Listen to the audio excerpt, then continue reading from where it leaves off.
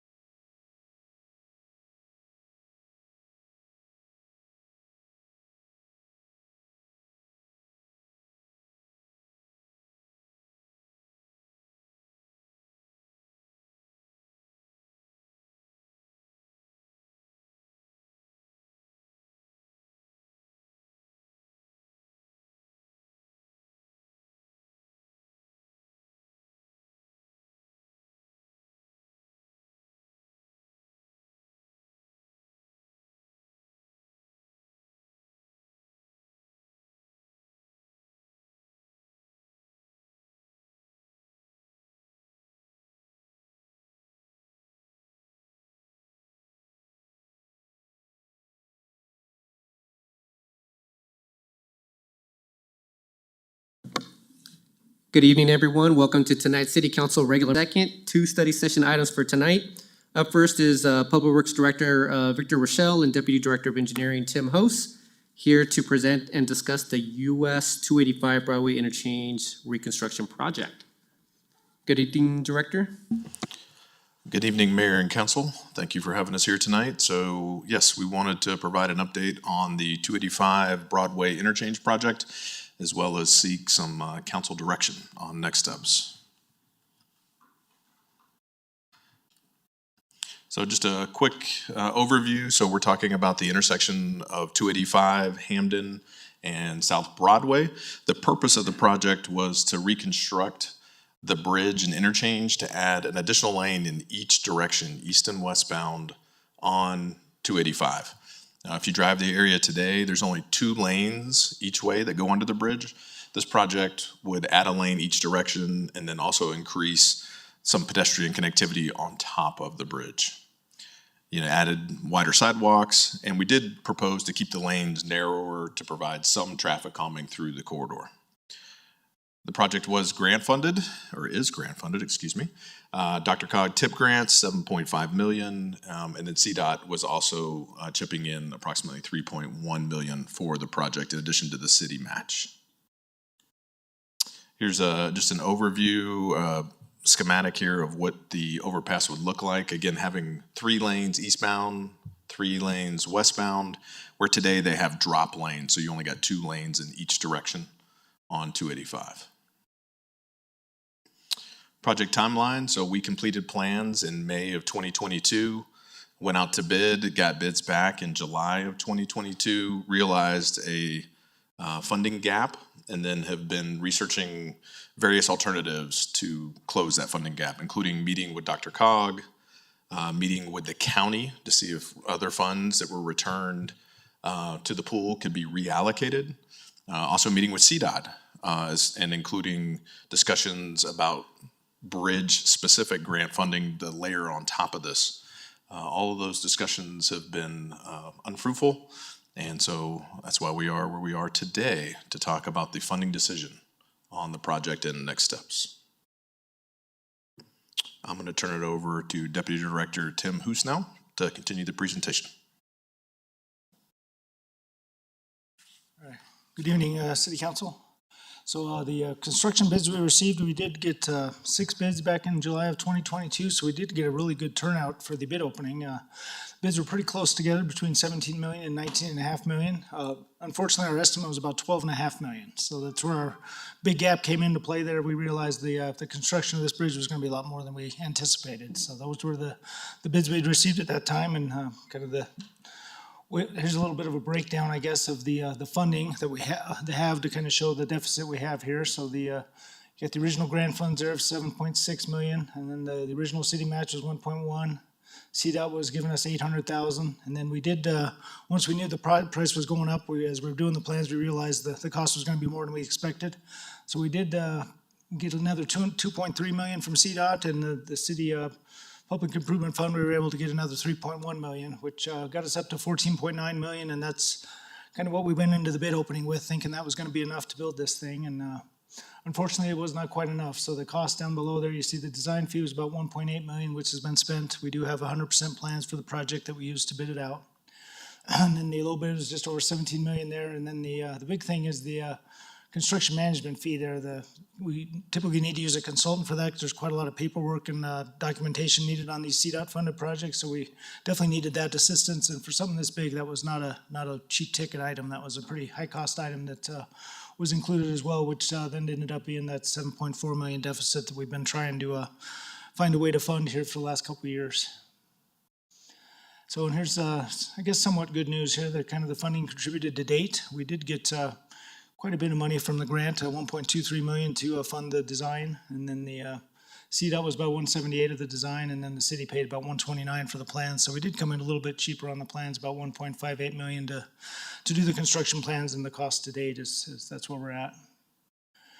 So future of the project here, well, I guess the good news is we do have the plans still. The city owns the construction plans. We'll own those forever, but they are shovel ready for future construction. If we do go for a grant again, that's going to be a good benefit for us to have 100% construction plans ready to go and show the project's feasible, and we have a good cost estimate at this time to go for the grant funding that we need to build it. So the thought here is there is a future transportation improvement program funding cycle, just like the last cycle we used. We can apply again for funding and apply for enough to actually construct the project this time. So that's kind of our thought at this point. That's really the only source we have of funding that's going to fill that big of a gap. The other sources are just not big enough to come up with $7.5 million. So really that TIP application is really the place we need to go to try to find the funding for this project in the future. So the other question too is if we do apply for that future grant, it's about $20 million we need to apply for, and the city would still need to pay about 20%, which is about $4 million. So the question would be, do we try to reserve that in the public improvement fund for a future grant application? That's quite a lot of money to reserve, and the grant applications are next year, and we wouldn't get the money until 26. So there's some time there we'd be sitting on that money. So that's one of the other questions we wanted some feedback on. If we do go for the grant, do we reserve the funding or try to budget it in the future, or what the options would be there? Because that is still a good chunk of money just for the city share. This project is pretty good size. So with that, yeah, we recommend that we close out the project at this time and return the grant funding to the Dr. Cog pool. There's just not enough funding to build the project, and there's nothing we can really do. We can't sit on it forever. We've got to do something with it. It's Dr. Cog and CDOT's pushing us to, they want their share back, and Dr. Cog need to reallocate it if we can't use it. So that's kind of where we're at, and we recommend the return of it and the reapplication in next year's cycle, and see where we end up, and see if we can to get this project going in the future years. So that's what we've got, and then we'll take any questions or comments or anything you have about this, and hope to get your feedback. Thank you very much for the presentation. Deputy Director, any questions from members of council? Member Russell. Thank you. Thank you for the presentation. So is the amount of money that's been spent on this project year-to-date 1.58 million? That's life to date, actually, yeah. It's what we spent on the plans, yeah. So do we owe any of that money back to anybody since we're not moving forward with the project? So that is the good news. We do not owe that funding back. So we really, at this point, we're only out $129,000 for this thing, which is pretty good news. That was initially the indication was we would have to repay the funding, but we got confirmation that we don't have to. We can use the grant funding for the design anyway and keep that money. Okay, thank you very much. Mayor Pro Tem. Thank you, Mayor. Thank you for bringing this back to us. I remember talking about that, it was 2020, I think, when this conversation started. And I think the initial city match was just supposed to be maybe 1 million or something like that. And then it kind of ballooned after that. So I'm happy to see this project go away. And in fact, if it turned out that we don't have to spend that 4 million and we could use it on walkability things, I'd rather make Englewood a more walkable city rather than a more drivable city with, Hampden opening up 285 with another lane just sounds like it might make that corridor more dangerous. So my preference would be to see the project go away and not return personally. Thank you, Mayor Pro Tem. Member Wright. Hi, good evening. My question is, 285 is managed by CDOT, is that correct? Correct. So why would they not be managing this project and funding this project? I know Broadway belongs to us. So I guess my first question is understanding that a little bit. Yeah, so correct. So when the grant was applied for, CDOT was not interested in funding any of the projects. So that was, the city took the lead in applying for the grant and understanding it was more of a regional project. And CDOT did come to the table with some money, but you're right, it is a CDOT, 285 is a CDOT roadway. Broadway is a city street, obviously, and that would benefit the city, why it made sense for the city to contribute some funding, but it is a CDOT-owned right-of-way there. Okay, and then is one of the reasons we wanted to widen it because 285 is a major, thoroughfare through major cities is one of the reasons we wanted to widen it because it bottlenecks so much through there and it is dangerous for multimodal groups, people walking, I know under Broadway on 285. I don't think there's anywhere that you could ride, so I've not seen the plans, but I would hope that we would be looking at the ability to add a bikeability under there or something like that. So what the plans included, we did have a sidewalk all the way through. It wasn't going under the bridge, it was gonna go out around on the off-ramps and down the other off-ramps. So it was going around, there was gonna be better sidewalks as part of the project, Okay, as so- far as walkability. And that was, Okay. part of the cost, I think, is putting all that pedestrian and bike connectivity across this corridor was part of the plans that we have now, so. Okay, and then a couple, I guess, I don't know if it matters depending on our decision, but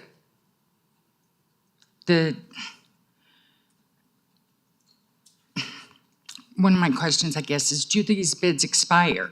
It's been 2 years since we've received the bids between 2022 and 2024, with the cost of things going up, labor costs going up and stuff. Even if we had the funding, would the bids even still be good anymore? And I think that's something even if we were able to go forward, would the bids had even been, So, yeah, the bids are definitely expired, yeah, they expire, I think it's 3 or 6 months, I think it's 3 to 6 months is when they typically expire. So these bids are definitely expired, we wouldn't be able to get it. We'd have to rebid the project if we found enough funding that we felt was comfortable to get the construction done. So these bids are definitely old, they're just more of a point of reference at this point. okay, What so it- the cost would probably be up. So I think the rest of my questions are even mute. Okay, thank you so much for all the work you've put into this and all the other projects that we have going on. Member Pring. Thank you. Thank you for the presentation. I'm just curious about the impacts of returning funding like this on potential acquisition of future grant funding. So does it kind of ding us in any way if we were to want to go back out and apply for these and we weren't able to realize our plans at this point in time? Not necessarily. We did talk a little bit about that, and I think the bigger issue is if you don't spend the funding is when you get dinged. You know, if you, like we're holding up the funding now, you know, we're not doing anything with it. We've gone out to bid, which is kind of the commitment that we need to have for the funding. And at this point, when the bids are just so high, you kind of are in limbo at this point, but it doesn't affect our ability to apply again. I think it's understood that construction costs change, and it just is just too big of a gap for all the entities to make up. So I don't expect it to hurt our future chances at grant funding. Okay, thank you for that.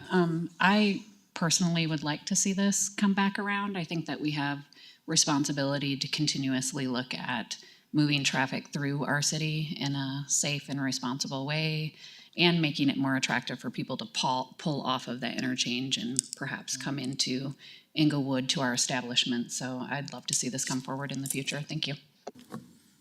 Deputy Director, question, what is the lifespan of that bridge and where are we at in terms of? So, yeah, Years. I don't know the exact lifespan. The bridge itself is still in good condition. It's not really, this project is not intended to be needed to replace the bridge. The bridge is not in bad shape. The latest inspection reports, I think, have it as average. It's not, and kind of ironically, the bridge itself is actually owned by CDOT. We had to go to CDOT to get the bridge inspection Right. report. It's not part of the city's network. So, but it is still in good condition. There's no urgent needs on it or anything. I would, off the top of my head, say at least, probably 10 to 20 years lifespan left on that bridge. Okay, so in terms of the way that we prioritize capital projects in the city, this wouldn't be like a high project in the future if we were to, Yeah, not for replacing the bridge, correct. It's Okay. more of a capacity type project just to widen 285 is really the original intent of the project rather than the condition of the bridge. okay. And then in terms, so the current thought is to reapply for next year's funding, correct? Correct. Okay, and what is the process for us if we want to be considered for that grant? Do we have to set aside the $4 million or what is it that we have to do on our side in order to become eligible? So to apply for the grant, we do have to commit to the city's share of the funding. When we put in the application, we have to say the city will fund 20% of this project. So we would, at the time of application, need to commit to that, having that funding available. Right, but you, just based on the previous answers, previous questions response, Deputy Director, in your eyes, there's other projects that probably make a lot more sense for the city. Yeah, for $4 million, there's quite a lot, like Councilmember Anderson, or Mayor Pro Tem Anderson said, there's other things we can be doing, and it is a big haul for this. Councilmember Wright was correct, as far as it being a CDOT road, it is a bit of a stretch for the city to spend that much money on a Okay. project like this. So. Okay, well, based off of that, like, I would be fine postponing, making, or setting aside those dollars, unless there's something else like complete streets projects as part of Hampton or South Broadway that makes sense for us to kind of put it, to raise the priority of that. Obviously, we've been talking about capital projects across the city, so there's definitely a need in other parts of the city. So I'd be fine deferring it for a couple of years until we, raise it to that level of prioritization. So, Member Noonan-Camp, sorry, I didn't see your light on. That's okay. I agree that I support giving this money back. And I am in a similar position of Member Anderson. We've been talking about this project since I was on council. It was approved before I was on council. So if we do want to reapply and we do want to try this again, I would like a study session with the current council before we make that decision, because I'm just, I have some of the same questions as my colleagues, but appreciate the thoughtfulness here. This has been a long journey. We love getting partnership and funding from other partners, but sometimes we have to call it and not continue to sink costs. And I think this is a good example of a good decision, so support it. So Deputy Director, in terms of when we want to talk about this again, if we want to have a study session on the topic, does it sound, is it just sometime in 2025 or later when a need arises, or? Member Noonan-Camp, since you kind of brought that up, when would there be a study session? Is it just date unknown at this point until?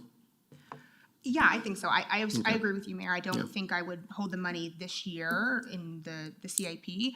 I think, you know, if staff feels like it's something that we need to re-bring up, I'm happy to have that conversation, but I wouldn't just automatically reapply without having the conversation first. Yeah, exactly. Member Russell. Thank you. And so I just have another question about, was the Hampton underpass part of the CDOT discussion from Sheridan all the way through Cherry Hills? Was that part of the Hampton study? Correct. And it was one of the things that was in need of being replaced? That is correct. That study was for movement of traffic, and certainly there's definitely a recommendation in that study to widen this out, so it's definitely a bottleneck. Okay. I thank you for that information. I greatly appreciate all you're doing. I'm okay with turning the money back, but I don't think this should not necessarily be a priority, because I believe one of the greatest places in the city that we have accidents is along the Hampton corridor. So I appreciate that. Thank you. I agree with that, Member Russell. Any other comments from members of council? I believe we provided direction enough. Deputy Director, thank you very much for the presentation. Thank you so much for your time tonight. Thank you. Up next, we have Sustainability Coordinator Melissa Englund and City's Energy Performance Contractor Yearout Energy here to discuss an update on the energy audit and provide further details into the financials. Good evening, Ms. Englund. Good evening, Mayor and City Council members. Great to be here with you all tonight. I'm here to introduce our energy service contractor, Yearout Energy, who hopefully you all are very familiar with at this point. They're going to be giving a presentation on the 60% update, as well as more conversations around financials. So without further ado, I will hand it over to our Yearout team. And so sorry, one more thing. City staff is also here to answer any city-specific questions you all may have. Perfect. Hello, Mayor. Hello, Council. Great to be with you tonight. Is this how we click through? Okay. Perfect. My name is Brad Brady. I'm part of Yearout Energy, and with me is my counterpart here, Niffy Overwari. And we're with Yearout Energy. We office right down the street on Main Street in Littleton. And like Mel says, you guys contracted us to perform what's called an investment grade audit. Went through a competitive RFP process and were selected for that.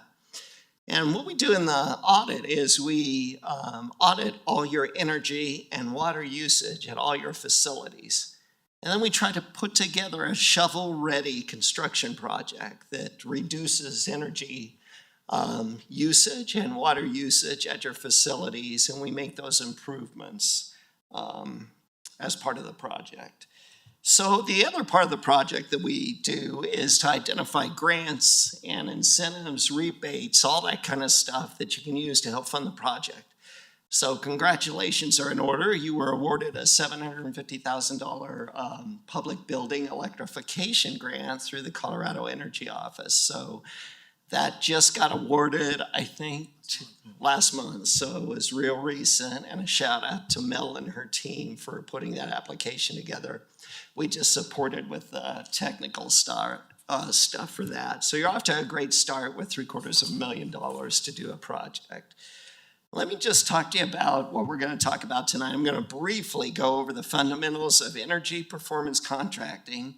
We're going to look at a couple of the project scenarios that we've come up with, and we're going to look at the funding approaches we have here. So as far as fundamentals of energy performance contracting, we address aging infrastructure and buildings that are just inefficient by taking a holistic view of the entire building.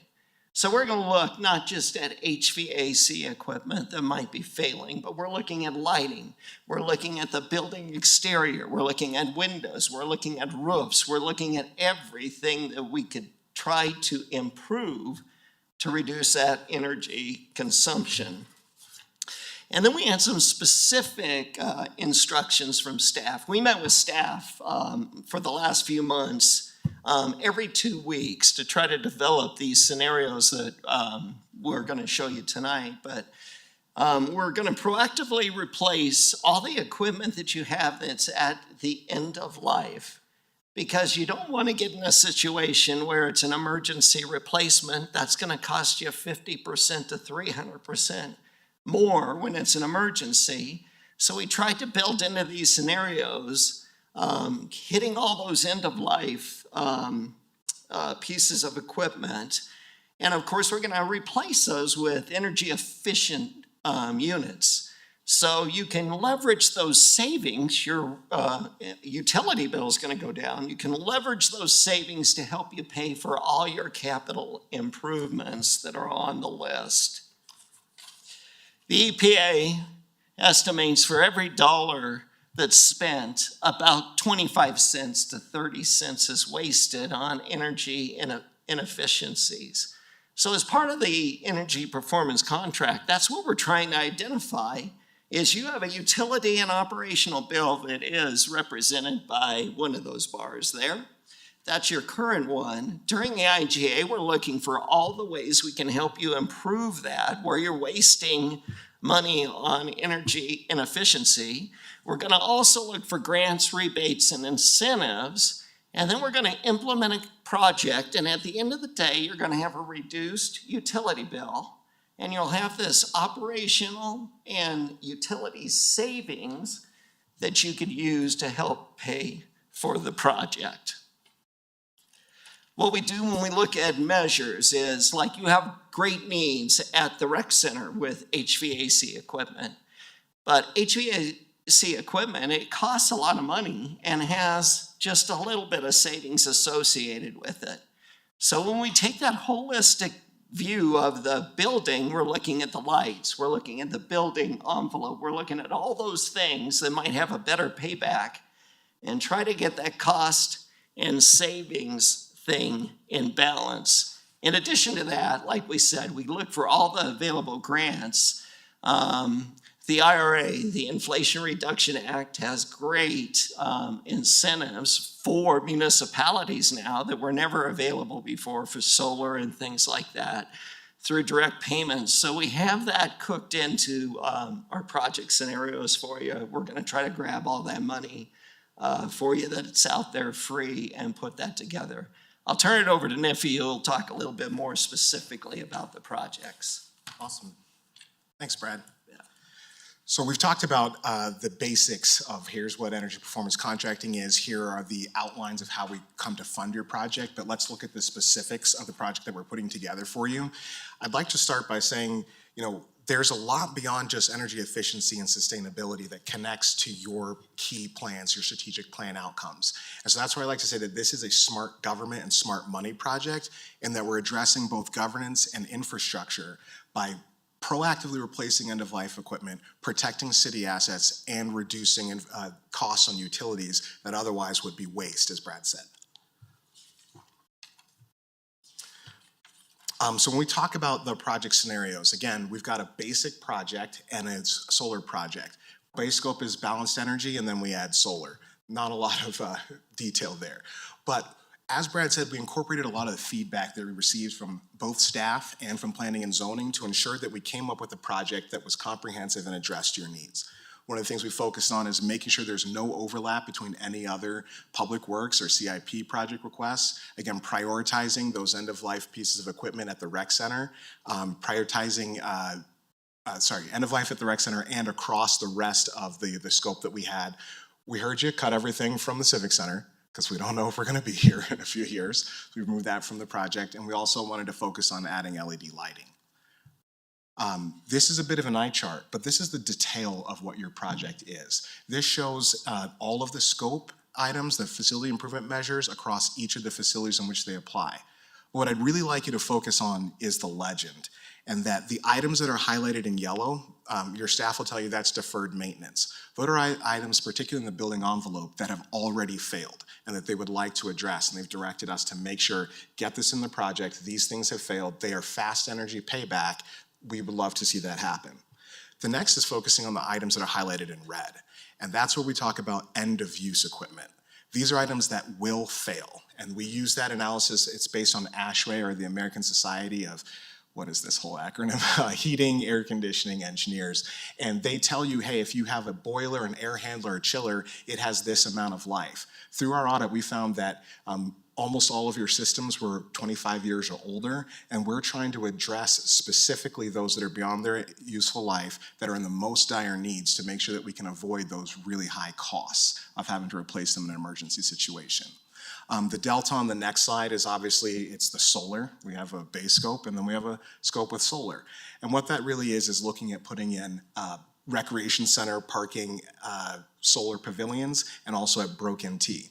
That also connects back to another strategic plan, which is strategic plan outcome, which is community engagement. So this is being able to put forward very visibly viable, economically smart projects that are part of your system here for the city.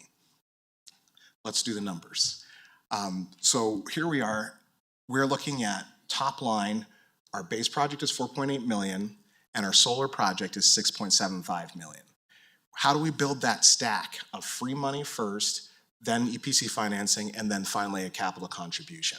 We've already been awarded a $750,000 grant from the Public Buildings Electrification Grant.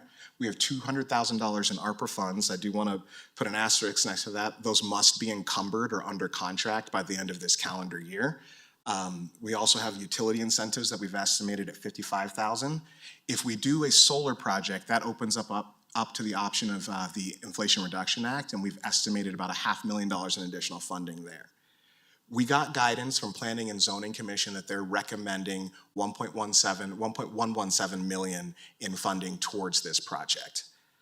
What that leaves a gap of, and what we're kind of here to talk about today, is the additional capital funding that we would need for either the base or the solar project. For the base, we're looking at an additional 650,000, and for the solar, 1.4 million. And you might do the math and say, hey, that doesn't add up to the full cost of the project, and you'd be right. And that's the point of energy performance contracting, is we have an additional saving stream, that energy and that utility and operational savings that will close that gap at 2.25 million on the base scope, or 3.5 million on the solar scope. You'll notice that there's significantly more savings associated with putting in solar, and that allows you to stretch your project further. Yearout Energy, I'm an engineer originally by trade, so these numbers are super conservative on the savings side, so they're low on the savings and they're high on the construction costs until we get final bids and guaranteed maximum pricing. So we do expect the savings to potentially go up and the capital to come down, but we need to make sure that we're starting from a smart spot. One of the things to look at as we're determining not just what's the additional capital contribution we would make, but what's the difference between these two projects? And I think it's nice to notice that, we're asking for an additional $750,000 to do solar. That gets you $1.9 million more project, and I think that's really impactful. Furthermore, and why I say this is a smart money and smart governance project, is for every dollar that you invest from your capital fund, you get $2.7 back in total capital projects. So you're almost tripling your investment in what you get back when you put the capital towards these projects. Oh goodness, I hate animated slides. But we're looking to try and continue to drive our project according to your budget calendar. So when I talk about those guaranteed maximum prices, we're looking to have those by September.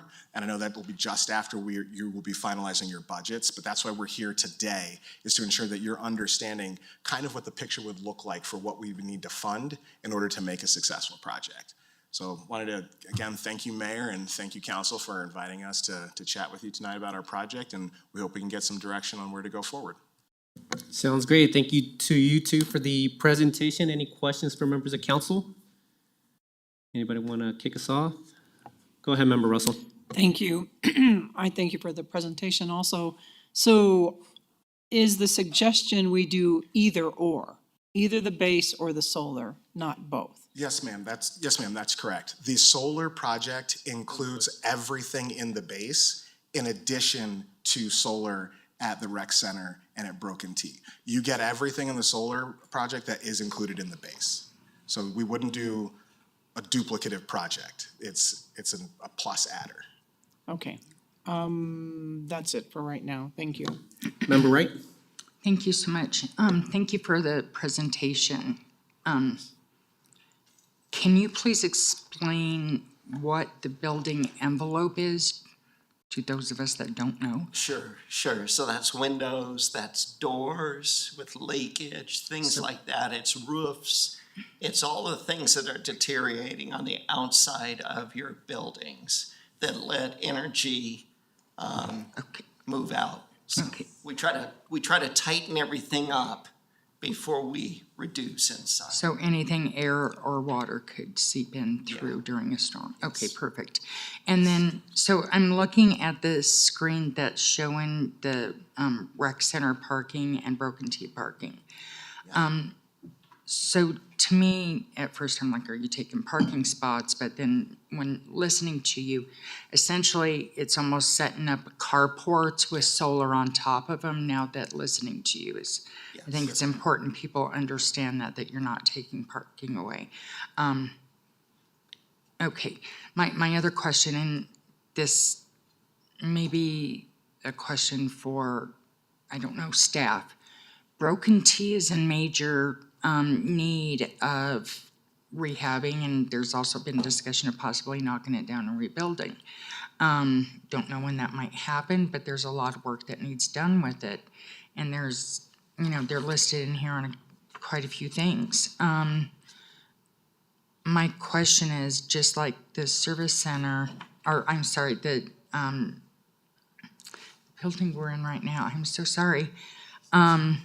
Do we need to possibly make some concessions moving forward on Broken T? And I guess that's something this council may need to, and then here we have maybe the person that could answer that question. Yeah, good afternoon, Mayor and Council. Victor Rachael, Director of Public Works. Councilmember Wright, to answer your question, Public Works and Mel and the team have been collaborating with the Parks, Recreation, Library, Golf Department as they're working on their financial master plan, similar to the Public Works capital projects, to make sure we don't have overlap and that the projects proposed work with where they want to go with the building. So you are correct that the clubhouse in particular does need, I'll say, a substantial amount of work, but we do believe, based on the discussions to date, that Yearout's energy audit upgrades will play directly into the renovations that are needed at the building at some point.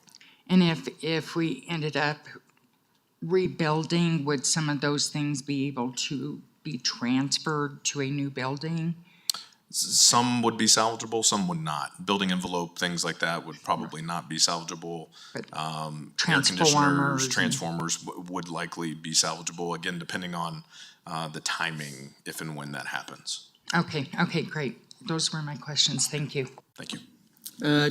Just a question regarding the solar itself. Is there a battery option as part of that, or are we just putting it back into the grid and then we are able to use it as part of our energy use? So certainly, we have looked at, and Victor's working on a grant. It's called the Hazard Mitigation Grant Program from FEMA, where we would potentially combine both generators and batteries as a solution for total resilience. Because of the nature of that grant, you can't be under contract or even begin a study until it's been awarded. We're not including that just yet, but there is a solar option where we are debating between changing the rate that you pay for energy at each of your sites where we put solar, or doing batteries to bring up your savings. But in either case, it makes sense to combine these with the generator grant because you can get an additional 30% back from the Inflation Reduction Act from those batteries. And in addition to the rewiring that's necessary for that, you can also get 30% back from that project as well. Perfect, thank you very much for that. I guess the next question I think is gonna be for Director Rachael. Just because we're seeing a lot in yellow, a lot in red, where are we currently prioritizing some of these fixes for HVAC across city buildings, the building envelope as well? Is that something that we are considering over the next 5 years, or like where is that compared to where is it? The fact that we're kind of talking about it now for Yearout, so. At the moment, there is no double dipping. So while it is on Public Works radar for replacement in the future, it's only currently in the Yearout scope. Depending on the discussion today and where the budget ultimately lands, Public Works will need to reevaluate and look at the 2026 budget to kind of cover those differences and gaps. Right. I guess my question is, we have it on our radar in terms of things that we need to fix, but obviously they would move up as part of this project. So we're aware of it and we probably have it. I'm just trying to figure out the timeline of where we have it if we weren't speaking to Yearout. Correct, and it's going to depend on each unit. Public Works is working on a 5-year facilities master plan at the moment that will help identify and line out when the timing is for each of these components to be replaced, although they are at the end of life. We continue to repair things and keep things running. And in your estimation, these are areas that we should be prioritizing based off of the recommendation that we're hearing from Yearout? Yes. Okay. Yeah, and we're continuing to see various systems within the city struggle, again, depending on the time of year. An example would be 2 weeks ago when we had those 100-degree days. We lost 2 air conditioners at the service center, and we lost another one at golf. We were able to get those repaired and back up and running, but that just kind of speaks to the end of life. Right. We're continuing to Band-Aid things to keep them up and running, knowing that there's a capital outlay that's coming. Thank you, Director. Member Noonekamp. Thank you. Thank you for all the work that's gone into this project so far. It's great to be at this point. I have a question about the financial implications slide. There's a lot of numbers, there's a lot of math. I want to make sure I understand it before making a recommendation here. So from what I understand, there's the base, the CIP, which is inclusive of the P&Z recommendation, and the additional, if council were to approve it, is the 1.75 or the 2.5. Can you explain to me then what the delta 750 is again? Yes, ma'am. The delta is ostensibly. Oh, just between the two. Just for the scope or the cost? Oh, sorry, the delta is just between the two. It's not an additional funding. It's not a funding gap. No, it's just the delta between the two. I was thinking of an additional funding gap. And then CIP, and this is in DM addressed. What's the DM stand for? Deferred maintenance. Ah, I see. So those are things that have already failed that Okay. need to be replaced. And between the base and the solar with that 750 delta, when do you see us earning that back, essentially, that difference? So we've put together financial models that take into account an assumption that we're financing a project over 20 years to make sure that we're not exceeding the useful life of anything that we implement. So it's ostensibly, you'll get, either project is financed over 20 years and you'll have the same term in which it ends, is how we've put that project together. That's how you get to that exact number and the delta between the capital that's requested. Okay, so it's not so much a year by year. You kind of have to do the full term for it all to square. You'll immediately see a difference in savings in each project of about 40% more if you do the solar project. That'll be every year you'll see that delta, but that's going towards paying off that 750 difference. Okay, that's helpful. Thank you. Thank you. Actually, can we go back to that point, because is that basically what we're seeing in, is the second slide maybe, the third slide, where we have the 3 pillars? That's exactly correct, yes, sir. So when we're looking at those 3 pillars, the one on the far right is after 20 years? So starting in year 20, or it could be earlier? So it is right after implementation. You have those savings, which in the middle one is the blue and the green. We're gonna see savings immediately, You're right? gonna see those. Right. What you do with those savings is Pay off the loan. up to you. If you take out a loan, you use some of that to pay off the loan. At the end of the loan, it's free and clear. Okay, If you finance it internally, it becomes a rate, internal rate of return for you for Right. whatever you did it. But either, it's your savings no matter what from day one after implementation. It's Right. there. there is a savings, but I guess what I was trying to understand is like, what is the payback period? Are we looking at We're 7 looking at years or this so? scenario at 20 years. So we are looking at 20 years for that. Yeah, Okay. and like Niffy said, it's based on the useful life of the equipment that we're putting in. Okay. Mayor Pro Tem. Thank you. Thanks for the presentation. I'm struggling with the numbers here as well, trying to figure out everything. If you could go back to the financial implications again. Your answer for Member Nunecamp helped me out a little bit, but so the total capital funding requested, that's what we would have to put in from our capital budget Yes, sir. immediately to get this project off the ground. Is that, Yes. that's correct? And so the difference between the total project cost and the capital funding requested, that's all of those numbers on the previous slide there? Yes. I was trying to add them all up to get there and it didn't That's what I was trying, yeah, if you add it up, it can be a little confusing, but Yeah. the basics are, we're looking for capital funding on that top line in order to achieve a project on the second line. All of the gaps between those are the free money we've found that your team has been able to find in grants, and then incentives, and then the financing of the utility and operations savings. Okay, so I won't mess with trying to add it up myself anymore. But if you go back again to the bar graph slide that we were at just previously one more time, I want to make sure I'm understanding that correctly. I think this is a similar thing the mayor was trying to get at. But if we borrowed money, that would have to be paid back out of the green portion of that middle bar? Actually, we're was saying that- the blue portion. The blue, so Yeah, there, this is just a representative. right. I'm just seeing if there would be actual, like if our annual costs would, like we see a net decrease in costs after we spend this money. You will. Okay. And there's always some surplus savings too. Sure. Oh, sorry. There is always some surplus savings because we use a Yeah. lot of safety factors in that. You're gonna see more than you'll owe on the loan Right. typically is what you'll see. Okay, So, the thing they always mention when you talk about EPC is budget neutral, because you had that budgeted in your fiscal Right. budget, and you're just taking it down by using what you saved to finance or fund yourselves or the Right. project. okay, thank you. You bet. Go ahead, Member Pring. Thank you. So if we were to borrow to realize this dream, how far into savings that we could realize and also payment toward loans and interest that would need to be paid on those loans? Like at what point do you see that kind of evening out and working more in our favor?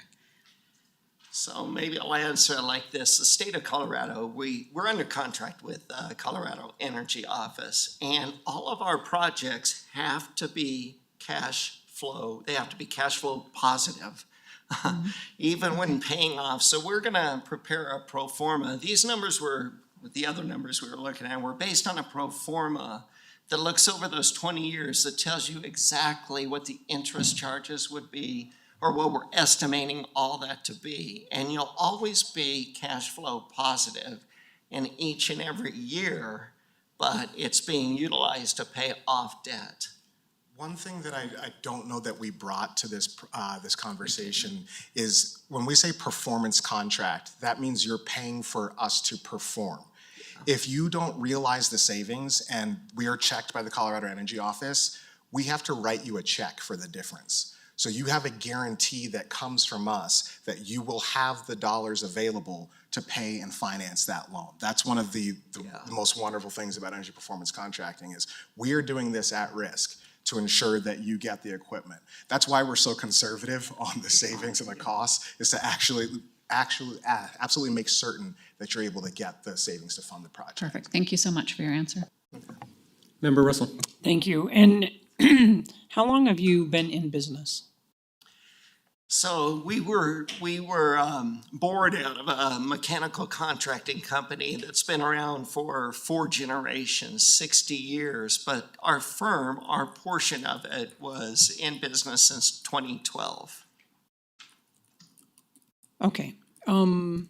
And even in 2012, the federal government was subsidizing solar, correct?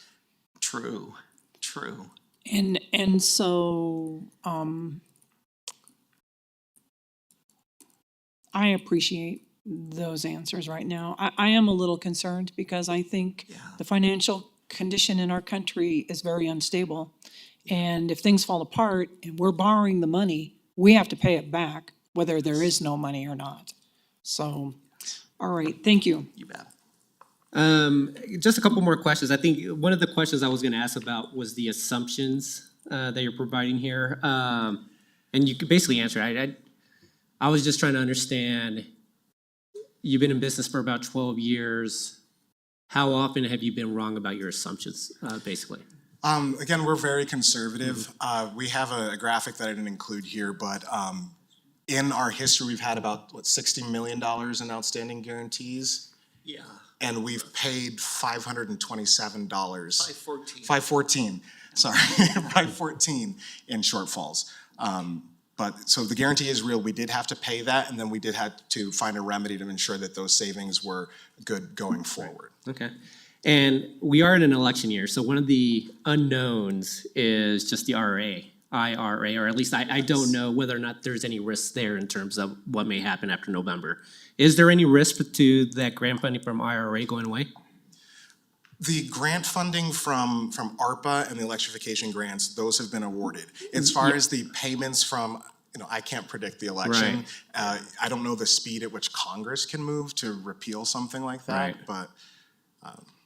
That's something that we have to keep in mind potentially. Okay. You do have to keep that in mind. Okay. For that one segment there. Just for that one, just for the IRA on solar. Yes. Okay.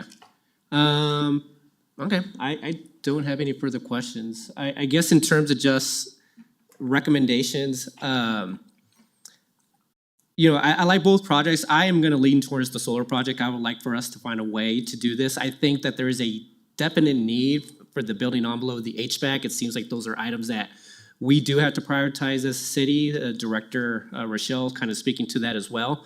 I definitely see the need for solar as well. I think that once the fact that we're getting additional funding from the federal government for something that makes a lot of sense overall. I have solar in my house, very happy with it. Basically powers my vehicle as well. I just think it's just a net benefit for the city to move in that direction. And so I would like for us to look at the solar option. I'd be happy with either. I think both make a lot of sense, but I would be in preference with moving forward with the solar option. May I ask one? Member Wright, go ahead. Yes. If we started off with the base and things were going very well and we feel comfortable moving forward at a later time and adding the solar, is that an option for us? Sure. We can do that through a change order to the contract and add it. The price may be a little different just based on the time that may go by, but yes, we could do that. Okay, thank you. Member Noonan-Kemp.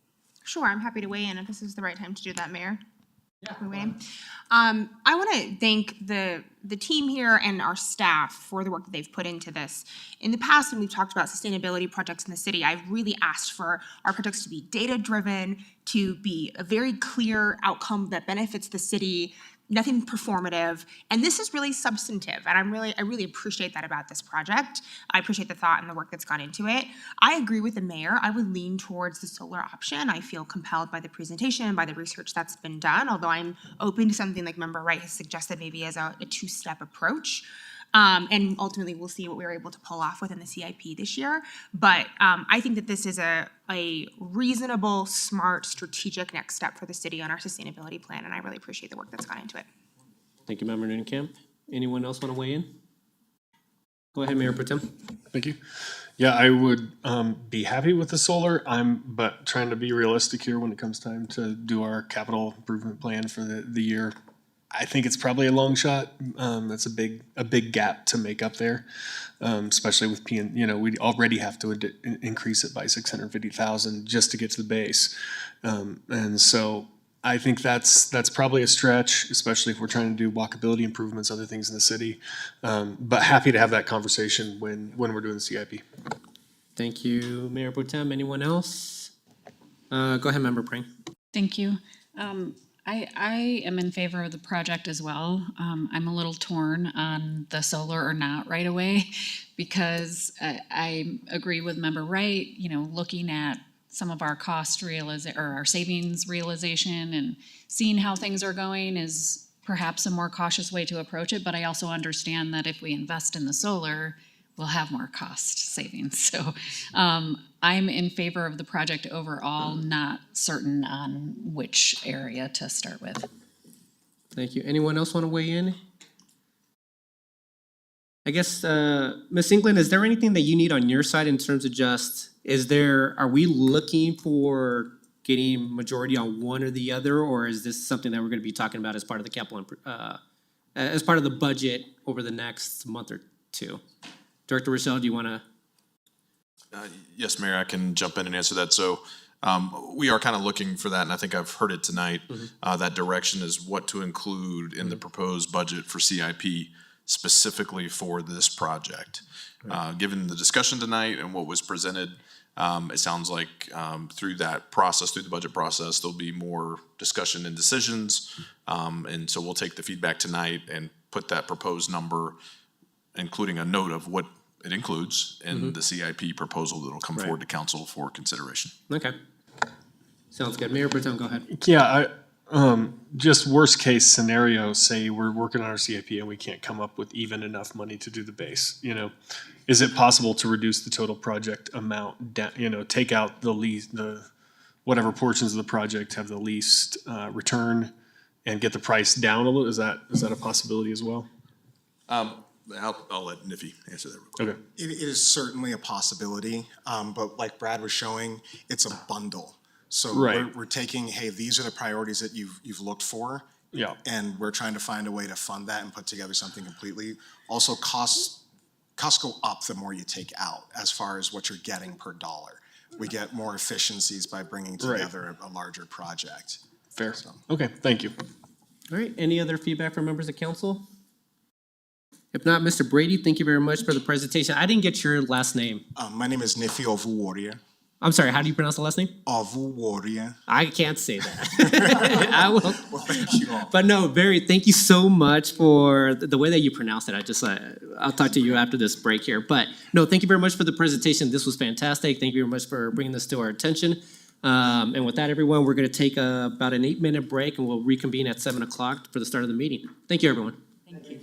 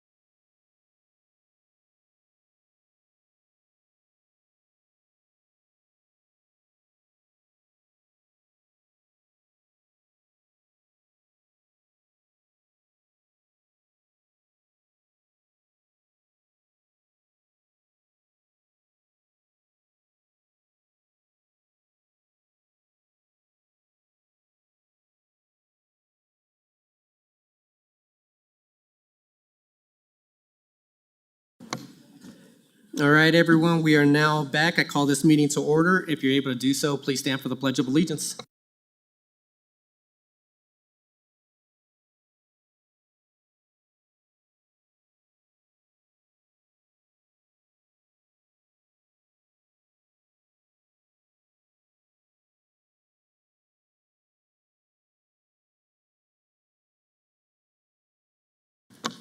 Thank you. City Clerk, if you could please take a roll call. Mayor Pro Tem Anderson, Present. Member Noonekamp, Present. Member Prang, Present. Member Russell, Present. Member Ward, Present. Member Wright, Present. Mayor Sierra. Present. All members present. Thank you. Consideration of minutes from the previous session. Any changes to the minutes from the regular city council meeting of July 15th? Mayor, Sure. it's a clarification question. We voted last week to table an item until today's meeting, and I am not seeing that item on the agenda today. I have a point of order, Mayor. Yeah. That is not the topic for discussion right now. Okay, so if it's on, well, and that's why I'm asking for a point of clarification. Yeah. If it's not on the agenda, how can we approve minutes? So- Because it's incorrect. Yeah, thank you, Member Wright. So you're right, the minutes are correct in terms of what is, for that item, it was just left off on today's agenda. So that would be brought forth on August 5th. But the minutes itself are correct in terms of, we were looking to have that second reading today. No, did not. It was just a misstep. Okay, so even though we voted on something to be on today, Correct. It just didn't make it on they inadvertently left off tonight's agenda. okay. Any other potential issues on the minutes from last Monday? If not, can I get a motion to approve the move minutes to from July 15th? I move to approve the minutes from July 15th. Thank you, Member Noonekamp. Could I get a second? Second. Thank you, Member Prang, was it? Yeah. Perfect. Can we please vote? Mayor Pro Tem Anderson, Aye. Member Noonekamp, Aye. Member Prang, Aye. Member Russell, Aye. Member Ward, Aye. Member Wright, Aye. Mayor Sierra. Aye. Let the record show 7 ayes. Thank you. Moving on to appointments, communication, proclamations, recognition. I guess Sustainability Program Manager Melissa Englund here to introduce the Green Business Program Coordinator, Aidan Lawton. Hello again. Thank you, Mayor and City Council members. Mel Englund, Sustainability Program Manager. So in 2021, the state of Colorado passed the Plastic Pollution Reduction Act, which established a 10-cent fee for each plastic bag used at a majority of stores in the state. 6 cents of the 10 went to local city governments to increase waste diversion in their area. The funds Englewood raised from the plastic bag fee went towards a handful of projects, one of those being the hiring of the part-time Green Business Program Coordinator to implement the Colorado Green Business Network here in Englewood. This is a free program for businesses to take advantage of that provides one-on-one technical assistance, local and state recognition, and more. The city of Sheridan is also using plastic bag fee funds to cost and time share with Englewood for this first of its kind position in the South Metro area. So a hiring panel was convened consisting of representatives from Englewood, Sheridan, the state who worked in economic development, the state business program, community development, and sustainability. Aidan Lawton was the hiring panel's unanimous pick for this position due to his experience, passion, and professionalism. Originally from Colchester, England, Aidan received his bachelor's in international global studies at the University of Wyoming and his master's of business administration and corporate sustainability at Colorado State University. Aidan's family has a background in business operations. He's a Lean Six Sigma yellow belt, and to top it all off, he has a past volunteering and rehabilitating sea turtles in Greece, which I just think is the coolest thing. Aidan will be working within the city manager's office under the sustainability division. The program he'll oversee, the Sustainable Business Partnership Program, has already caught the attention of other municipalities due to the high community benefit and impact, as you'll see later tonight with the proposed IGA for the city of Littleton to join the program as well. Aidan's already hit the ground running in the short time he's been here, meeting with key stakeholders like the Chamber of Commerce, internal departments, and businesses to discuss and advance the program. Staff and businesses are already thrilled and excited to see all the community benefit he and this program will provide. So I want to just introduce Aidan Lawton to the City Council.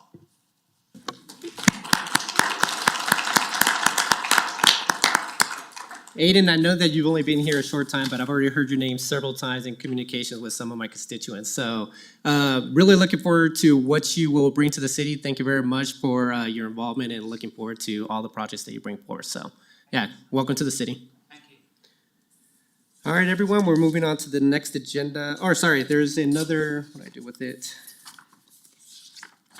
Moved it. So we're also recognizing the 2024 City of Englewood interns. I know a lot of you are here, so we are not going to gloss over that item. So 2024 is the second year that the city has held a comprehensive internship program with interns working in 12 departments across the city.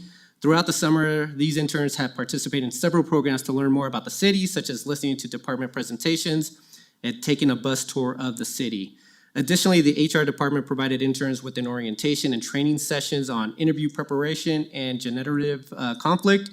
Interns have played critical roles in moving forward many key initiatives, such as conducting an employee survey on organizational culture and painting a mural to support beautification efforts. I've also seen them involved in many of the communications we've had with City Council. I'll let Sean kind of speak to some of the accomplishments or some of the bios for the interns. I have your certificate of recognition, so once Sean calls your name, if you wouldn't mind just taking a picture with me up, or are we taking pictures as well? Yeah. Do we have, I'm not sure who's taking pictures, so. I'll do it after I do the names. Oh, man, all right. Multitasking. All right, perfect. So I'll come up front and yeah, take it away, Sean. Thank you, Mayor. I do want to tell you all what I told this group about 3 weeks ago, and that is that I think this is the best group of interns that we've had so far. I'll start with Ronald Tacoma. Ronald has worked with the police department. He's collaborated with the Victims Advocate intern for marketing materials, providing resources for victims of motor theft, and began the National Night Out marketing campaign. It's not in my notes, but I think he also has attended every neighborhood night. And if you could stay up, we'll take a picture in just a second. Every neighborhood nights event that we've had, along with Crystal Esmond. Jackson Higgins is the City Attorney's Office intern. He's analyzed and prepared PowerPoints and presentation on Bob's Rules of Order, presented at City Council meeting, drafted several memos for City Council, and prepared a thorough analysis of all 483 new Colorado laws from the 2024 session, including recommending actions for city compliance. Audrey Klein, Public Works Department, has researched and designed new key control processes, including procedures and forms, worked with the Stormwater Division to design an infiltration stormwater facility, and completed a thorough review of Mile High Flood District criteria to design the facility to assure the capacity and treatment volume was adequate. Caden Lyon, Information Technology Department, closed 109 service desk requests on our help desk, assisted in conducting a laptop inventory, created solutions to assist with SOPs, and represented IT in all of the intern activities and updated the team weekly on our IT operations meeting. Will Morris, City Manager's Office Attorney, helped revise and improve Englewood's open data site, prepared several memos and presentations for City Council, and is now leading a Tri-Cities Homelessness Policy Committee subcommittee group to analyze processes to streamline response to extreme weather events. He's also provided support to several sustainability and DEI projects. Samantha Samashima, Parks, Recreation, Library, and Golf Department, collaborated with 2 other interns to host a DEI lunch and learn, participated in the Bike to Work event and Neighborhood Nights event, and has developed a framework for a sensory-friendly event at the Farm and Train at Bellevue Park. She's also created surveys for the fitness programming and attended the inaugural Parks and Rec Bond Citizen Committee. Samantha Shaw, Utilities Department, has evaluated sanitary sewer mains that pose a high risk for the city and provided engineering design alternatives for risk mitigation. She's also assisted utilities engineering and operations staff with jar testing ozonation to target taste and odor issues in our raw water sources. Sarah Smith has worked in the city clerk's office, providing support and attending every city council meeting. That's by choice, I'm told, not by assignment. Completed an audit of board and commission council meetings, assisted with Laserfish organization by linking minutes with the agenda packets, ordinances, and resolutions year by year, and served on the DEI committee and collaborated with other interns to lead a presentation. Amanda Spidell, Community Development Department, researched currently adopted state legislation and its impacts on land use within the city. She's evaluated catalytic property within the city and conducted an audit of the economic development website and developed suggestions for improving navigation within that site.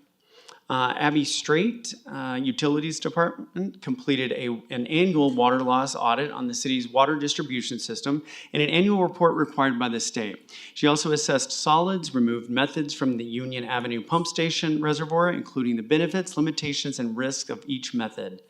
Nick Svichar, Human Resources Department, created a 30, 60, and 90-day checklist for our new employees and their supervisors, co-produced a new recruiting video in collaboration with Communications, and assisted with the administrative policy manual updates. Sarah Turner, Communications Department, served as Communications Liaison at Neighborhood Night Events, created framework for a website usability lab to improve navigation of the event's microsite, managed the website calendar to ensure accuracy, and updated communication files in Laserfish for online record keeping. And our last two interns were in the finance department, Carson Van Winkle and Cole Moss. They've improved the quality of legacy revenue data and developed new data visualizations for monthly, quarterly, and annual revenue reporting. They've performed an inventory of citywide fixed assets, including initial data review, a physical inventory at citywide locations, and data correction in the city accounting system, as well as playing a key role in moving all executed city contracts to Laserfish. Please join me in congratulating our 2024 interns.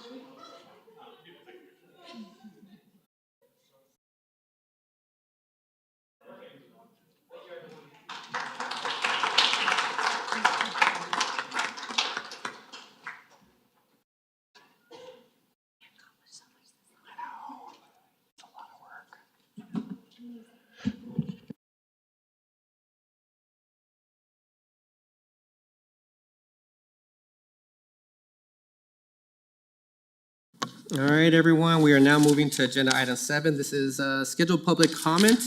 The deadline to sign up to speak for scheduled public comment is Wednesday by 5 p.m. prior to the meeting through the city clerk's office. This is an opportunity for the public to address city council. There is an expectation that the presentation will be conducted in a respectful manner, and council may ask questions for clarification, but there will not be any dialogue. And please limit your presentation to 5 minutes. I believe last week, Member Nunnekamp, you gave a response to public comment. I believe it's back to me, though, in terms of giving a response. So I'll be handling the response to public comment tonight. Up first is Andrew Curtis, 4 Lines, here to address council regarding the Parks and Rec bond proposal. Mr. 4 Lines here. Don't see any movement. Anyone online? Nope. Okay. Moving on to the next speaker, Fernando Boccini, here to also address council regarding the Clarkson and Emerson Park upgrades. Oh, I picked a night. All right, do we have a list of unscheduled public comment? Yes, you did. We have Pam Peak here to speak to hospital homelessness. Oh, Ms. Peak? Good evening. Actually, so unscheduled public comments, same rules apply, but you're limited to 3 minutes. So Ms. Peak, if you could just state your name and your address or cross streets, and then you may begin.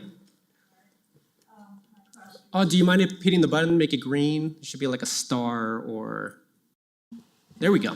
Okay. My cross streets are Hamden and Sherman. My address is 3500 South Sherman Street in Englewood. I'm here to speak on two private issues. To me, I have a son who is homeless and I'm awfully tired of it. And there's a lot of things that could be changed, I feel, and I can't tell you how to change them. I wish I knew. All right, my son, I feel like homelessness is a social, medical, and mental issue that we are not dealing with, even in Englewood. Tom has an established Medicaid account, yet is treated and streeted from the hospital. In the winter of 2023, he walked to my house and it was about 28 degrees out in socks and paper scrubs. Never got his clothes back, and this is pretty common. And I understand an ambulance cutting the clothes off him and hospitals too, but they can't send people home like that.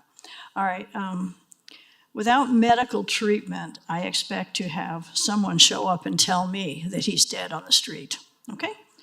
Swedish hospital. When they go to Swedish, like I say, their clothes and stuff, belongings are confiscated sometimes by ambulance people and sometimes in the hospital. I'm going to skip this and go down to one of the most important ones. November 22nd of this last year, he was hit by a mail truck and sustained a head injury and was treated and streeted. They released him even though he's diagnosed with epilepsy, hypertension, stroke, diabetes. He came home with a closed head injury, contusions, and abrasions.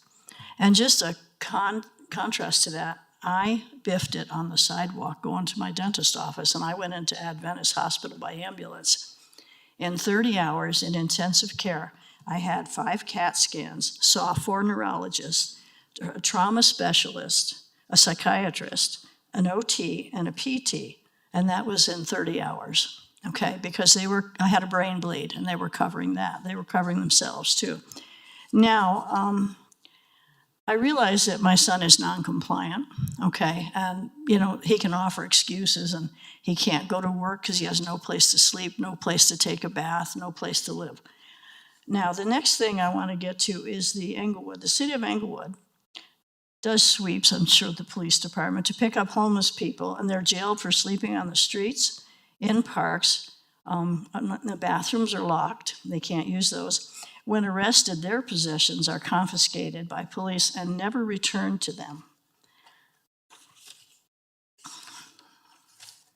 I feel that in an attempt to keep Englewood a beautiful, clean city, we are penalizing, criminalizing, ignoring, and part of our population who are in serious need of help.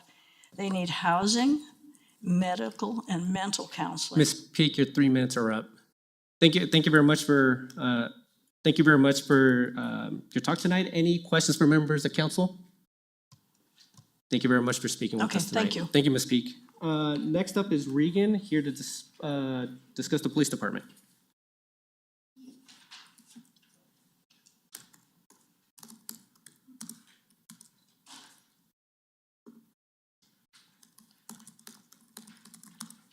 Good evening, City Council. I've got 8 copies that I'll leave with the clerk to distribute to everyone, including the city manager, Tamara Niles, with the exception of Joe Anderson, since he sits up there to entertain his friends and doesn't take his job serious.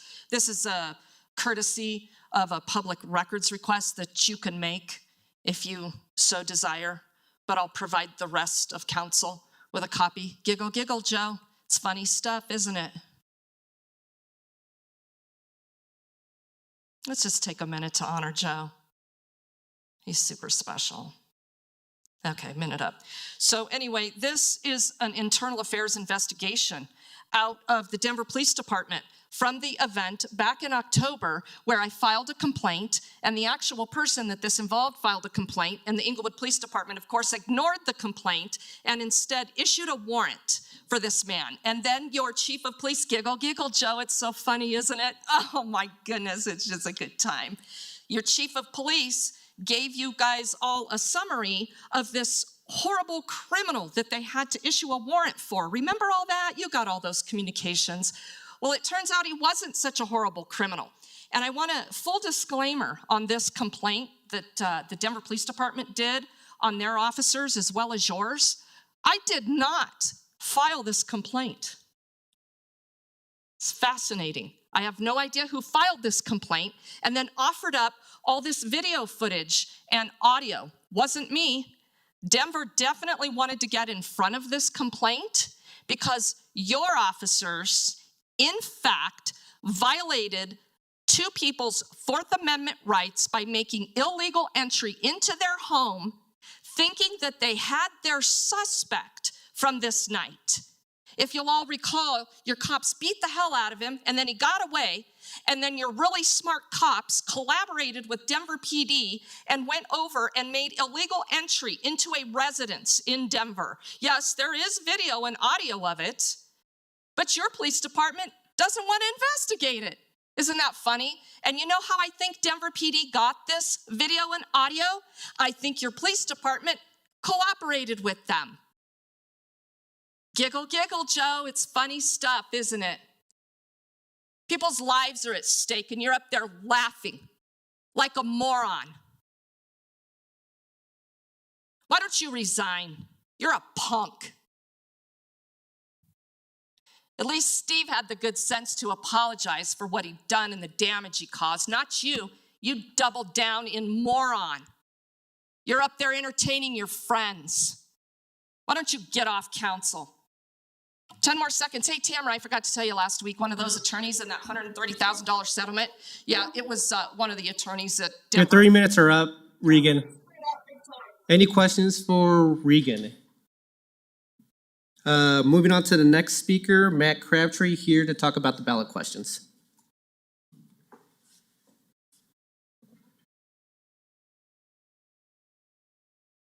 Good evening, Mr. Crabtree. If you could just state your name and your address across streets. Sure. Good evening. I'm Matt Crabtree. I'm at Sherman and Cornell. Good evening, Mayor and members of City Council. I'm before you this evening to talk about the ballot questions that are currently being proposed. Obviously, there's been a lot of discussion of recent regarding how things have transpired with the Parks Geo Bond. And I want to make it very clear that the two citizen initiatives that are currently being circulated right now for the charter questions, at no point were those intended to interfere with the Geo Bond. In no way.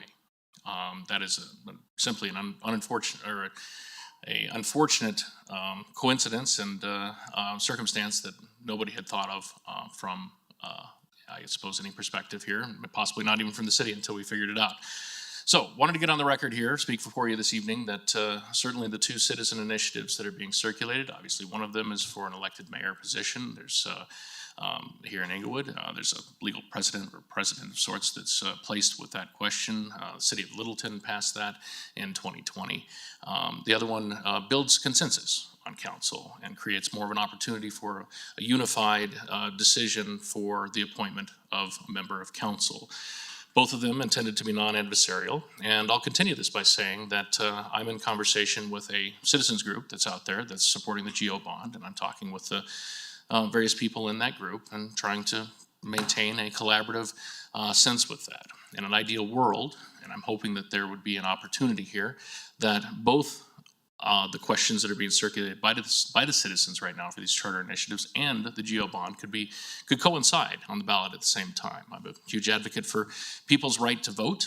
I think in an ideal world, the people of Englewood would have the opportunity to vote for both at the same time, and would encourage the city to proceed with any possible opportunities. I know that there's been a few ideas that have floated around on this, and I would encourage the city to proceed with those to create the best opportunity, I think, here to have a opportunity for the citizens of Englewood to vote for both. And appreciate that, and thank you. Have a good evening. Thank you very much, Mr. Crabtree. Any questions for Mr. Crabtree? Go ahead, Member Ward. Mr. Crabtree. Mr. Ward. Just one question. Noting that the current interpretation of our charter is that we can't ask a tax-related ballot question at the same time as any other questions. And the citizens have a fundamental right to place something on the ballot, which is what your group is attempting to do. That's correct. As one member of this group, if there were to be a process where council would negotiate calling a special election would you be willing to withdraw from consideration for the November ballot on agreement from this body if we could secure agreement to call a special election for your questions? We are not, I mean, there's been a tremendous amount of work. Obviously, there's been a conversation of similar nature with that citizens group out there to withdraw our initiative right now. We feel that it's timely to do this at this point in Englewood. The ballot questions have been written in a way that they will pretty much only work for the 2024 to enact in 2025. And I would not really feel too comfortable with the amount of work that's been done this far to pull our initiatives, as it is obviously our protected right to do the petitions. I'm hoping for an opportunity where both initiatives are able to be on the ballot at the same time. There may be a legal precedence there that from past cases in Englewood that creates the opportunity for that. I'm hoping that the city council explores that. I just want to make sure that I was crystal clear on the question that I'm asking, because it Yes, sounds like that's there fine. might be some misunderstanding of what I'm asking. Right. If the body were to pass an ordinance calling an election on the questions that you're circulating a petition for Yes. at a time other than November, would that be something that you would be willing to agree to? I feel like in that particular situation, there could be a lower vote or lower turnout. If there's a special election following a municipal election, I think having ideally, considering we're falling within the guidelines and timelines provided by the city, ideally our question would be presented on the ballot in November. Don't mean to sound like I'm being difficult here, but obviously we started this process and didn't expect the circumstance of the GO bond to be interfered with. Obviously, it would be best if these situations didn't happen, that the citizens and the people of Englewood would have would be able to execute their First Amendment right to petition their government and get citizen initiatives on the ballot without, of course, interfering with the city's ability to put a bond on the ballot. I mean, honestly, I don't know how many of you would have even thought that that was a problem a year ago. We certainly didn't. So obviously having the opportunity for everybody to vote on these is the ideal. So I personally think that there may be another option even from that maybe could be explored. Okay, appreciate that clarification. Happy to talk about it after the meeting too, if you'd like. Thank you. Yes, thanks. All right, with no further questions, Mr. Crabtree, thank you for your time tonight. Up next is Jan Weipert with no topic given.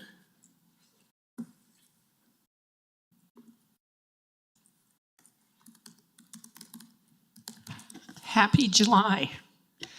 So, I'm Jan Weipert, Federal in Bellevue, and I wanted to talk about ranked choice voting. And what I'm going to start with is the United States is a constitutional republic. We are protected from autocratic, supposedly, rule because of our Constitution, that we're a republic with representative government, and we have personal rights of life, liberty, and the pursuit of happiness. Ranked choice voting is another way to take away representative government and manipulates who wins the elections. Candidates can have a majority of the vote and lose the election.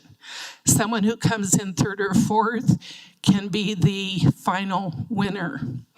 Most votes, the cons, most votes can lose. Votes might not count because they're exhausted. So I can vote for 2 or 3 people and my vote still doesn't count on the final piece.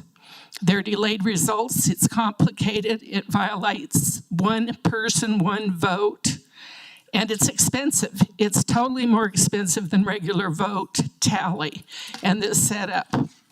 Have you ever had a runoff in Englewood? I don't know. I don't think so. So you're saying put in ranked choice voting for something that hasn't even happened. Recounts are more expensive because your ranked choice voting tallying is more expensive. One more point, Chelsea Noonenkamp, who works for Unite America, works very hard to bring in one world government, and she is chief of staff. This is one of the things that they're working very hard to bring into our country.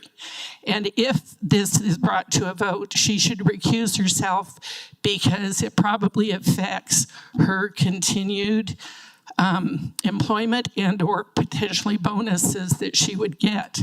I also will say this, it said in the points for the city council meeting that there's no financial. This isn't even set up for our county to count. It's not set up for our state to count. And you're saying there's no financial point to this?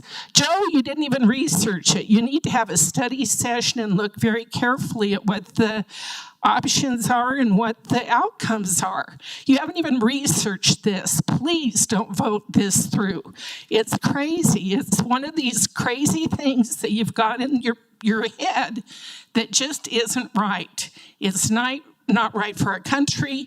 It's not right for our state. It's certainly not right for Englewood, especially without a good research behind it.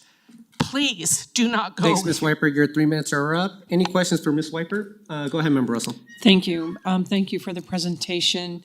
In your opinion, is ranked choice voting unconstitutional according to the Constitution of the United States? I don't believe it follows our policies of one voter, one vote, one person.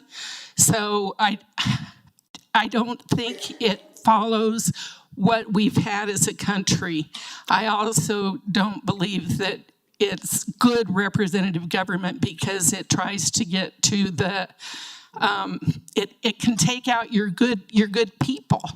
And so people vote not knowing what the outcome is going to be. Unconstitutional, I haven't studied that portion, but I will. Okay, thank you. I appreciate that.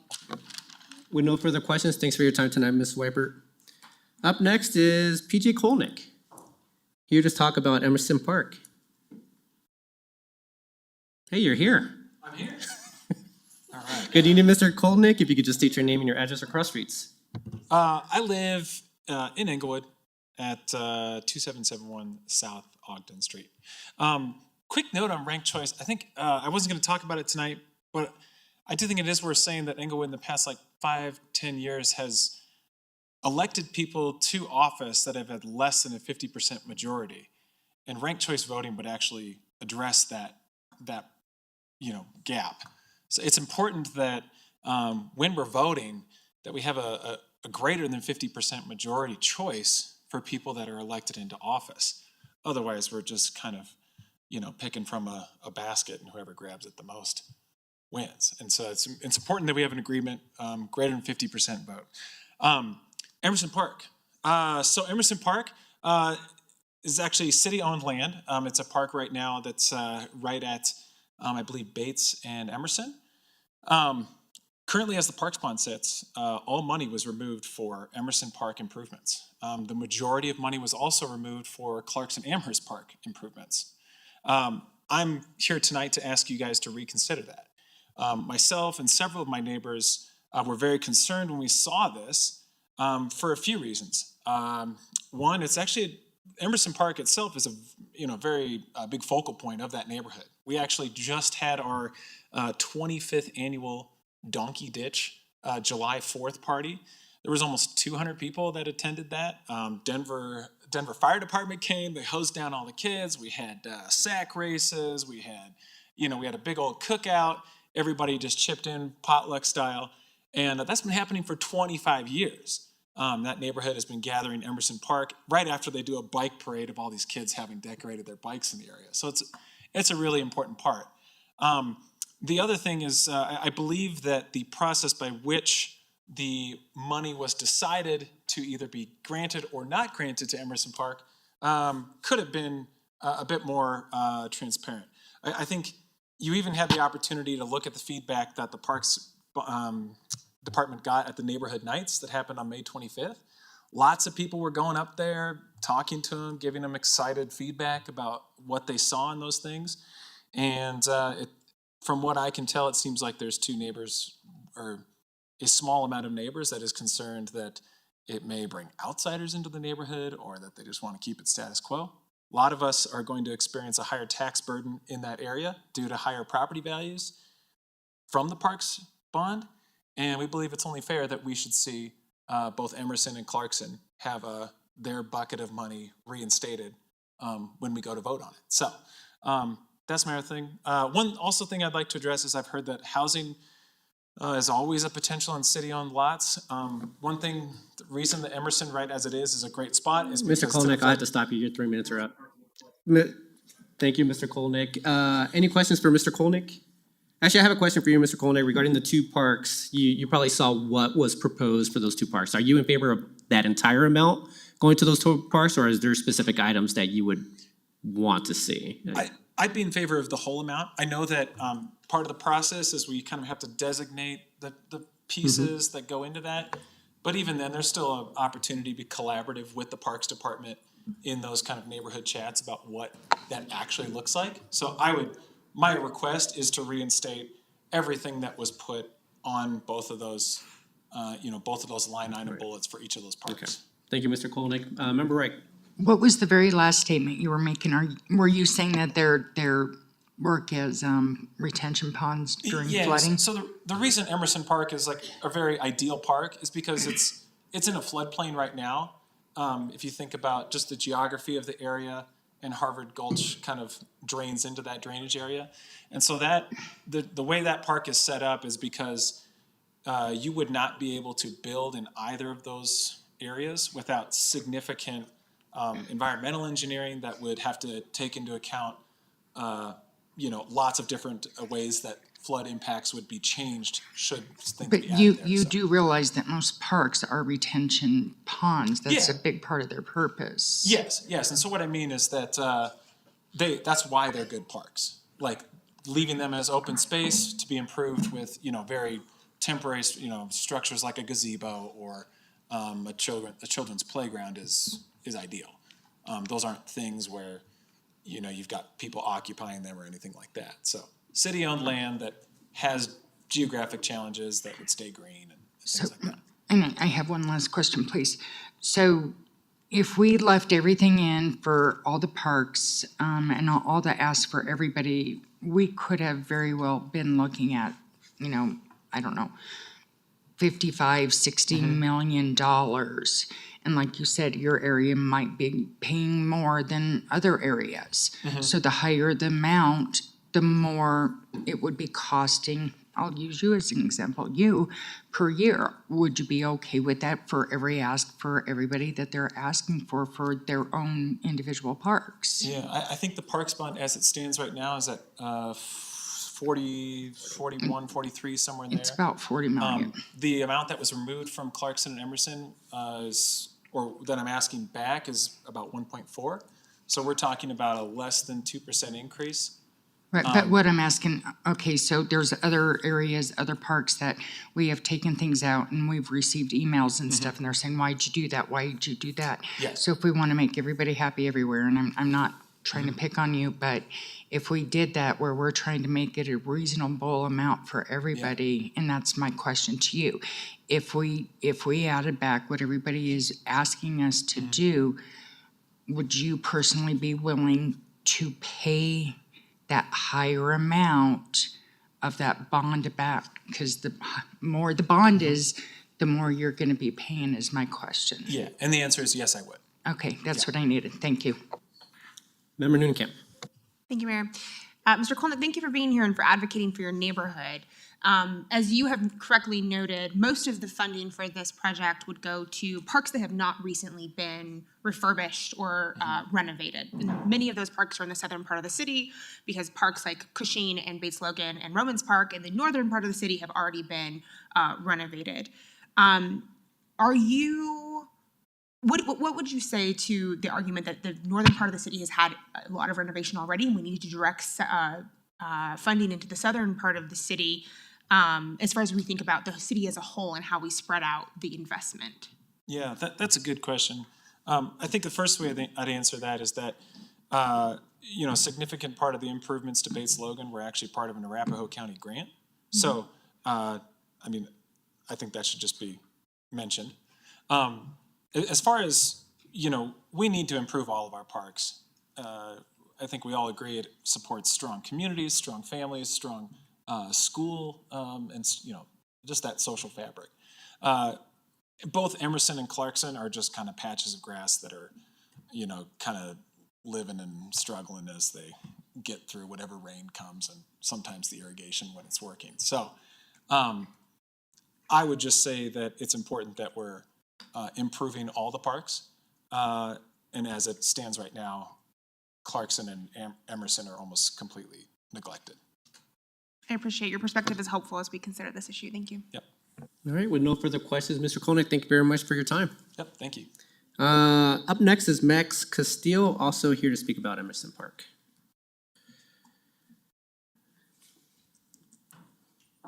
Good evening, Mr. Castillo. If you could just state your name and your address or cross streets. Yes, I'm Max Castillo. I live at 2780 South Emerson. Cross street is Clarkson and Emerson. I'm also a proponent of what PJ just talked about. I think nicer parks are important. I'm also a proud parent, and I enjoy taking my dogs and also my son and family to the parks, and I feel like they're a bit neglected. And I am just a firm believer in that, a rising tide lifts all boats. And if we're going to invest all this money in the Bates Park, I don't think it's very fair. I think Emerson and Clarkson could also, utilize some touch-ups. In terms of specifics, you all talked about that before. I don't know. There's one thing proposed with like a bike trail around the thing. I'm not sure I'm a big proponent of that. But I think just in general, more shaded space is important. We plant a tree now that'll provide shade for future generations. I believe in that. And I think it's time to, really just improve the entire area, especially those two parks. That's all I have. Thank you. Thank you very much, Mr. Castillo. Member Wright has a question for you. Yes. And parks people could clarify. You do know that the Bates Logan Park is not part of the bond, correct? That the money to upgrade that to make it a special ADA compliant park has come from grant funding. I am aware. Okay, so and I believe in your statement you said, it's not fair that Bates Logan is getting all this money. That is all funding from grants to make it for kids in wheelchairs or adults that can use an Englewood Park that may not currently be able to. And, I want to make sure that people understand that. Yeah, fair point, Ms. Wright. I entirely agree with you. In general, I think parks are a great, as PJ said, it's a great community social fabric that offers the whole neighborhood to celebrate together.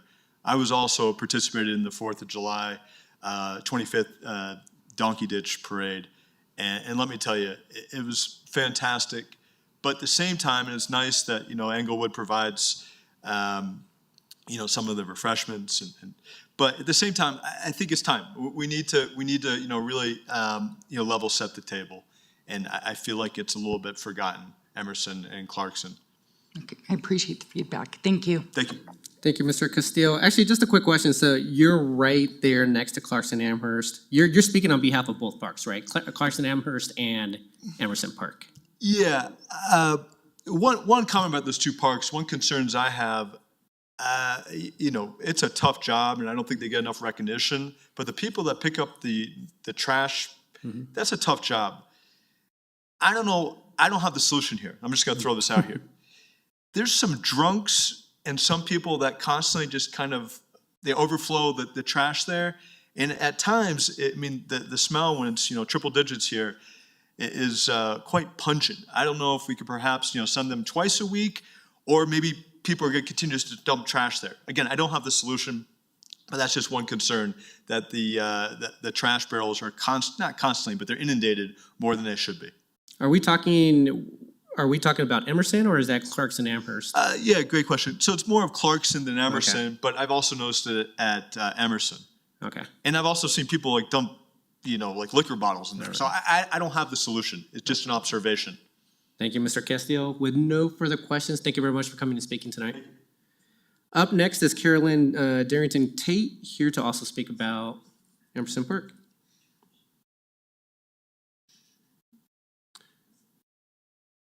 Good evening, Ms. Darrington Tate. If you could just state your name and your address or cross streets. My name is Carolyn Darrington Tate, and I live at 2798 South Emerson Street at the would-be corner of East Amherst and South Emerson.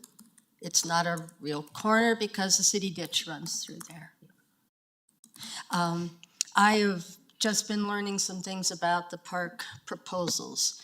And one of my concerns is how the funds will be garnered for this project. And one of the concerns I have is that there's the possibility that there might be more demands on property owners north of Dartmouth than in other areas. And being on a fixed income, having taught Englewood schools for 30 years, and my late husband and I bought our house in 1984. I'm concerned about how that will impact things. I am a great proponent of parks, and I echo the things that my neighbors have said about Emerson and Clarkson parks, and they're very special to us. But I am concerned about how this will be funded, and it seems to me that there should be a way that if this is going to be citywide, it needs to be equitable across the city, not having a group of people carry the burden of the adjustments and changes. Anything else, Ms. Darrington Tate? I appreciate that you all have wonderful parks and make sure that they're maintained. And we all love our Emerson and Clarkson Park and the neighborhood. And I think, well, I've lived here since 1984, so I think Englewood's a pretty great place to be. Thank you. Thank you very much for your time tonight, Ms. Darrington Tate. Any questions? Go ahead, Member Wright. Thank you. Can you clarify for me, please? Did you say that you have heard that the funding for this will be based on income? No, maybe I misinterpreted what I read about how the funding will come, that it might be based on property ownership of people who own properties that are more than $500,000 and up, rather than, I had an impression, maybe that's not correct, that it may not be an equitable assessment for people with owning any property in Englewood. Yeah, I think, and I believe, and I could be wrong, I believe they're using the price of a $500,000 home as the. I'm sorry, Ms. Wright, are you asking a question? I can speak to that as part of the answer. Okay. Please do, yes. As a what? No, so this is just the time for questions, but you are a last speaker, so I can answer your question regarding the ballot. But with no further questions, thank you very much for your time, Ms. Darrington Tate. I'll give a response here shortly, so thanks for your time. All right, any further speakers? Nope. All right, perfect. And that concludes unscheduled public comment. I'll give a quick response. So thank you very much, everyone, for coming and speaking today. Let me get to my notes here. Ms. Peak, thank you very much for coming and speaking to, obviously some of the heartache that you have in terms of your son being homeless and some of the issues that you're seeing around the city. I will follow up with this. My understanding is that the police do give back the personal possessions of anyone that they pick up, but I will verify that because I believe this is the second time you've come and spoken to us about the issue. And so I just want to find out what's changed over the last, I want to say maybe 6 months since you last came. But my understanding was that we do return personal possessions after the police do pick anyone up. But thanks for bringing that to my attention. Mr. Crabtree, thank you very much for coming and speaking about the GO bond. I understand, I believe you may have left already, Mr. Crabtree. Just thanks for bringing that up. Obviously, you have a right as a citizen, and citizens have a right to gather signatures in order to get something on the ballot. Obviously, I'm in favor of making the questions available to all citizens to vote on improvements for the city. So I would like to figure out a way to make that happen here tonight as well. Ms. Wiper, thanks for coming and speaking to your concerns around ranked voting. It is an item that we're going to be speaking to tonight. I have a more favorable view on ranked voting and do believe it provides a better demographic for people to vote on people that are running for office. So I'm looking forward to the conversation later tonight on ranked choice voting. And for the three members that came and spoke about Emerson Park, Mr. Kolnick, Mr. Castillo, Ms. Darrington Tate, thank you for that. I've been here having conversations about Emerson Park over the last few weeks. Last 4 weeks, I actually had a conversation yesterday walking the park in Clarkson and Amherst as well in terms of what citizens or what amenities they would like to see. But it's a conversation we have to have. Obviously, there's going to be cuts that we have to make as part of this. Ms. Darrington Tate, you're right. There would be an increase in the mill levy in order to pay for the park improvements. So we used $500,000 as a basis of your home value. With that, you're looking at about $133 annually that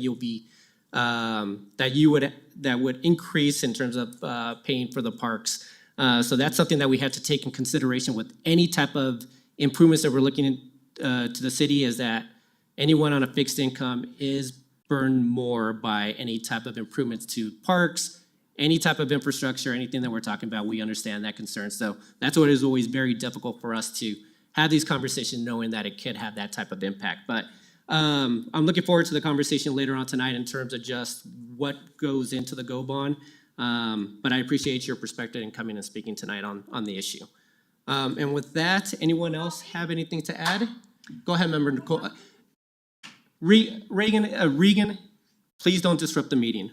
Go ahead, Member Newcamp, if there's anything you want to add. Sure, I just like a point of personal privilege, considering that I was called out by name by Sure, one of go our ahead. commenters tonight.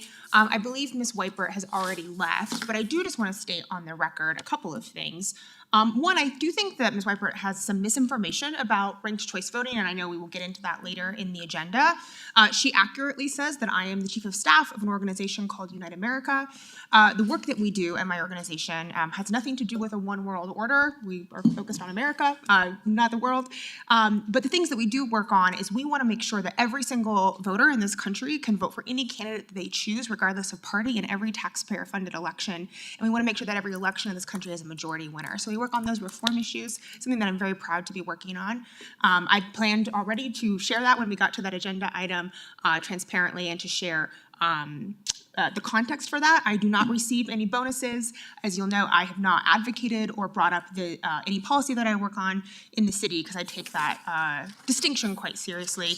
We're a nonprofit, and I benefit in no way financially from this conversation. So it's important to me that those things are on the record, and I'll be planning to share more when we get to that agenda item. Thank you. Thank you so much, Member Newcamp, and apologize for me not bringing that up as well. So, and with that, that concludes public comment. We're moving to consent agenda items. Oh, I'm sorry, Member Russell, did you have something to add? Go ahead. I just did want to make a comment. I appreciate everyone that came forward, but the example that we use is an average price of a home in the city of Englewood. In Northeast Englewood, a lot of those homes are a lot more expensive, and they're going to look at closer to $300 or more a year in their property tax going up if the bond issue passes, depending on how much we approve. So I do think it's something that we do need to be aware of, especially for those that are on with fixed income. Thank you so much, Thank Member you. Russell, for that clarification. And with that, that concludes that concludes public comment. We're moving on to consent agenda items. The one item was pulled tonight. Do we have Ms. Englund here? Oh, there we are. All right, so we do have a question regarding the intergovernmental agreement. Member Wright, you had a question for Ms. Englund. Good evening. Did you have my list of questions? 'Cause I Yes, have them yeah, also. and I'm ready Perfect. to answer them. Okay, perfect. So, the city of Sheridan was mentioned in here. Part of my question is that, the Green Business Program, I don't even know the title of the person, coordinator, I guess. This contract is saying 50% of the time is gonna be shared in Littleton. And it mentions also that we already have an IGA with Sheridan. So my question is, how much of the time is spent in Sheridan, was my first question. Because I know, we have to share you, which, Yeah, I can answer that. So currently Aidan, the Green Business Program Coordinator, is 20 hours a week. So he does 2 days or 16 hours with Englewood and then a half day or 4 hours with the city of Sheridan. okay, and then the other question I had was, and I'm going off memory, how much do we, including benefits, pay our coordinator then? Because I wanted to compare with what Littleton would be paying, and are we in charge of those benefits? Yeah, so Sheridan splits the cost of the salary and the benefits. That's wrapped into their cost share. So Sheridan pays currently for the part-time position roughly around $8,000, and we pay around $32,000. And just as one reminder, both cities are paying for this completely through plastic bag fee funds. This is not through the general fund at all. Right, okay. And then if I have one more question, please. In this, and this would be with Littleton, it says that seeking technical assistance and grants from outside entities such as the state of Colorado to further enhance the ability of Littleton to develop and implement green business program. Is Englewood applying for those same grants? Yeah, so the Green Business Program Coordinator would apply for any grants on their behalf for the program, but since we're a regional program, those grants would likely go for the whole region. But if they were doing anything for Littleton specifically, that would just depend per grant. Okay, and I guess my concern is, could there be a conflict between the two? Oh, wait, there's a great grant here. Do I apply for Englewood? Do I apply for Littleton? I mean, how would we handle that? I have a great example. So since I work for both the city of Englewood and Sheridan, a lot of times I'll apply for the same grant for both, for the public building electrification grant that we won, Sheridan won as well. So a lot of times we're stronger because we're kind of a region together. And so I don't see them conflicting that much. They're also very different in their needs for certain grants. Okay, all right. Thank you so much. All right, any further questions from members of council? Seeing none, can I get a motion to approve 9A1? Move to approve 9A1. Thank you, Member Praying. Could I get a second? Second. Thank you, Mayor Pro Tem. Any further comments? Seeing none, can we please vote? Mayor Pro Tem Anderson. Aye. Member Noonan. Aye. Member Prang. Aye. Member Russell. Aye. Member Ward. Aye. Member Wright. Aye. Mayor Sierra. Aye. Let the record show 7 ayes. Thank you so much, and thank you very much, Ms. Englund, for the answers to the questions. Moving on to skipping public hearing items, since there isn't any tonight, moving on to 11A1. This is the assignment to City and County of Denver of the City of Englewood 2024 Private Activity Bond Allocation. We have Director of Community Development Brad Power. Actually, we don't have him here tonight. Economic Development Manager Darren Hollingsworth and Eric Hecox with Shea Properties. Darren, I'll let you kick it off. Good evening, Your Honor, members of City Council. Darren Hollingsworth, Economic Development Manager in the Community Development Department. Before Council this evening is a bill for ordinance on first reading to assign Englewood's 2024 Private Activity Bond Allocation to the City and County of Denver to support an affordable housing or workforce housing development project. This project is less than 4 miles from the heart of our central business district and is well within the service and trade area for the City of Englewood. And its benefit will be to our nearby workforce in the community. We are joined tonight by Peter Culshaw from Shea Properties to give an overview of the project, and he can answer any questions about the project that council may have this evening. Peter?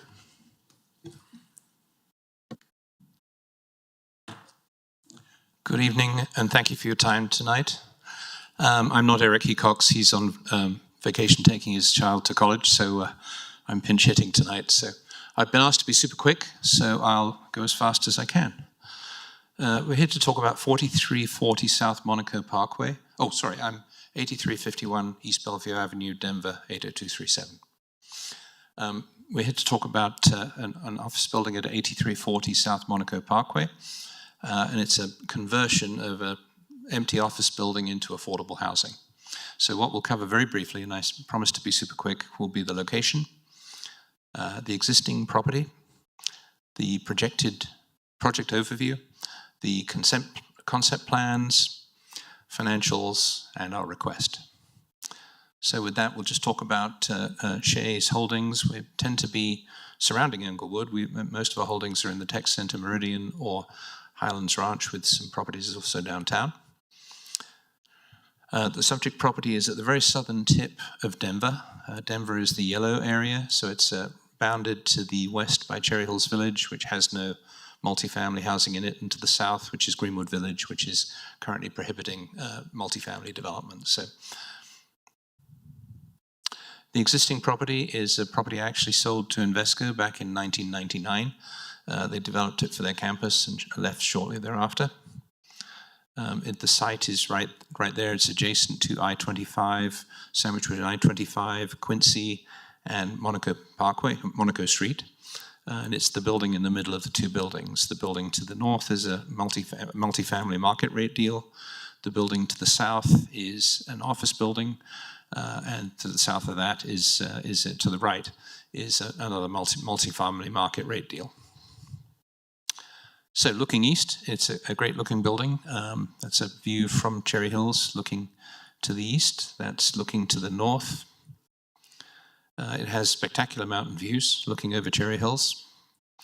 So to the project overview, and if I'm going too fast, please stop me and I can answer questions.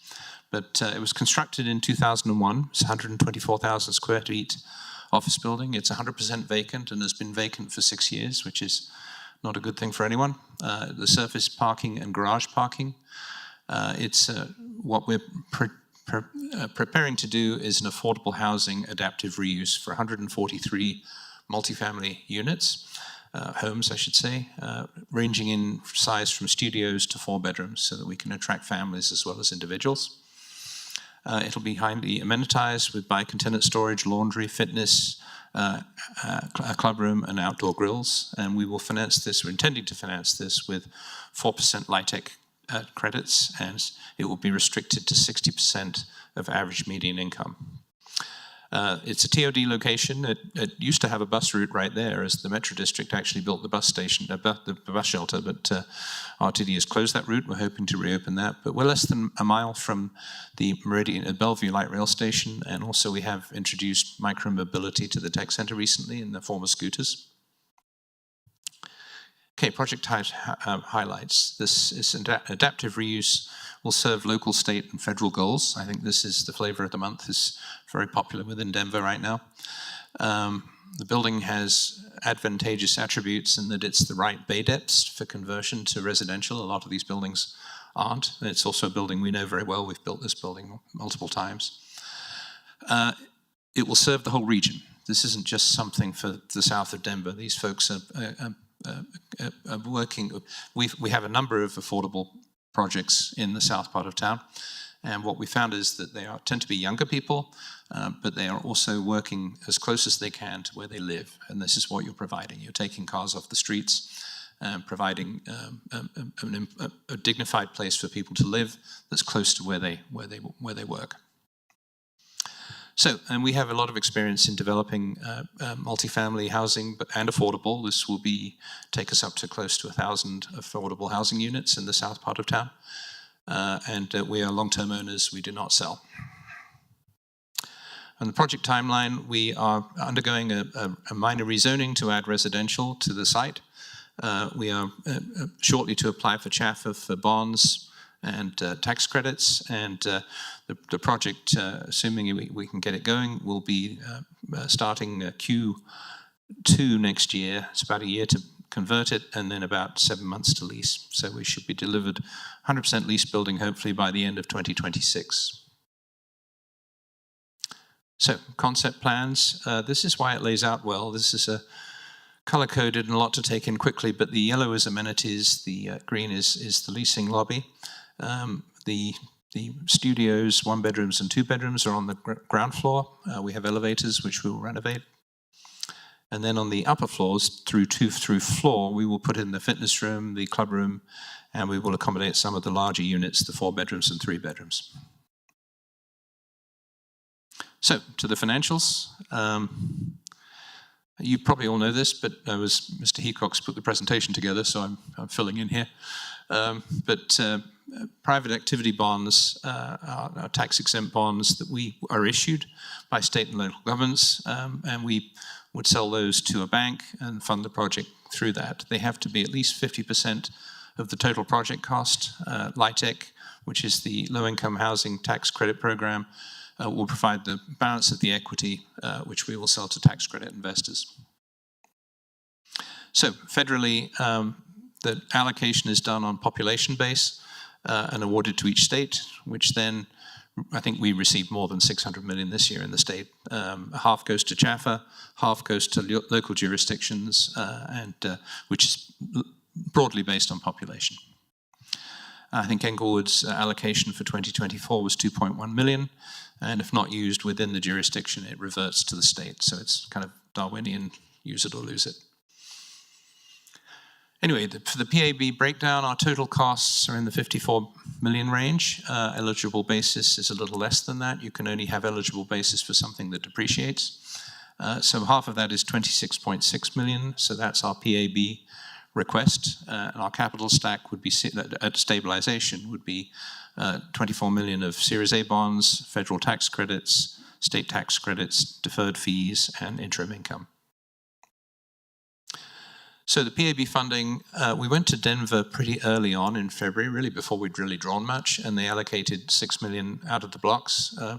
We then went to Centennial with a similar request, and Centennial, I think, were forward thinking and recognized this was a regional project and allocated their allocation of 6.7 million, which was approved in May of this year. And we're here today to respectfully request that you follow suit and allocate your allocation to this project for an important regional project. So the remaining little under 12 million, I think we will get more out of Denver. Denver has said to us that the collaborative nature of getting regional cooperation is going to be very positive with them, and I think they will give us more bonds to top this off, and then we'll go to CHAFA and others for the remaining funding. So, project advantages, it repurposes an unused office building. It's an attractive nuisance, having an empty office building. 6 years is a long time, and frankly, they have no prospects of a tenant anytime soon. It's 100% affordable at an average of 60% AMI, so you're providing housing for people at about 2/3 of market. It adds affordable residential to South Denver, which I think is a positive thing. I live in South Denver. This is an important thing for teachers and all sorts of folks. And I think we're well positioned to pull this off.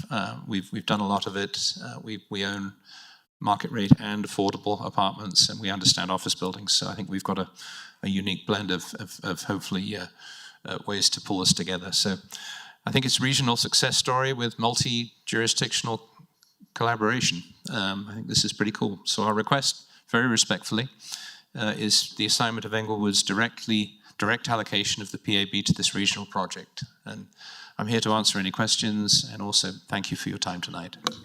Peter, thank you very much for coming tonight. I didn't catch your last name. Oh, I'm sorry. Peter Culshaw, C-U-L-S-H-A-W. I'm the EVP with Che. Thank you so much for your time tonight, Mr. Culshaw. Thank you for the presentation. Any questions? Starting off with Member Ward. Go ahead. This building borders a number of jurisdictions, but none of them are Englewood. Have you approached Cherry Hills Village or Greenwood Village, and if so, what did you hear from them? Yes. We did not approach them for an allocation of their bonds because they are too small to qualify for a bond allocation. So we did not talk to them about that. Obviously, we talked to them about the rezoning. There was a mishap in the way Denver noticed the original rezoning. They missed 2 houses within Cherry Hills, so we're going back through the process, which is fun. I would say that my conversations with the mayor of Greenwood Village is that he's supportive of this, that Cherry Hills not so much, to put it mildly. And so you're coming to Englewood because of the regional approach, but also because there's an opportunity here. Over the last decade or so, we have either deferred our money to the state or we've given it to CHAFA and asked them to allocate it for us. Yes, I mean, I think it's a new concept. I don't think this has been done much. The idea is that if we were going to build a project in Englewood, we would hopefully get Centennial to play along. I think this is kind of the start of a very collaborative program that will create affordable housing and make those bonds useful in the local area that we're in. And I think my next question is a little bit more for staff. This private activity bond thing is something that I still have a little bit of difficulty wrapping my head around, but there's actually not any direct cost to Englewood other than opportunity cost or administrative cost in allocating this money. Is that correct? That's correct. There's not a financial cost associated with the private activity bonds. In fact, so for the last many years, we've allowed the dollars to go back to the state resources, but last year and in 2015, we assigned those dollars to CHAFA. But as far as direct costs, no, there's not a direct cost in doing this. And so one might assume that if we engage in this partnership with Shea and it goes well, we might look forward to having them come to Englewood potentially and theoretically do some projects here in the future. Well, the collaboration spreads broadly in the market, so maybe there's an opportunity for this, for word of this collaboration to spread broadly in the market. I do need to clarify the point of the cost, though. To issue debt, there's a cost in issuing these debts. If there was ever a time when Englewood was to issue debts, which we're not, we're assigning them to the city and county of Denver for them to issue. But no, there's no cost for this action that council's taking this evening, or considered taking this evening. Okay, I think I understand what you just said, but if we were to be handling this on our own for a project that was located in the city, we would incur some small cost Correct, to issue those bonds. To issue debt. And we would be the ones securing the bonds, basically. We would If we were the bonding issuing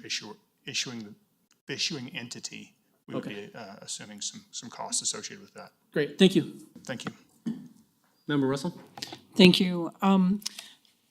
So these are for rent apartments, correct? Can you give me some idea of what a one-bedroom apartment at 60% AMI would be in this apartment when it's completed? Sure. They are for rent. The one bedrooms would be about $1,450 a month. Market would be $2,200, something like that.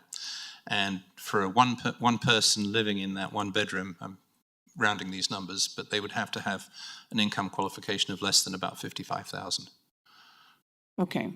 So they're spending about 30% of their income on apartment rent. And would any of these units be available for rent for Englewood, people that are living in Englewood right now? Yes. In fact, obviously fair housing means we can't give preference to anyone, but we would absolutely market this to Englewood. That would be part of the deal. We would, and when we market these things, I'm kind of old, so I don't always understand the SEO stuff and social media marketing, but we can target very specifically, and we would target specifically to Englewood and Centennial. Okay, and did I hear you say that you hang on to these buildings even after you're completed, or do you sell them when you're done? We are a long-term holder. You restrict the affordability for 30 years, and we manage in-house, we lease in-house, and we, to my knowledge, have very rarely sold anything like this. So we're long-term holders. Okay, the reason I'm interested in that is I know that we have 60% AMI in Englewood, and there's a new manager all the time, and the rents are going out of sight, and so people that live in there are paying 85% of their income to rent there. Right. We don't do that. Okay. Thank you very much. I appreciate that. Mr. Colshaw, just one question. You have a delta of 11.8 million, and you're going back to Denver, CHAPA as well. When do you hear from them on whether or not you get approved? We're applying next week. I believe that's Q4, when we will hear back. I think it's around November-ish. So I guess I'm just trying to understand the timing of it, because if you don't get approved, then we still have our 2.1 million, and just trying to figure out what that would mean for us. If we have to make a decision at that point, we'll worry about that when we get there. But I was just trying to understand. So it'll be in Q4 that you get an answer from Denver, CHAPA, and whoever else. That's right. Okay. All right. Thank you, Mr. Colshaw. Go ahead, Member Brink. Thank you. I guess a question for city staff. So were they not able to acquire the remaining or the delta on this project, and the money came back to us, that money will get reverted back to the state because we have no planned projects in Englewood currently? that we could use it toward? That's a good question. My understanding, I feel like I read that in the packet. I understand the city manager may have a response here. You're exactly correct, Member Prang, that they would. However, we do want to let council know that the Englewood Housing Authority, Innovative Housing Concepts, has let us know that they do have plans to start doing more acquisition in the years to come. It would not be next year, but probably in subsequent years, and that they can begin to bank these PABs. And so we are very interested in talking to them next year about that. Is that next year that we're able to start banking them? Yes, we can start banking them anytime. Oh, okay, got it. All right, any further questions from members of council? Seeing none, can I get a motion to approve CB 19? So moved. Thank you, Second. Member Ward, and thank you, Member Wright. Any further comments? Go ahead, Member Nunekamp. Thank you, Mayor. Thank you so much for being here tonight. I think these types of projects are absolutely the innovative projects that we need to be collaborating on in the metro area. I love everything about this project except for the fact that it's not in Englewood. That being said, regionalization is the path forward. You know, we think often about housing in a metro area like ours like a balloon. If one municipality makes their housing more restrictive, it squeezes the balloon and the pressure out for everybody else. But also if we build more housing in other places, we can release some of that pressure and we all benefit from it. And I think this is a great example of our ability to do that. And so I will be supporting this enthusiastically tonight. And that said, we have allocated our PABs to CHAFA, I think every year I've been on this council, and I would love next year to see these allocated for projects in Englewood. And so I would love for our staff to be collaboratively aggressive in that, and that's a hope I have. But in the meantime, I think this is a worthwhile investment. Thank you, Member Nunekamp. Member Ward.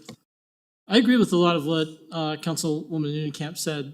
The one thing about this type of project that sometimes bothers me is the tax exemptions that they receive. And in this case, they're receiving the tax exemption in Denver, so all the better.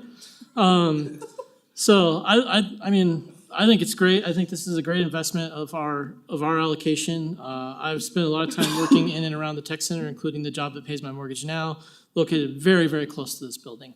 So I'm looking forward to seeing that develop over time and seeing the activity that ensues there. I know there's just a ton of housing being built in that area, but a lot of it is ultra premium housing. So I think this is an exciting way to spend this. And as Member Nunekamp said, next year I look forward to allocating this money somewhere in the city of Englewood.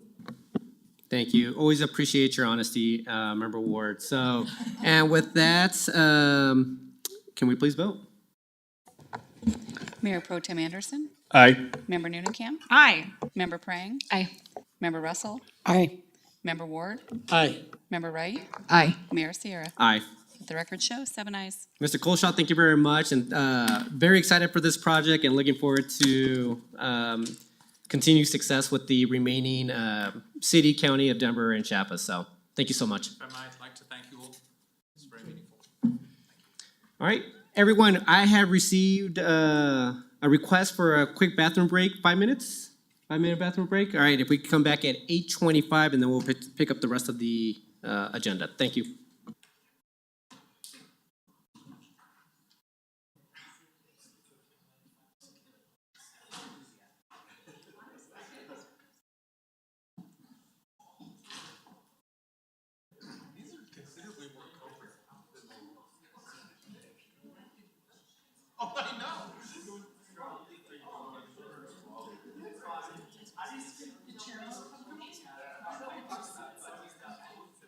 This is a big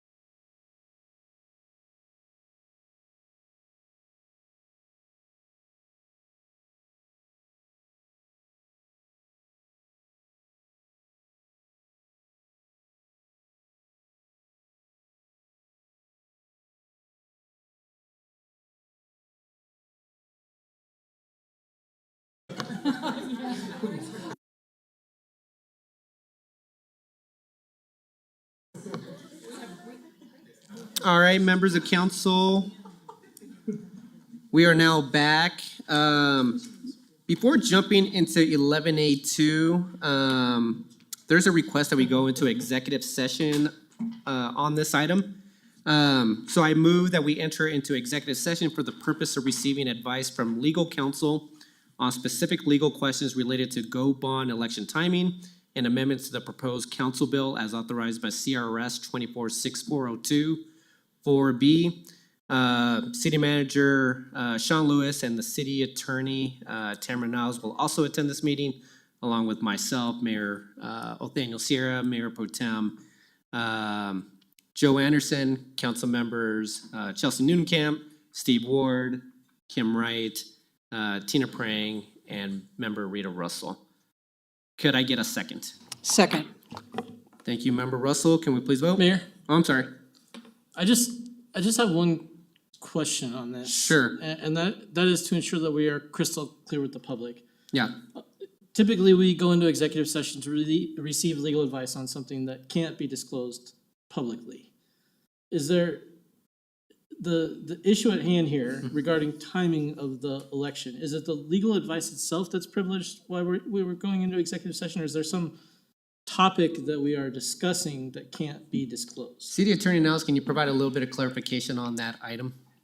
Yes, we've previously provided a written opinion regarding the GO bond timing and implications under Tabor and Charter. And this is additional legal opinion regarding that, as well as some legal options for council in setting the special election on the GO bond. Okay, thank you. Any further questions or? All right, we have a motion, we have a second. Can we please vote? Mayor Pro Tem Anderson. Aye. Member Noonekamp. Aye. Member Prang. Aye. Member Russell. Aye. Member Ward. Aye. Member Wright. Aye. Mayor Sierra. Aye. Let the record show 7 ayes. All right, everyone, we'll move into the community room for the executive session. Thank you.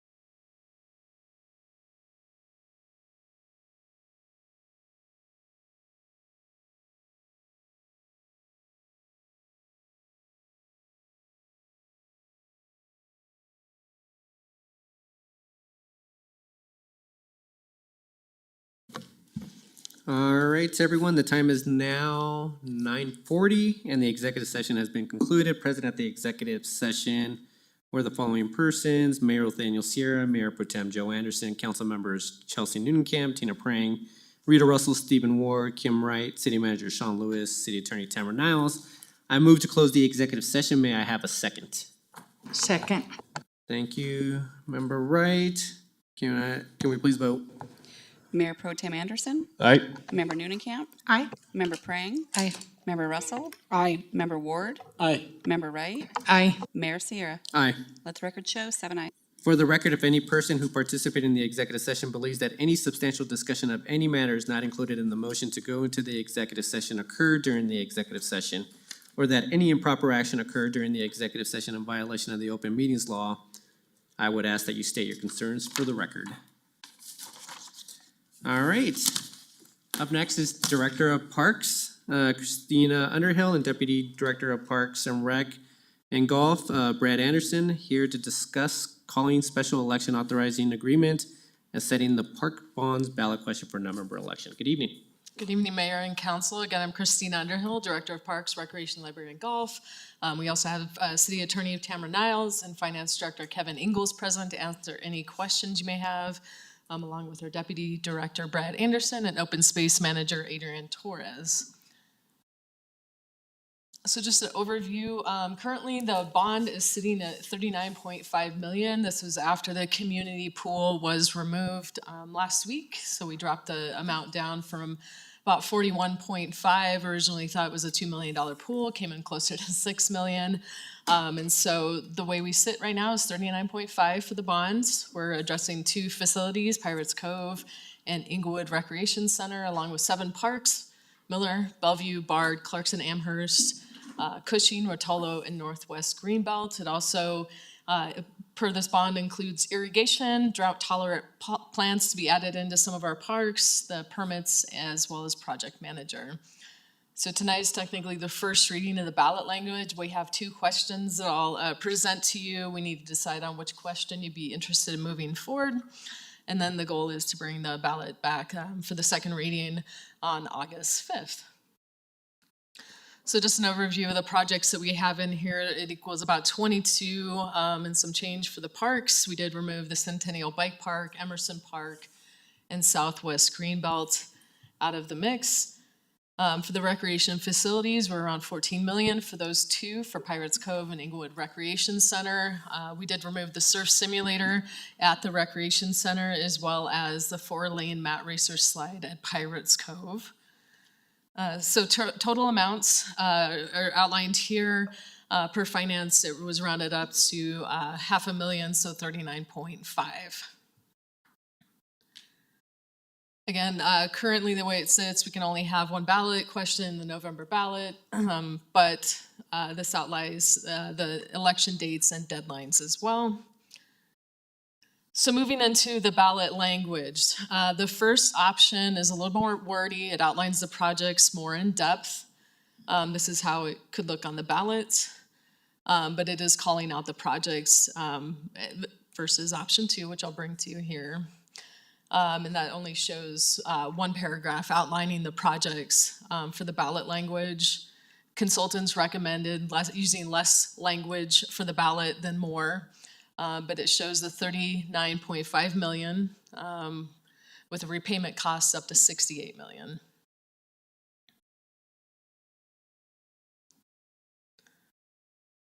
Based off the 39.5 value, we're still looking at the 133.50 cents for a $500,000 home. Today's interest rates are factored at 6%. That could potentially change come January when the bonds are sold. The previous bond did sunset this last December in 2023, and residents were paying about $84 annually for that bond. Again, here's the mill levy comparisons for Littleton, Greenwood Village, Cherry Hills, Centennial, Sheridan, and then Englewood. So I'm happy to answer any questions you may have, and then we also need to know the ballot language you would be interested in moving forward with. Thank you, Director. Any questions from members of council? All right. Go ahead, Member Noonekamp. thank you for this and for all of the back and forth and the moving around and the feedback that you've incorporated. Just to make sure that I understand this correctly, we removed the pool option for the 39.5. Is the splash pad in this number? The splash pad was not added in. That was direction we were looking for on the 15th, to either move forward with the pool, keep the splash pad in there, or not do either. Right. And we obviously didn't have a full council. I knew we had talked about removing the pool, but I don't know if we had actually had the splash pad conversation. Can you remind me of the cost of that? I'm sorry, I'm trying to find it. The cost for the splash pad is $750,000.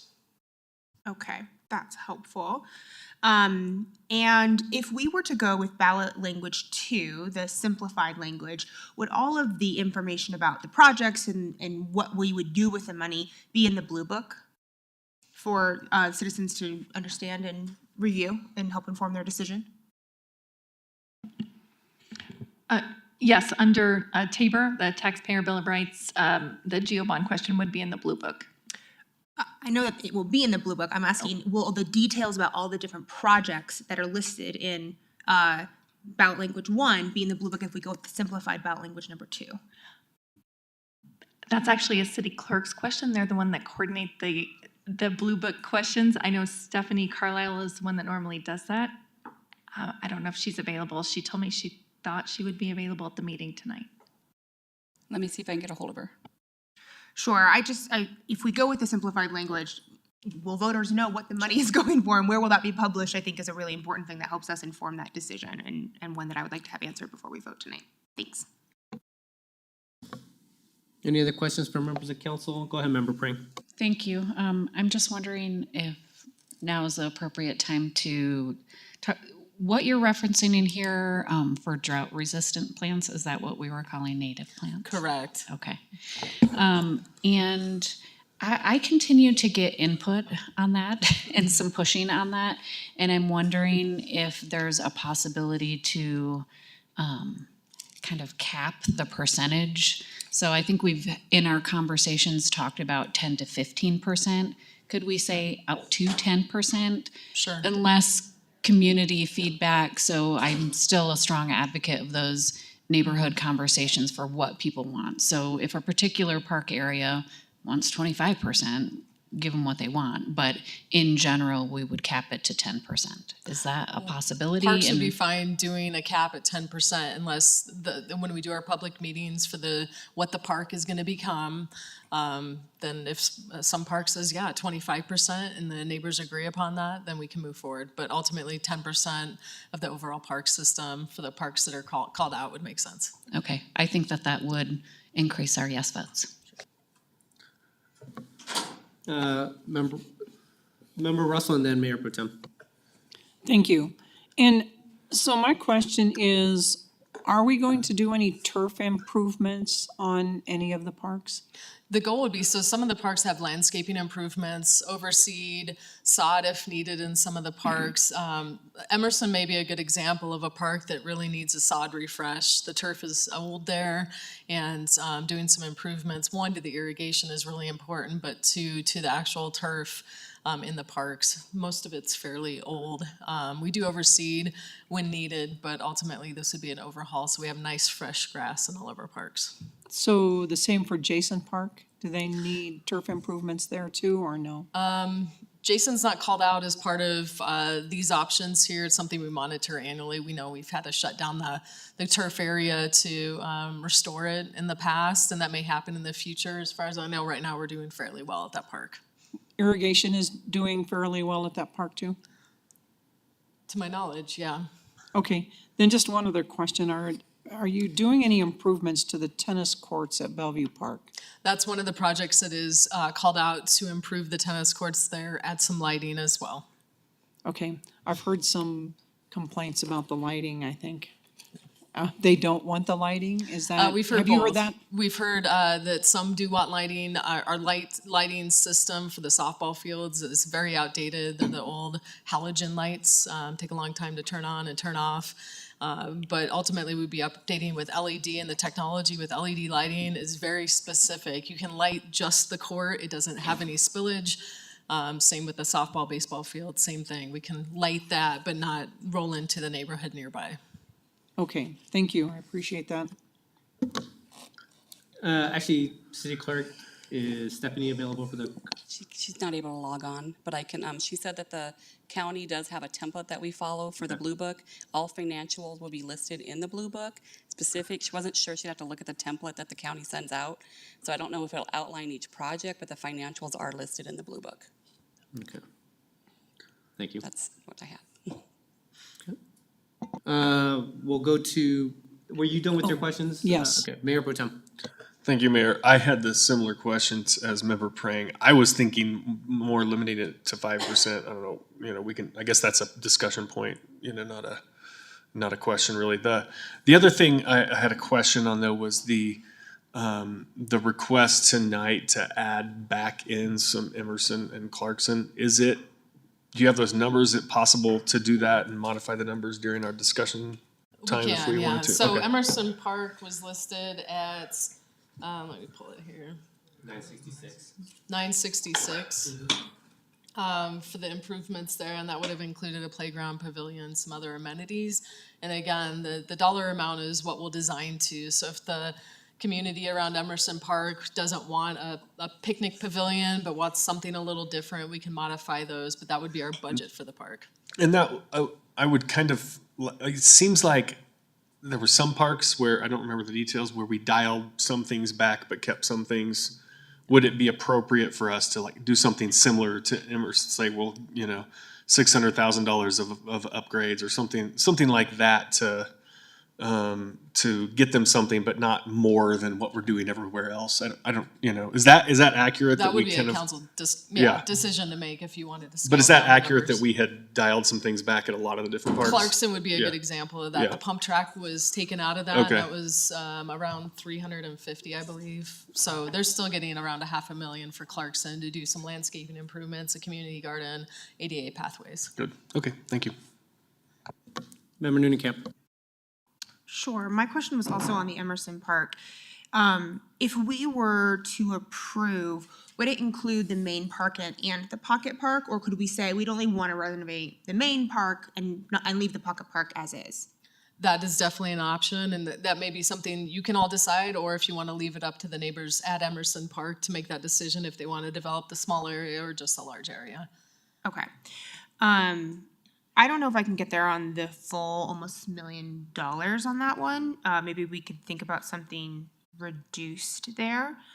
And then just to come back to the Blue Book language, the city manager is aware of this, and so this is not new information, and this is not necessarily directed at the Parks Department, but I think we have done a poor job explaining what we're putting on the ballot in the Blue Book traditionally with for voters, so they understand what's here. And I am very concerned if we cannot guarantee that the projects will be listed in the Blue Book, that we should go with ballot language number 2. To be clear, I have a strong preference for ballot language number 2, and I'm disappointed that we don't have that answer tonight because that seems really important. But I just don't think it's transparent for us not to explain what we're actually going to be doing with the money. So if we can get more clarity on that, I would really appreciate that because I think that's a pretty significant change here. Thank you, Member Noonan-Camp. Actually, can I ask a question about that? Just because, is there still an opportunity for, I don't believe, it's not us, but is there an opportunity for a neighborhood group to write about, because there's usually a yes or a no, and I believe that is drafted by someone outside of our purview. I don't think it falls within the city. That falls within a community group, correct? They could provide the substantive information about what's in the ballot, correct or no? They can provide arguments for or against, is my understanding, Okay. but the fundamental understanding of what is Right. the question, Yeah. I think has gone under-explained Yeah. in the past, and I think I'm worried about that. I agree with you on that point. So no, thanks for, okay, so your question is specific to the Blue Book and additional information or additional detail on that. I'll speak up on the Emerson Park. I do want to see something on there. I did walk the neighborhood. One of the things that kind of surprises me, well, it doesn't surprise me, the widening existing sidewalks, they do have the smaller sidewalks there. So I'm trying to understand why we would widen just the part of the park when it just gets narrow again once you get into the neighborhood. I'm okay with trying to find a portion of that, whether it's half, I kind of like your idea, whether it's just, let's make the improvements on the main portion of the park and, you know, not do the smaller portion. That's one way, because I do want to get the splash pad in as part of Miller Park. So if we're looking at that, we're already looking at about a 1.25, potentially 1.3 million additional from what we currently have. So that would be my compromise there in terms of just Miller Park splash pad plus additional improvements on Emerson Park. So, Member Wright, go ahead. Thank you. My one thing on information is on election. I know previously, because I spoke about it when we weren't getting information last election, is Englewood puts out a book. I'm wondering if we could put something, and it's mailed out to the citizens, regarding the GO bond, informing the citizens on what's going on. We've done it in the past. Maybe that's something that could be done in the future. Actually, do you mind if City Attorney Nels, can you weigh in on that, on what information we're able to provide citizens as part of any election information? Yes. And what they receive? Sure. Under the Fair Campaign Practices Act, the city can put out a factual statement with balanced pros and cons from and after the date the ballot question is set. In addition, city council members can use public funds to distribute information or advocate up to $50 each. And city council could also adopt a resolution that lays out all of this information and advocates for or against a ballot question. Okay, perfect. The other, how do I say this? Tonight, we're voting on this, and we're making last-minute changes to stuff. We have done surveys, we've had a lot of discussions and that type of thing, and to be adding things, I don't know if it was an oversight not to put the splash pad back in when we were discussing the pool, and to be making changes to other parks and stuff. I don't know if that's raising the cost for it to go higher when I know there was discussions to bring it lower. I don't know, and there's been other members that have made comments. Should we be making these last minute changes? And I think this is even getting to the point, should we be making even more last minute changes? So I think that's something that this council should think about. Thank you. Thank you, Member Wright. Member Russell. Yes, I have on, I don't know what page this is on, the ballot language dates. It says August 5th will be the second reading of the ordinance of the IGA. I know that the ballot initiatives are not due till August 7th. And then there is a time period after that.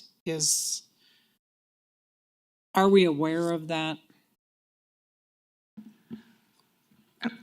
Could you clarify your question? Okay, so my question is, the second reading, this ordinance is coming back for second reading on August 5th.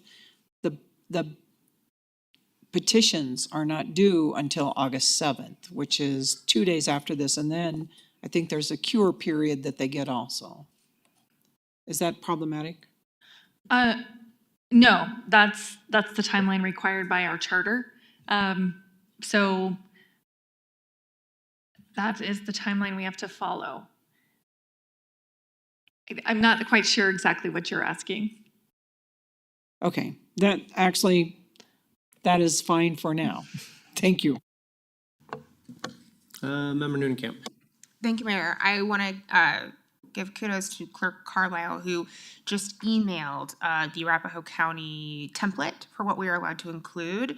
It does appear that at the very bottom of the template that we can include our own summary written comments for the issue, both pro and con, limited to 500 words in either.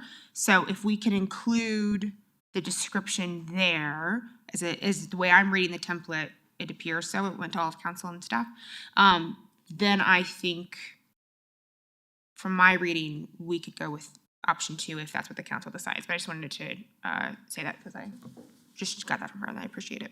Thank you, Member Camp. So are you saying more detail about in the prose section, or just more detail will fall within those 500 words, is what you're saying?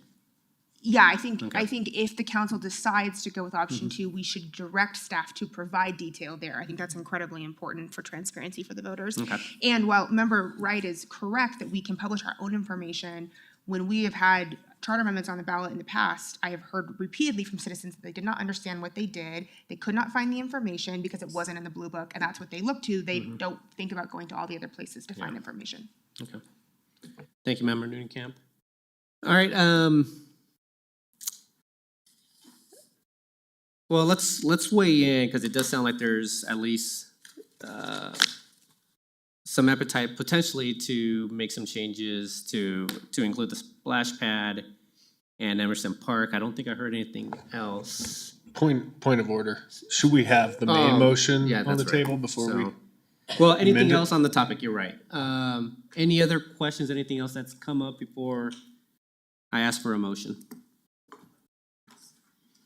Go ahead, Member Wright. By adding these, can we ask Director Underhill how much this would increase the bond to? Looks like 41 million, just under that. Typically we'll round up like we did with the 39.5. So if we rounded to 41, that'd be the whole number. Okay, thank you. All right. Anything else? Any other questions? All right. If not, can I get a motion to approve 11A2? I move to approve 11A2. Thank you, Member Camp. Can I get a second? Second. Thank you, Member Prang. Any comments or changes? Go ahead, Member Wright. Member Ward, sorry. As I read through the ballot questions, I do have some concerns with the way the questions are written, bordering on advocacy. So for instance, the question regarding irrigation systems upgrades, in both cases, it says irrigation system upgrades in parks to increase efficiency, reduce waste, and lower the city's costs. But we're spending several $1 million on irrigation. And it may lower the cost over time, but the reality is it's costing us money to do this. I have a problem asking voters a ballot question that suggests a positive outcome or a better outcome or a specific outcome based on their vote, as if we might as well, let me word it the opposite way. Do you want to not increase or not improve our irrigation systems and leave our inefficient, wasteful, and expensive systems in place today? Either way, it's advocacy, and I don't like it. I think it's adequate just to say, update the irrigation and leave the rest to the voters. The recreation center doesn't present the same problem because it says what we're doing. And those are just plain things that we're doing. Locker room renovations, pickleball courts, and a therapeutic hot tub addition. Those are obviously 3 plainly worded things. And I think this was the only place where I saw this particular problem was in reference to the irrigation. I just think it's adequate to specify that we are upgrading or updating the irrigation system, and I would even allow something like replacement of a decades-old irrigation system or something along those lines, which would be adequate to convey the need, but I think doesn't cross the line into advocacy. Thank you, Member Ward. Member Camp. I make a motion to re-add the splash pad. I move to re-add the splash pad at Miller Field into the bond for a total, I believe, $750,000. Is that correct? That is correct. Great. Thank you. That's a motion to amend, correct? So can I get a second on the motion to amend to add the splash pad back to Miller Field? Thank you, Member Prang. And while, point of information, while we're amending, can we add to that motion to what Member Ward said for the language, or do we have to do one amendment Let's at a time? let's do them one at a time. Okay, thank you. But yeah, let's do one at a time. So the current motion to amend is a motion to add the splash pad. And Noonan Camp and Prang, any further comments on that? Go ahead, Member Noonan. Sure, I can just explain why I think this is important. Through all the conversation around Pirates Cove and the community pool and all these different things, one of the things that has been consistent for me in a socioeconomically diverse city like ours is that we have a mix of both paid and free options for our community. We have a paid recreation center, we've got a paid water park. I think that especially as we see hotter and hotter summers, we need a free water feature option for children in the community. I think that's an equitable and appropriately diverse array of options for our community. And I really would like to see a free option included in this bond for the community. I've also heard a lot of feedback from citizens who would like to see this, and so I'm advocating it for it on their behalf. Thank you very much, Member Noonan Camp. Anyone else? If not, can we please vote on the motion to amend to add the splash pad? Mayor Pro Tem Anderson. Aye.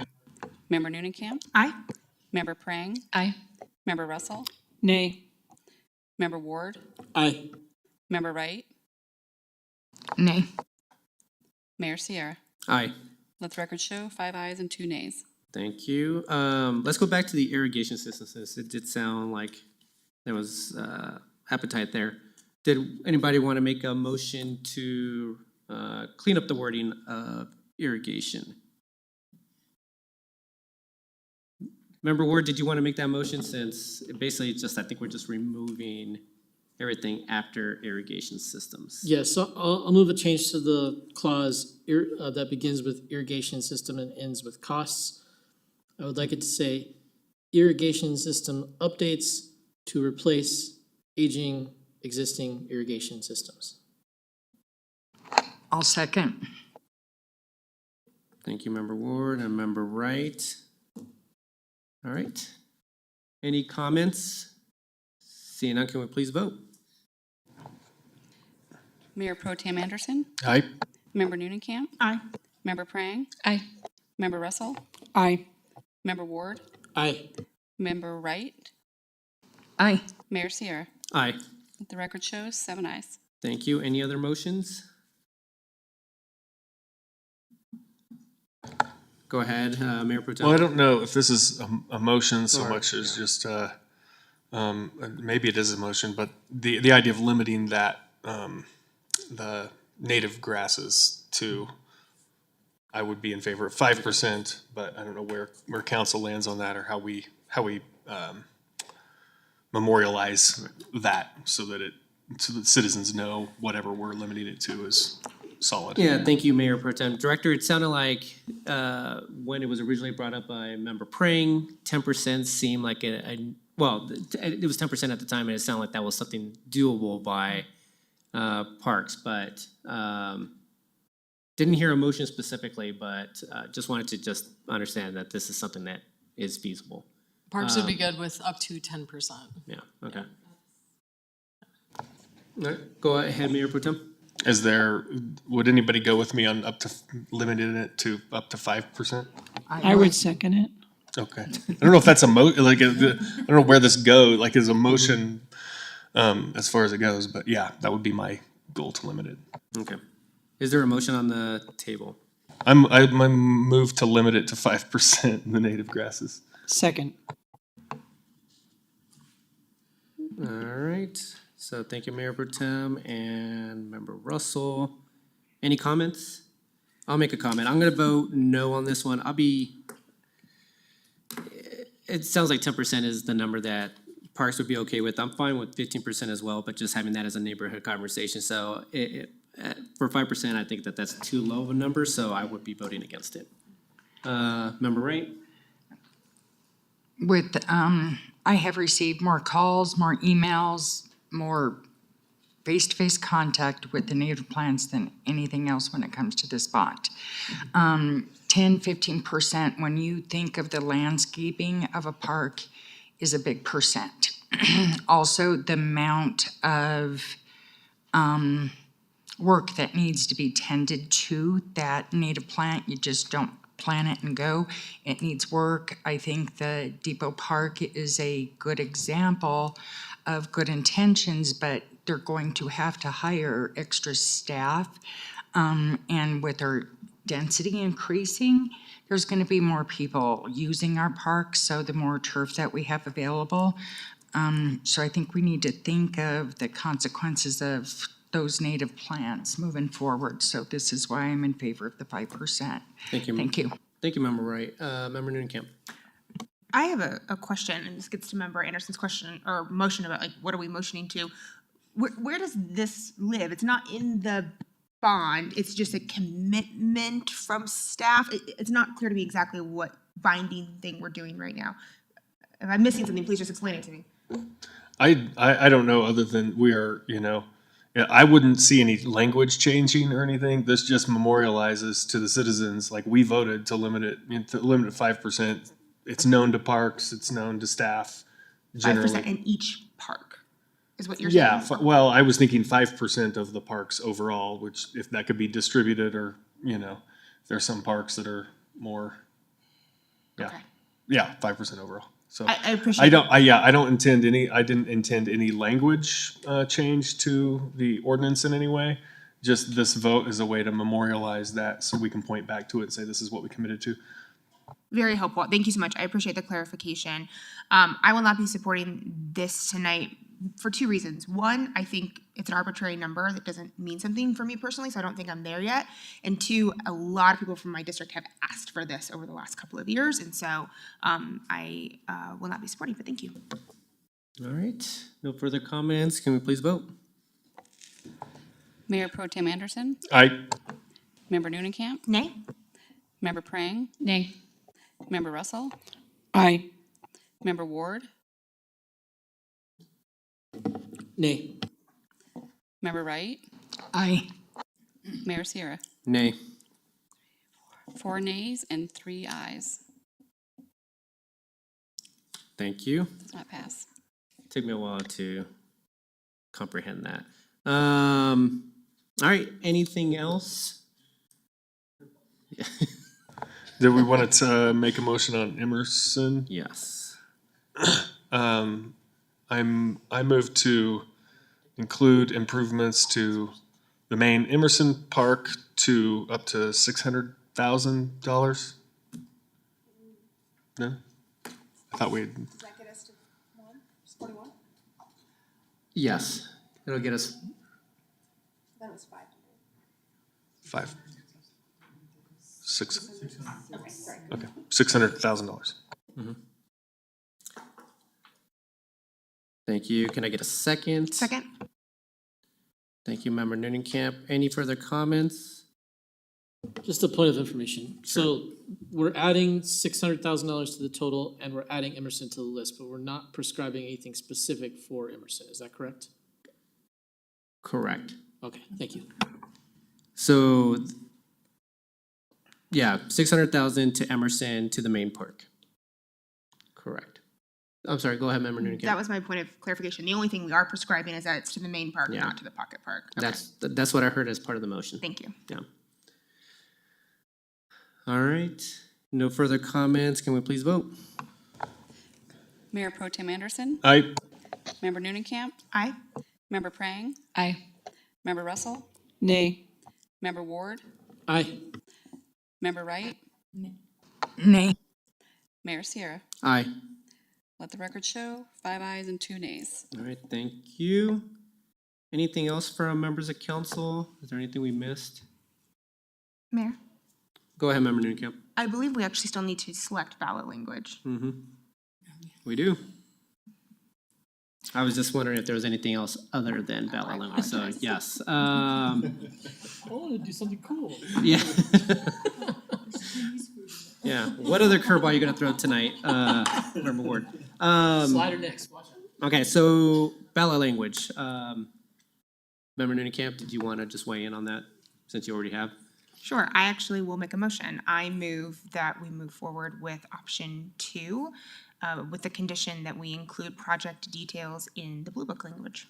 Thank you, Member Noonan-Camp. Could I get a second? Second. Thank you, Member Wright. Any further comments? One Go more ahead, Member- point of information. I just want to clarify my previous motion applied to both questions. irrigation system upgrades. Yes, that's the way that I understood it. Just They're bec- worded slightly differently. Just, as long as we make that change, I'm fine with that. City Clerk, can you make? Yeah, just the comment regarding the irrigation systems. I didn't see the wording being differently, but we want to make sure that the Motion number word. 2, you're talking Yeah. about? Okay. Yeah, on option number 2. Okay.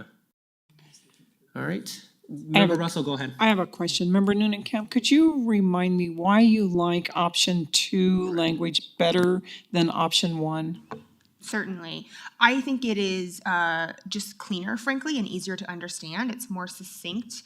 I think when we get really long, wordy ballot titles, it becomes more complicated, but it should never be because we're not telling the voters what we're doing. So I think having a very robust Blue Book description of how the money will be used is appropriate to go with I would consider more streamlined and clear ballot language in option number 2.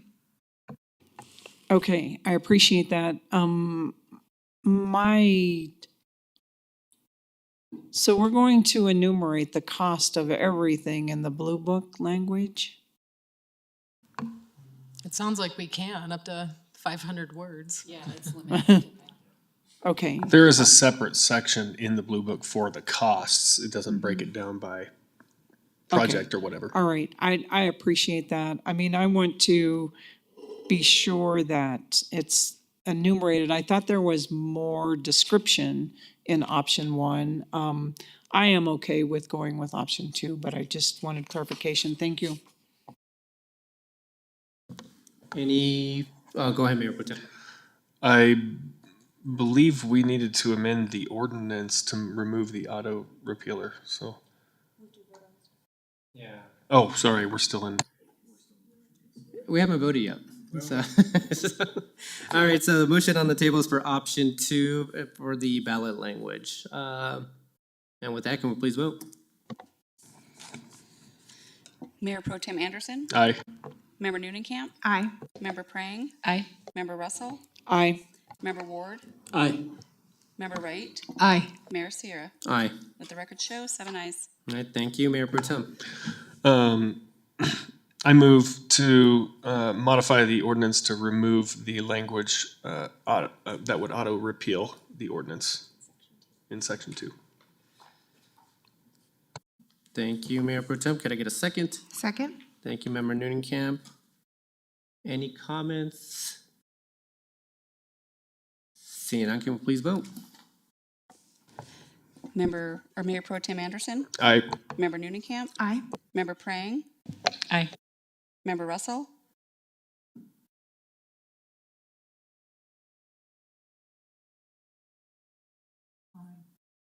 Aye. Member Ward? Nay. Member Wright?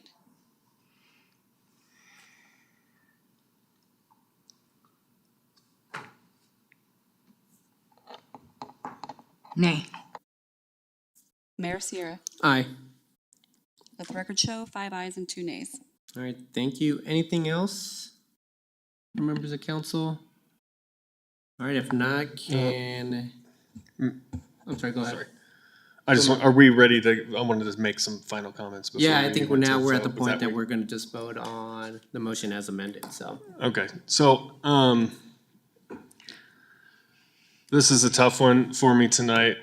The more I've thought about it, I know you guys had a discussion about the pool when I wasn't here, and I didn't get to make my big appeal to even go up to 6 million.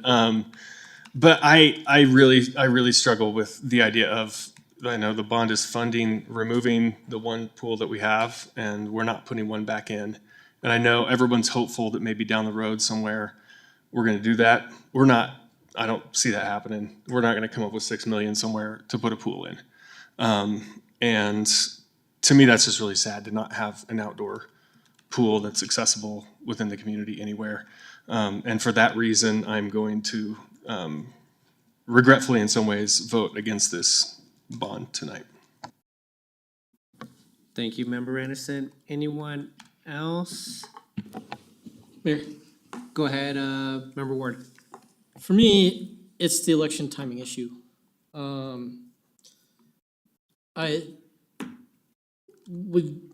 I know that we can take further action, but we have a citizen initiative that is coming forward, at least one.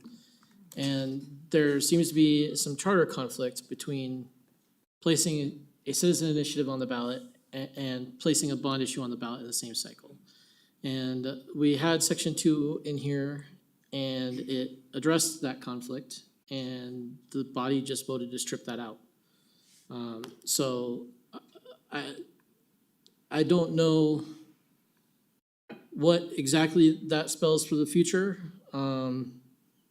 And without some direct insurance that we will not end up with a product that directly conflicts with what I believe the charter requires us to do, I can't vote to put this on the ballot. Thank you, Member Ward. Member Russell. I actually, there's a couple things going on. I agree with Councilmember Ward. I agree with Councilmember Anderson. I have some grave concerns about the massive amount that this is going to cost the citizens if this should pass. And I believe that it is going to put undue pressure on senior citizens that are living on a fixed income. And really, for all of the above reasons, I'm not going to support this right now. I really wished that we could have gotten it a lot lower to do the maybe 15 million, maybe 20, to do all of the necessary infrastructure. And then I believe, had we done something like that, I believe that the pool could have been put in instead of tying our money up for a long time. So I will not be supporting this either. Thank you. Thank you, Member Russell. Member Prang? Thank you. I will be supporting this tonight. While there have been specific issues that have come up that we've had to dice through, quite a few. Thank you for all of the patience of our staff members who have really provided us a lot of additional information to get through those issues. I increasingly get communications in support of the bond. I do share some of your concerns, Member Russell, about some of our aging population and the cost to them. But I feel that overwhelmingly now, at this point, I'm getting more asks in support of, and even having addressed some of the specific issues that we've waded through, potentially some support from people that initially might have said no. So I strongly support this and encourage my fellow council members to do so as well. Thank you, Member Prang. Member Noonekamp. Sure, I'm happy to weigh in. You know, we've been working on this for a couple of years now, and I will echo Member Prang's comments by saying that the citizens I hear from desperately want these improvements. They want the chance to vote on this. And while I also hear Member Russell's concerns, the beautiful thing is that it's up to the citizens if they want this or not. I trust the citizens. They are smart, engaged voters. They will make the decision that is best for them. If they want to make this additional investment into the community and then reap the rewards from it. And that's the decision that we get to put before them tonight.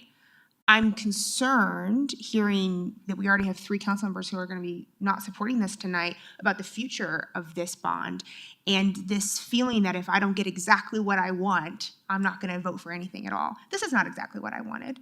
It's not exactly, I think, what any of us wanted, but this is how we make legislation. This is how the sausage gets made, is we're willing to take something that's not perfect for the common good of the entire community. We're doing the best we can up here with the information that we have.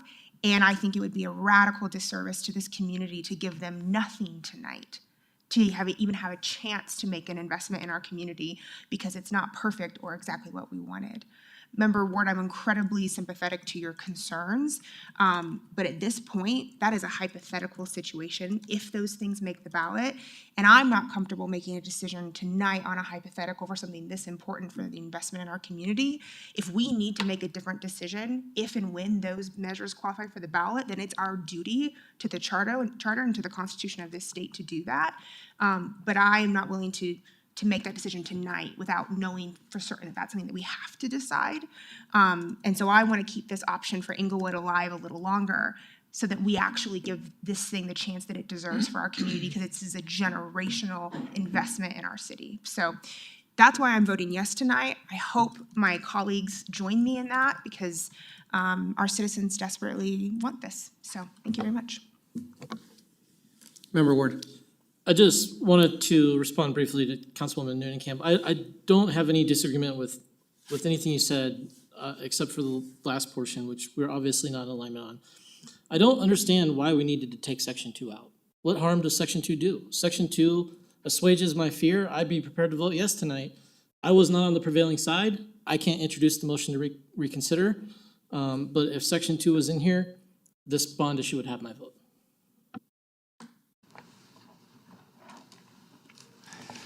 Thank you, Member Ward. Member Wright, and then Mayor Pro Tem.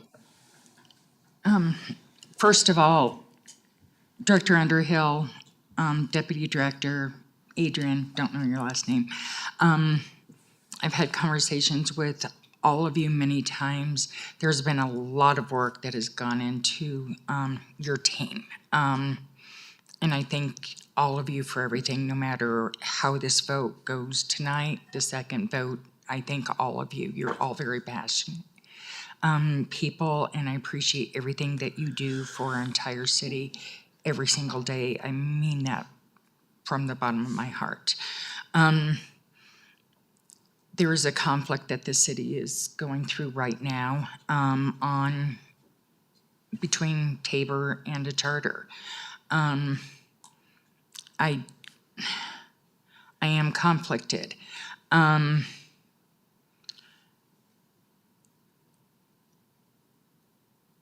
I have a decision to make. I'm not quite sure where I am with that decision.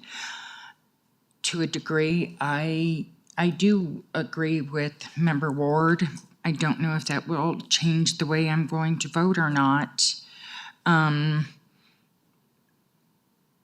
Because I also, based on conversations, don't want citizens based on their citizens' initiatives to be vilified because of a bond also, and that's another discussion.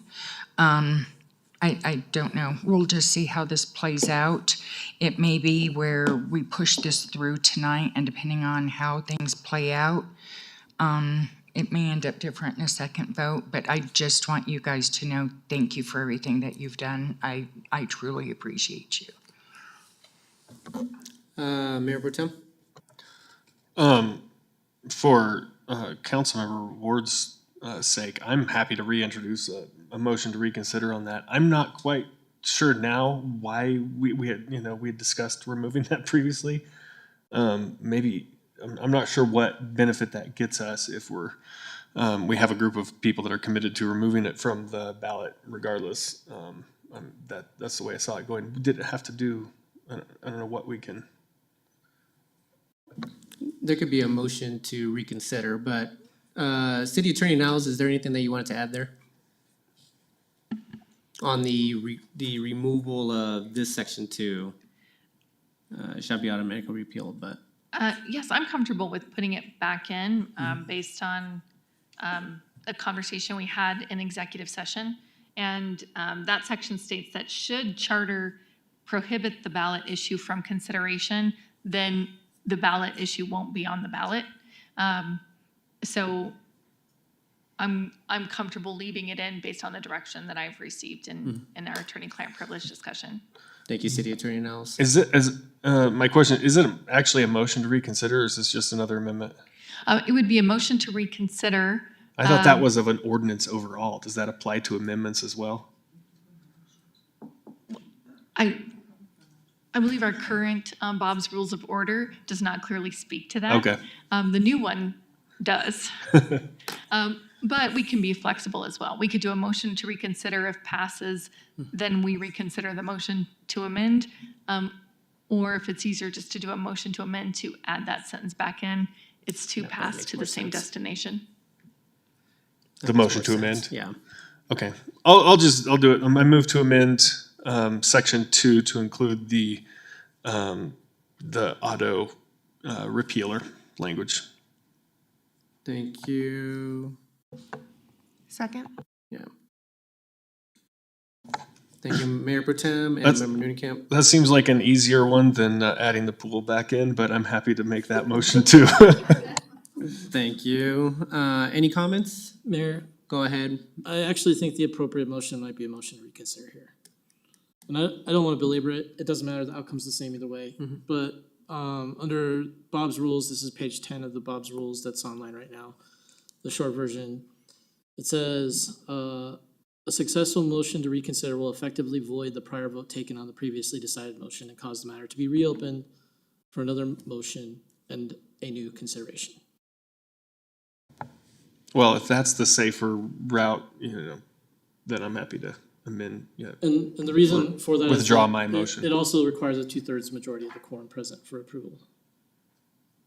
I think that's the reason why a motion for reconsider might be actually better, but So it requires 2/3 in order to get it into consideration, and then you vote on the amendment again? no, it's considered with a motion and a second, and it passes with a 2/3 majority of the quorum present.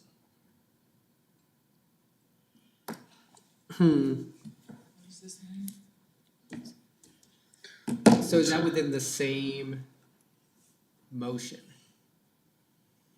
I think they have the same effect. I just feel like the motion to reconsider is probably the correct Okay, parliamentary well, path. I think we're trying to get to the same point, so are you more comfortable going in that direction, Mayor Pro Tem? Motion to consider. No.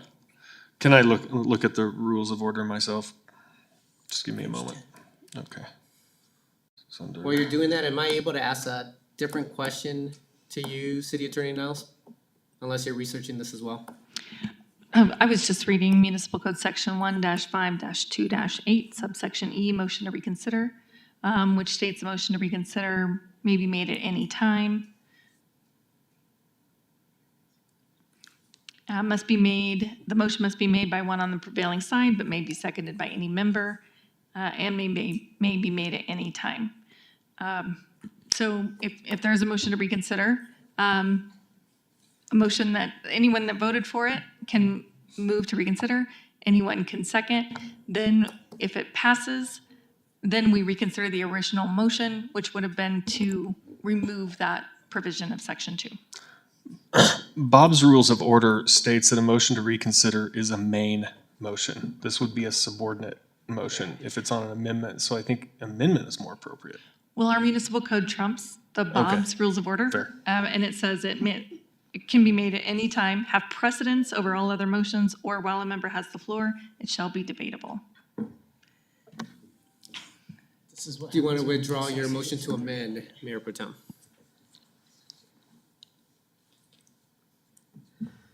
Yeah, I'll withdraw my motion to amend. All right. Does anybody have a motion to reconsider?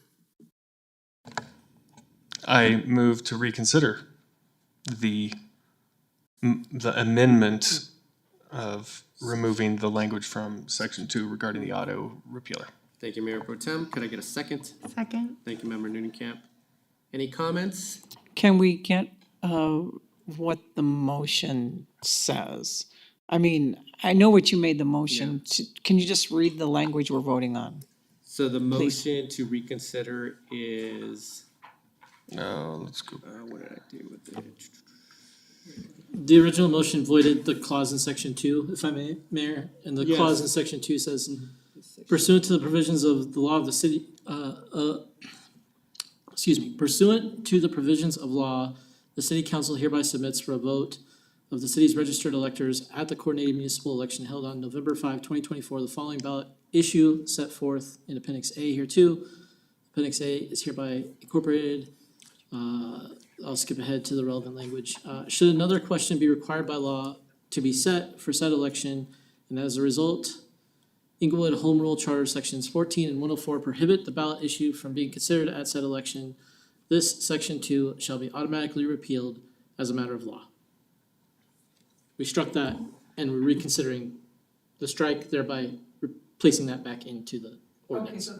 So the bottom line is, we're voting on the exact same motion that we were voting on before. Correct. But we're voting to Add it undo back it. So an aye vote on this would add it back in. And I vote No. with, No, actually, that's not right. It's I'm the sorry to other way. interrupt. So the motion to reconsider only says that we will bring the original motion back. Yeah. So we'll have to have Two two. votes, That's yeah. why it's, motion to reconsider is a complicated procedure. The new Bob's rules say we can do away with all of this complicated, and we all agree to do it a certain way, then we can do it a certain No. way. Okay, My read of Bob's Rules of Order, I think I disagree with that. It says a successful motion to reconsider will effectively void the prior vote taken. And so it will undo the prior vote, which means you don't need a motion because we're removing that previous motion. Let me pull it up. I've only been reading the new Bob's Rules of Order, and the new Okay. Bob's Rules of Order is clear. It is 2 votes. Ultimately, as the new Bob's Rules dictate, this is a very small body, and if no one objects, you can be flexible with the rules, and I would support that because I think we're making the rules too complicated here. So. Required second motion. Okay, yeah, no.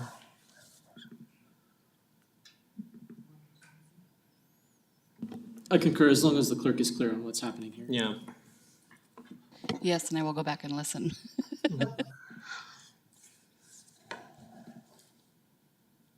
So Mayor Pro Tem, are you good with that?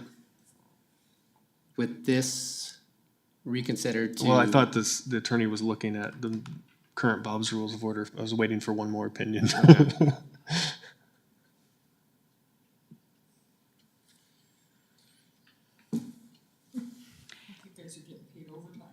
Yeah, I think it does still require two. Okay. If we do the motion to reconsider, a successful motion to reconsider will void the prior vote taken and cause the matter to be reopened for another motion and a new consideration.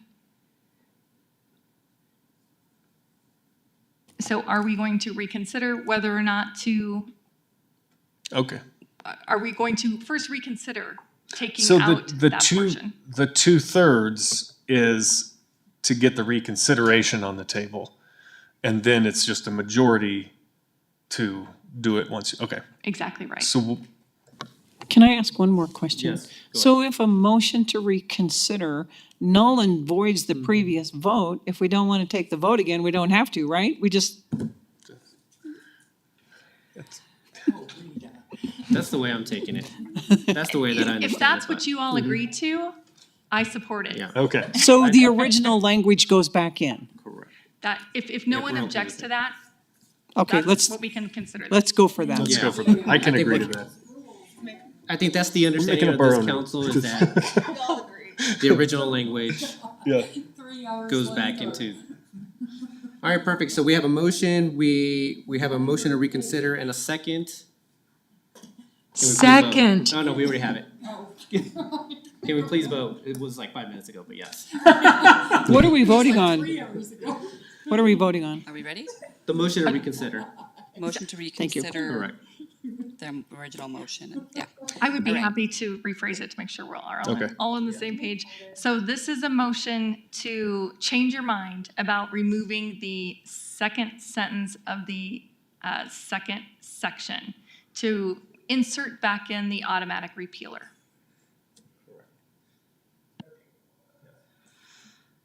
Go ahead, City Clerk. All right. Mayor Pro Tem Anderson, Aye. Member Newnenkamp, Aye. Member Prang, Aye. Member Russell, Aye. Member Ward, Aye.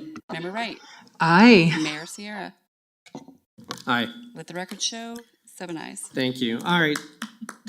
Another thought that came to me, City Attorney Niles, we made some changes based off of this. Do we have to go back and amend what the dollar amount is now? Yes, I believe there were already motions to amend to increase it. When I added it together, I believe it was to increase the total to 41 million. Right. By rounding it up. So then we would also need to amend the maximum repayment cost. It was originally 68 million, and taxes be increased annually. It was originally 3.5 million. So I'm hoping finance staff can update those numbers based on the 41 million total. It's finance calculator. I believe I can. So that would change the total borrowing to 41.5, and that difference is issue costs. We have to pay an underwriter to sell those to the public. And maximum repayment of 72, and an annual increase of 4 million, and those are all rounded. Thank you. Any city attorney, remind me, there was a typo we had to change as well, right? Or can that just be a friendly amendment or just? Yes, there is also a typo at the middle of the very last paragraph. That's all of the legal jargon about expenditure of bond funds. It should say, and in such manner, and instead of what it currently says, which is, and is such manner, and. That was a final proofread by Communications, and they caught that today. Did you get that? Under section 5E? The Appendix A, Option 2, bottom paragraph, halfway through, the line says, such prices at, above, or below par, and in such manner, and containing such terms.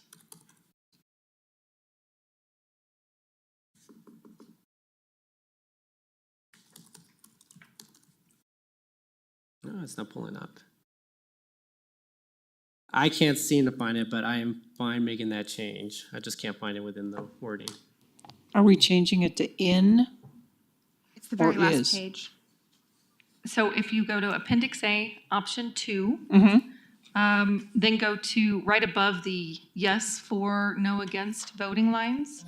Right. It starts by the issuance and payment, and 4 lines that's down, right. it should say, and in such manner, and. So it's is to in and to and. Yes, exactly right. Okay, got it. Perfect. Anything else on that one? City Attorney Niles, was that the only typo That was that it, we're yes. aware of? Okay, so can I get a motion to amend the, I guess it'll be Appendix, Option 2, to increase up to 41.5 million with the maximum repayment cost of up to 72 million, and shall city taxes be increased by up to 4 million annually? Wasn't it 41 million or was it 41.5? I heard 41.5 million Okay, thank you. with the issuance, yeah. And then also to make a correction on a typo, and in such manner, and. Perfect. Can I get that motion? So moved. Thank you, Member Prang. Second. Could I get a second? That was Member Ward. Any comments? Can we please vote? Mayor Pro Tem Anderson, Aye. Member Nunnekamp, Aye. Member Prang, Aye. Member Russell, Aye. Member Ward, Aye. Member Wright, Aye. Mayor Sierra. Aye. The record shows 7 ayes.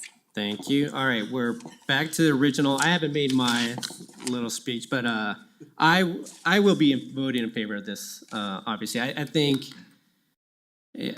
I was one of the members of council that wanted to see a pool come in to the city. I knew at the time that it was going to be a loss leader for the city. I did not expect it to be that amount that came back last week when I was not here.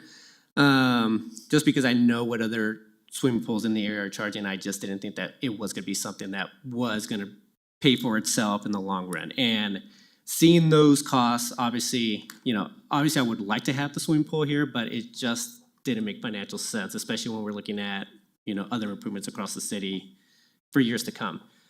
It's not going to stop me from voting for this because overall there is a need for improvements to the parks. That we're always going to run into the issue of just people that are being burned by some of the improvements that we are looking to make as part of the city. It's going to continue happening, but it shouldn't stop us from trying to maintain it because in the long run, it's just going to cost us more to try to fix it. So with that, it just makes a lot of sense. I've heard from a lot of neighbors, they want to see it. They may not be in favor for all of it, but I want to bring this question to them so they can make the ultimate decision on whether or not it's best for the city. So I want to leave it to the voters. I will be voting yes. I'm hoping our members of council will also jump on board with that. So I think we are at that point now. If we can now vote on the motion as amended many times tonight. Go ahead, City Clerk. Mayor Pro Tem Anderson, Nay. Member Newnenkamp, Aye. Member Prang, Aye. Member Russell, Nay. Member Ward, Aye. Member Wright, Aye.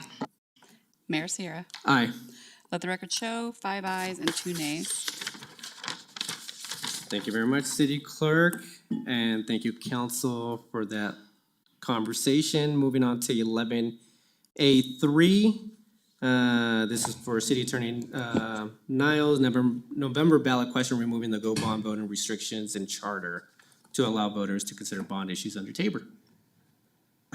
Mayor, can I make a couple of comments? Yeah, real sure. quick Go ahead, first? Mayor Pro Tem. Thank you. I just wanted to make a couple of comments on these next two ordinances, since it occurred to me right after break started that if the bond didn't end up going through because of the citizen initiatives, then it might be a good opportunity to ask a couple of questions. And so I asked the city attorney the timeline on that, and we would need those by today, which is my first day back. So I made the decision to ask the city attorney to write up these ordinances.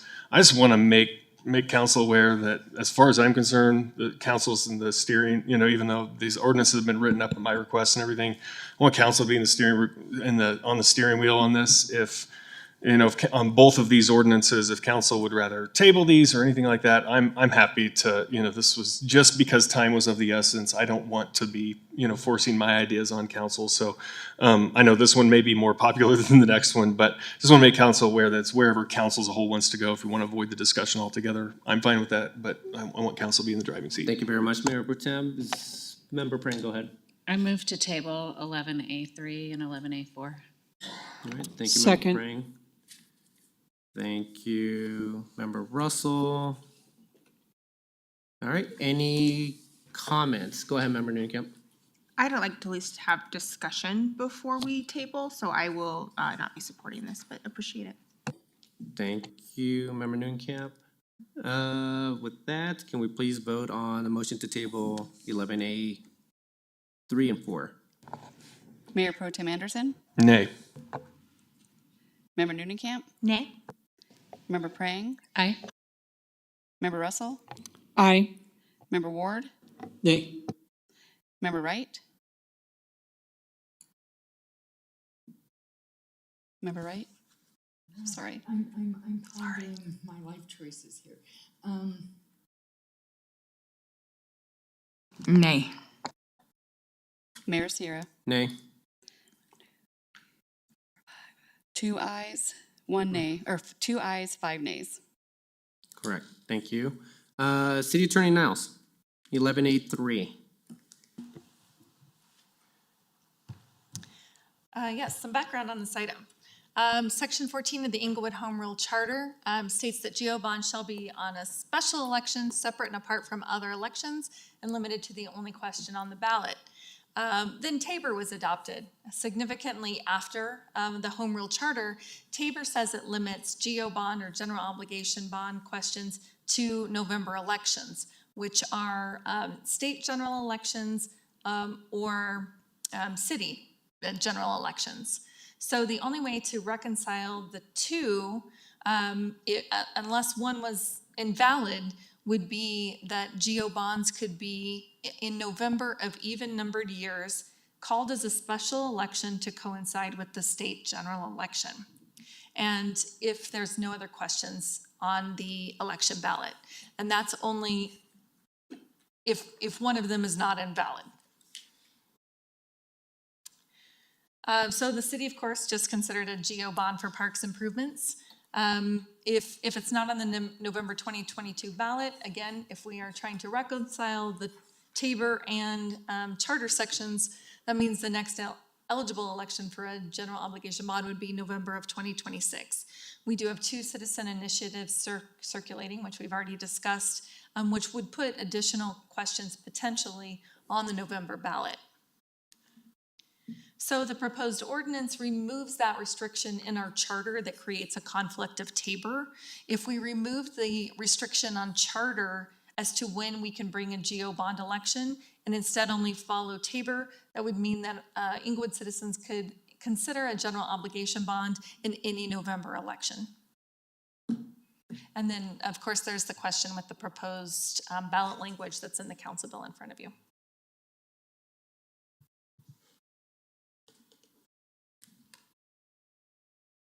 Thank you very much, City Attorney Niles. Any questions for City Attorney Niles? Go ahead, Member Noonan-Kemp. And just to be clear, so I understand this correctly, it's any November election because Tabor still requires it to be November, so we couldn't go to any special election. This would just move it to any, regardless of other ballot questions.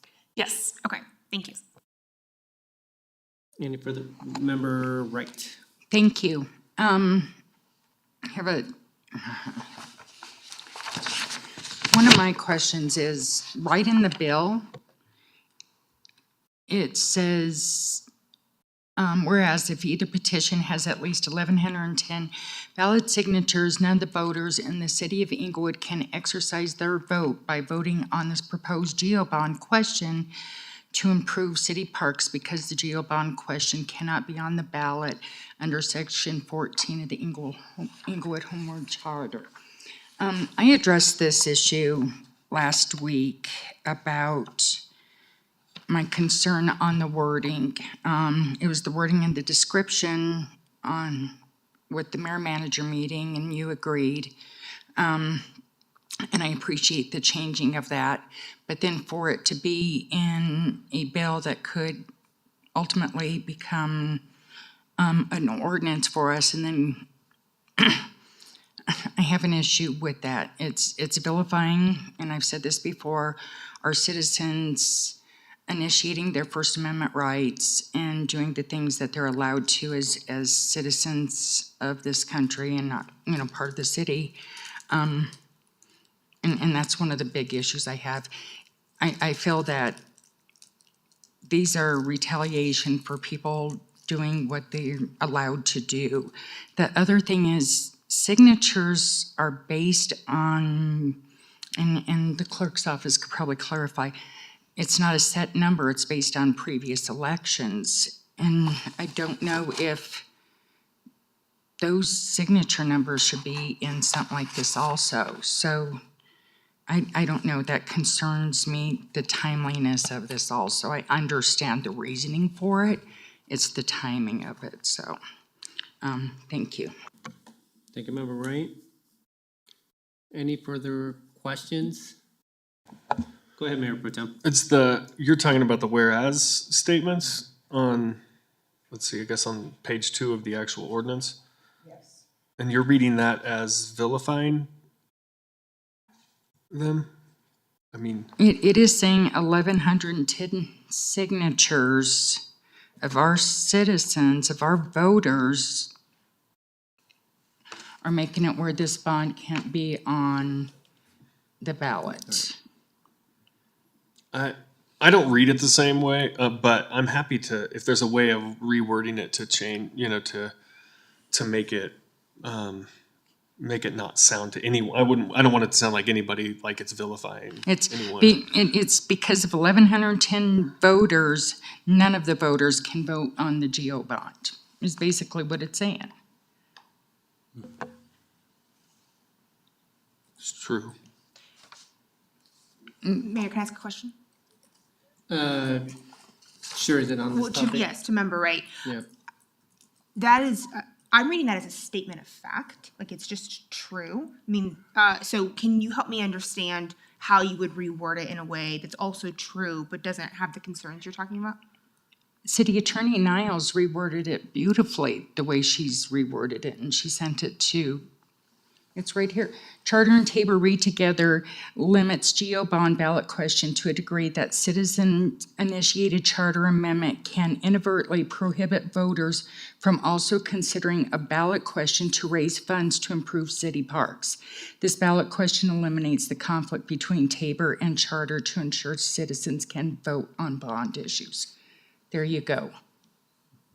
You're not saying because you signed a petition, nobody could vote to improve our parks. How dare you sign this citizens initiative?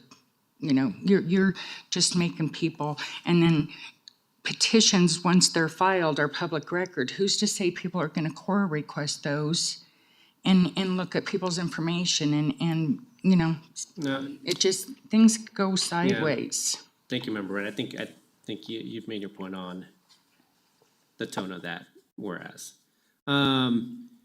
City Attorney Niles, is it possible for us to, is that part of a council communication where you read it from? Yes. Okay. Is it possible to just make that change, or go ahead? We could just eliminate that whereas clause. It doesn't, if you eliminate it, I think it still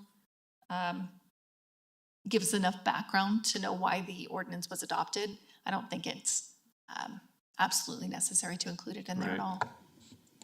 I think it would require eliminating two whereas statements. The one above it? Yeah. Yeah, I was thinking the same. I'll make a motion to remove the two whereas statements on top of page 2 of the ordinance. Do we have a we don't have a main motion. We don't have a main yet. motion, No, sorry. We don't have a main motion yet, so, okay, no, but thank you very much for pointing that out, Member Wright. Anything else? And then if I'm sorry, did I interrupt? No, go ahead. Okay. Then if, per our executive discussion, if the GO bond is the only thing on the ballot, what's gonna happen with this if we vote to put it through? Pardon me? The bill says that it only goes into effect if the GO Okay, bonds are I'm not on the sorry, ballot. you're correct, and I did read that, I apologize. All right. Member Pran, go ahead. I'd like for a point of information. So when we are taking action on this particular bill and the following one that we're going to cover, we're voting in favor of putting these on the ballot if the GO bond, if the citizens initiatives pass, the GO bond can't go. So we're taking that official action tonight to vote to put these on the ballot. Yes, that's what the motion would be to, if there's not a GO bond on the ballot, then this would be on the ballot. Okay, thank you. All right. Anything else? If not, can I get a motion to approve 11A3? I move to approve 11A3. Thank you, Mayor Pro Tem. Could I get a second? Second? Thank you, Member Noonan-Camp. All right, do we have a motion to amend those two whereas clauses? I move to remove the two whereas clauses at the top of page 2 of the ordinance. Second. Thank you, Member Pring, for the second, and Mayor Pro Tem. Any comments? Here. Go ahead, Member Ward. I think the first whereas clause is actually relevant. It says citizens are currently circulating petitions to put 2 City of Englewood ballot questions on the November 2024 ballot. And then it would jump to the clause regarding Tabor. But the fact that 2 petitions are being circulated right now is relevant to why we're putting this on the ballot this year. Mm-hmm. Yeah, that's probably. My thinking is it's relevant, but is it necessary? Wouldn't. Oh, well, then you would have to take the one above it out too. I mean, we're just kind of working that. Yeah, I think I understand. I know Yeah. where Mayor or Member Ward is coming from. Mayor Pro Tem. It also provides a little bit more clarity on the reasoning behind it. Well, point of information, this would only go on if the citizens initiative's on. I mean, wouldn't the description that I just read, that it was all on our desk earlier, under the description, that work, that both can't be on at the same time?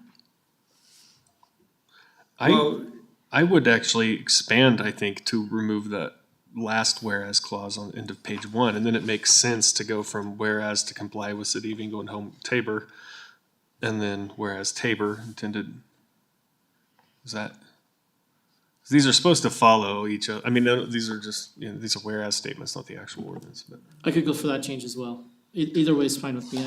I think taking those two out exclusively doesn't. Yeah, doesn't I think you're fit. right, that you have that one hanging at the end of page 1.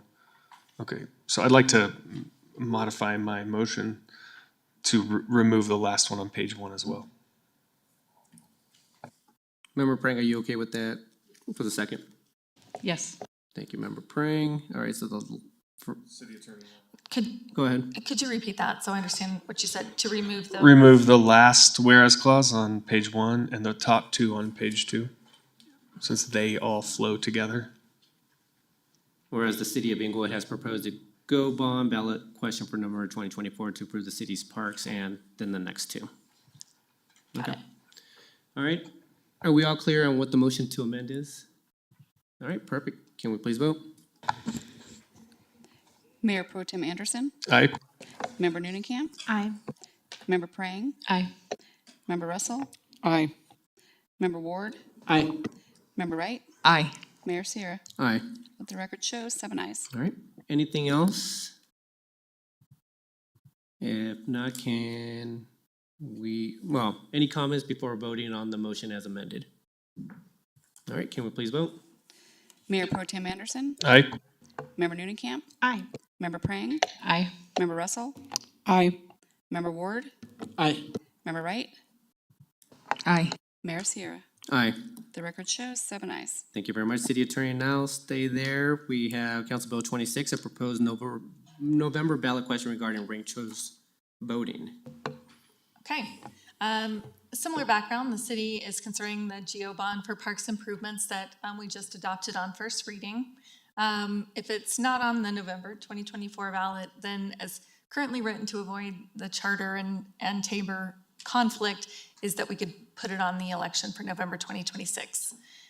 One citizen initiative proposes the direct election of mayor, and there's a potential for a large number of candidates, none with a majority vote. We are a plurality state, so whoever gets, or a plurality jurisdiction, so whoever gets the most number of votes would be elected. The way ranked choice voting works is that if there are 3 or more candidates and no candidate receives a clear majority, then Englewood would, this is an old PowerPoint, we don't hold a runoff election. Sorry, I had reached out to the clerks to make sure that this was the updated PowerPoint. We do not hold runoff elections. We do have to hold recounts in certain circumstances, but not a runoff election. So the ranked choice voting system is the instant runoff system. It eliminates, anyway, that's the old PowerPoint again. So because we don't, again, have to have runoff because we're a plurality jurisdiction. So the way it works then, let's say there's 3 candidates, no one receives a majority, then under the ranked choice system, the person with the least amount of votes would drop off the ballot, and if they, the voters ranked a second choice, then the second choice votes would be reallocated to the remaining candidates. And that would continue until there is a candidate that did have a majority of votes. And that's why it's called an instant runoff system. So the proposed ordinance would propose to amend Section 16 of the Englewood Home Rule Charter to provide the ranked choice voting for every elected municipal office with 3 or more candidates, and follow that system where you can rank all the candidates and then they drop off and reallocate it until someone gets a majority. Thank you, City Attorney Nels. Any questions? Member Noonan. Thank you, Mayor. I'd like to, as was mentioned earlier in the meeting, disclose I work for an organization called Unite America. Ranked choice voting is one of the policies that we support in a portfolio of many policies. I also want to make it clear that I had no conversations with Member Anderson before he put this on the agenda. I was surprised to see it, just as you all were when it came up.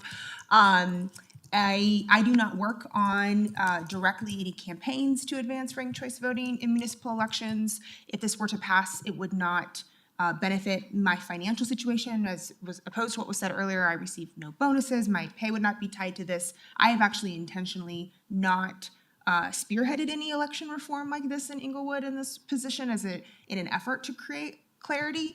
And my organization has not been part of any of these conversations and is a nonprofit, which means it would receive no direct financial benefit if we were to pass this. So I want to be incredibly clear and transparent about my position in this conversation.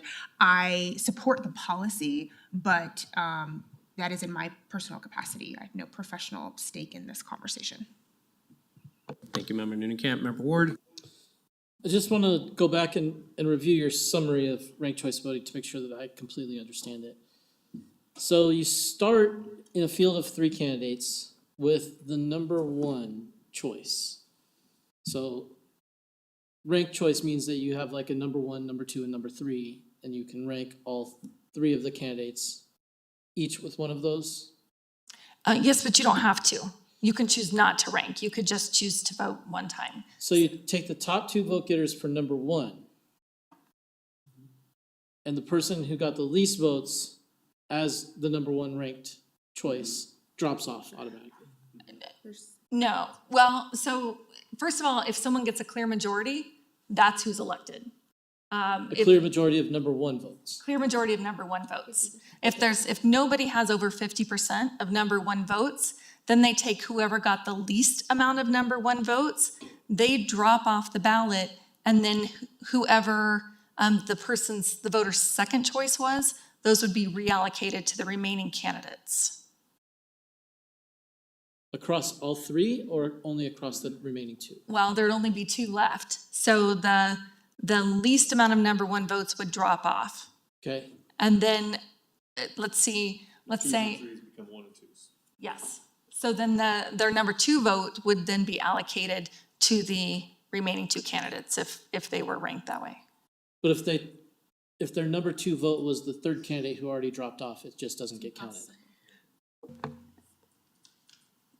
Would you like to weigh in, Councilmember Noonan-Camp? It's impossible for that to happen because you would have to, they've already ranked the 3rd candidate as their number 1 choice.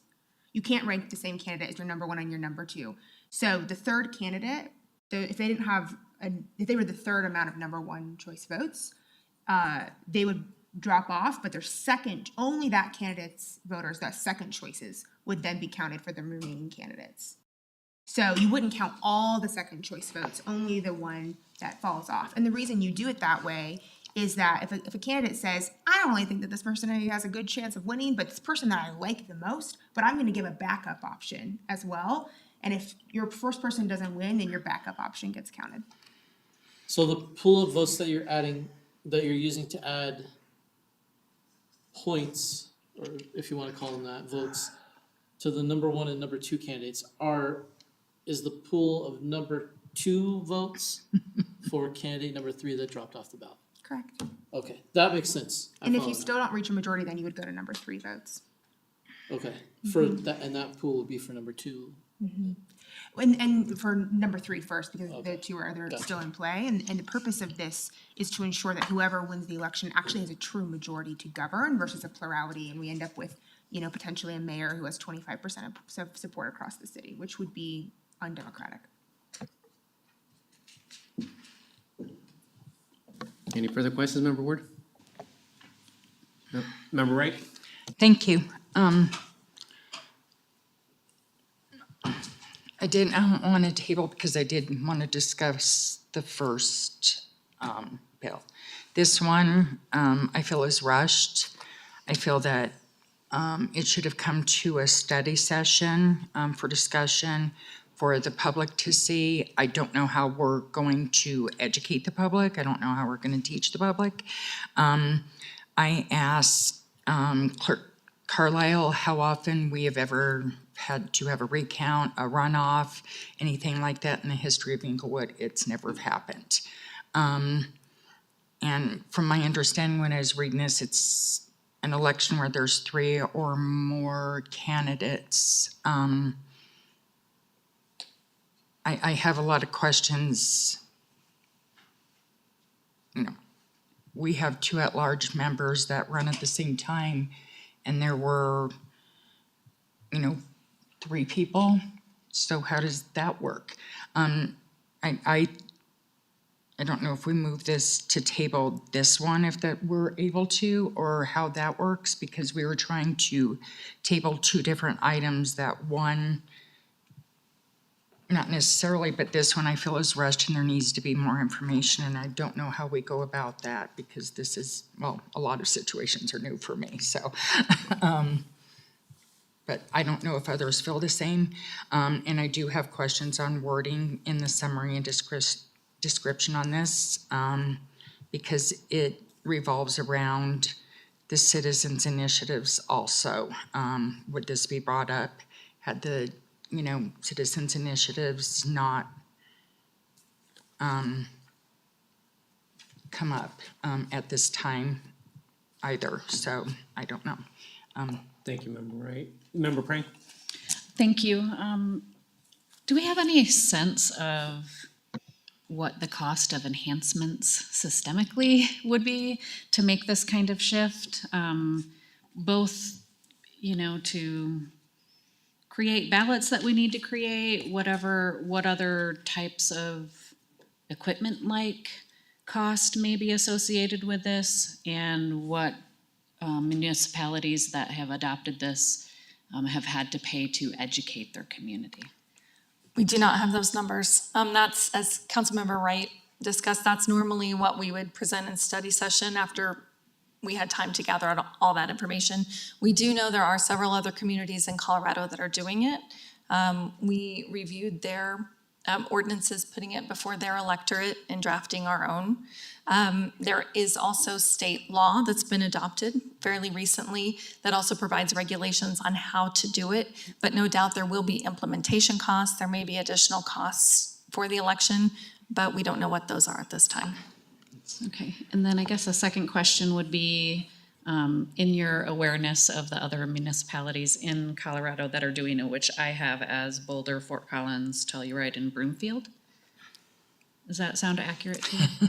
I had to do a lot of reading to educate myself on this. So do you have a sense that those cities have implemented this for long enough that there's some decent data that could be looked at as far as any potential impacts on voter turnout, votes where they were just done incorrectly and so that vote didn't count? Again, that would be research that we would do generally in probably several months before we present it to council in a study session. I personally looked into Boulder. They've been doing it for several years now, or it's been adopted for several years. I wasn't able to find any specific instances of problems that they've had, but again, this was on a much shorter time frame than what we normally do, so we have not been able to pull off that information yet. Okay, thank you. I'll reserve my other comments for later. Mayor Pro Tem?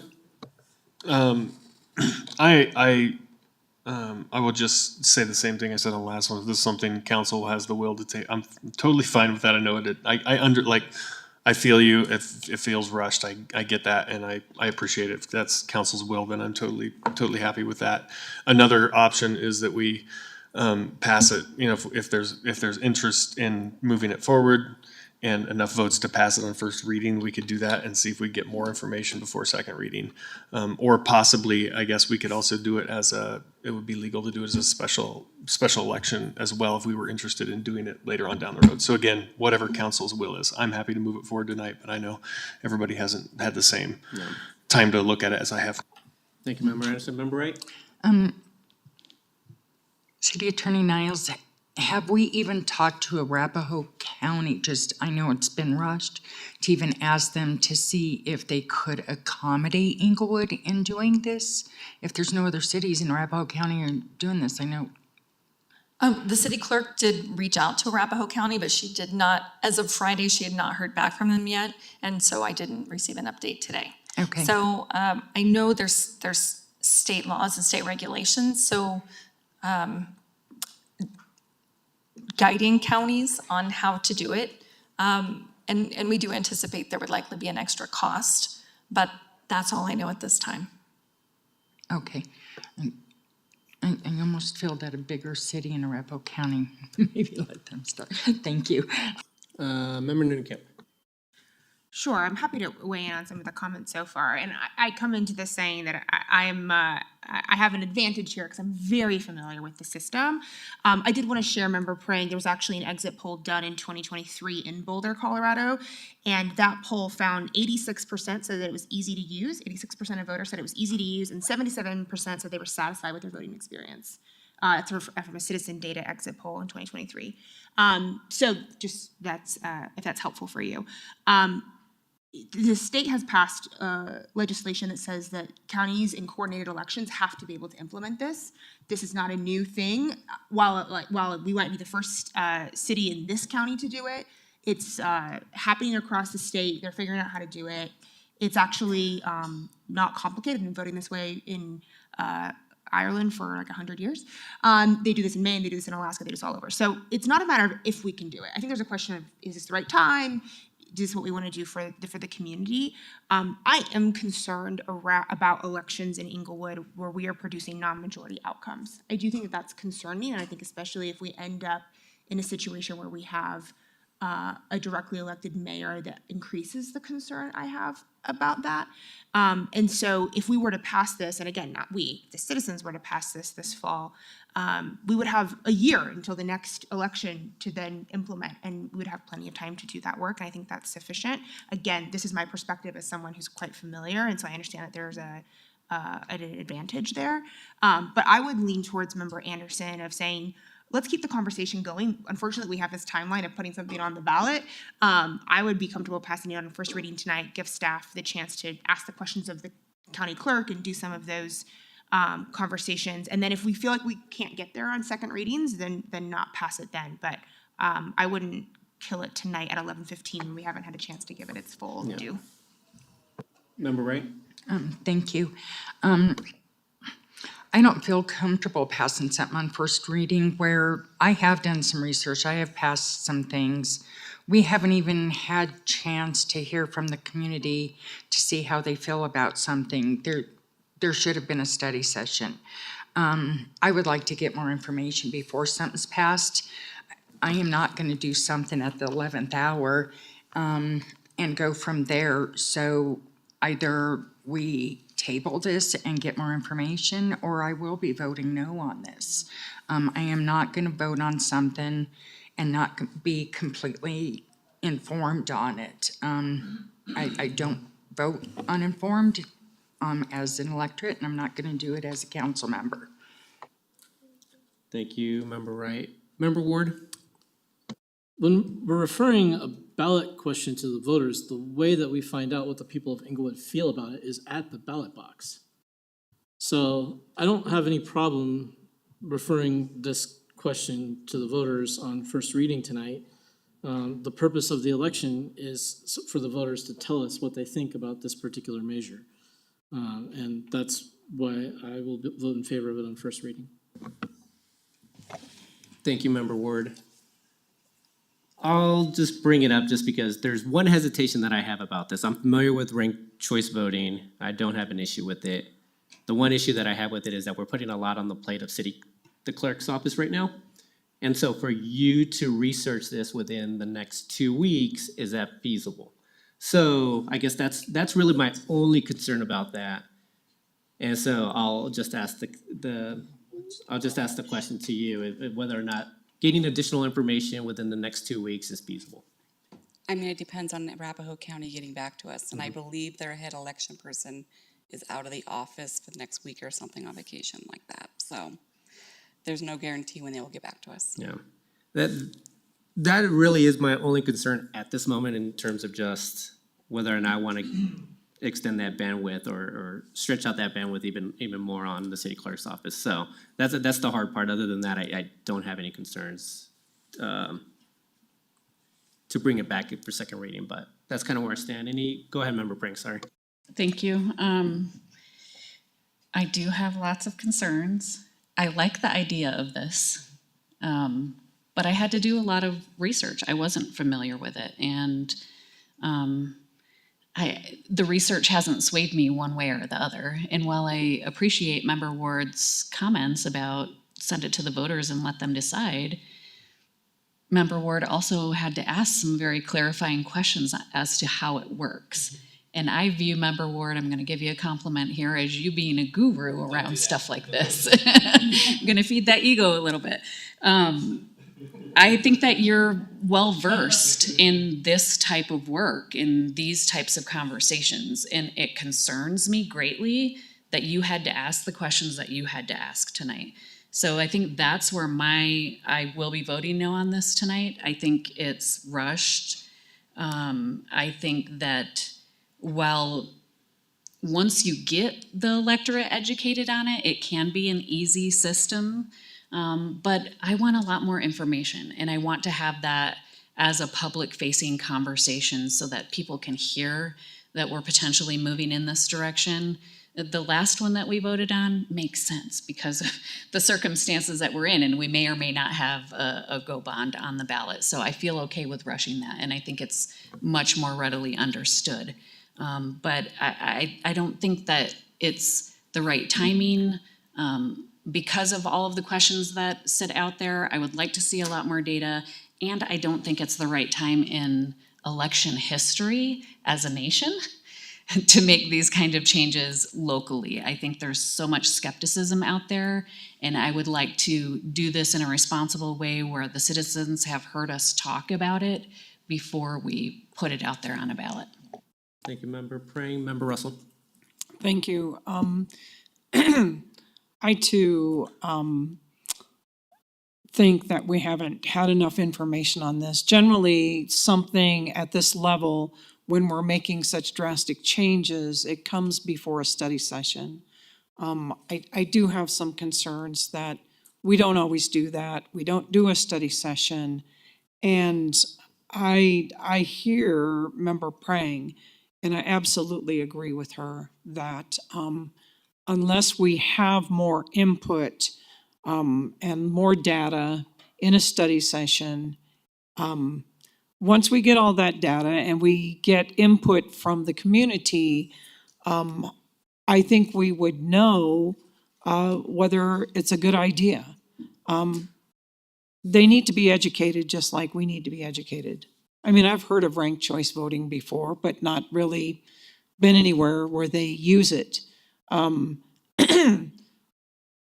I've been in elections myself in the at-large position where there's been 4 people a lot of times. And I really don't see that we've ever had a problem. It's interesting that Member Neunenkamp would see that she's really concerned about our elections. I would like to see the data. I would like to see the figures. And then we can move forward from there.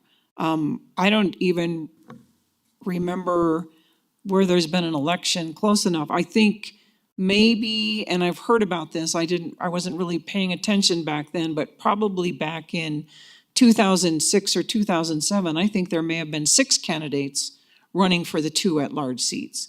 And I don't think it was a problem in that race either. So I think actually it would be good for us to get more information from the city clerk and from the county also. So I appreciate that. And so anyway.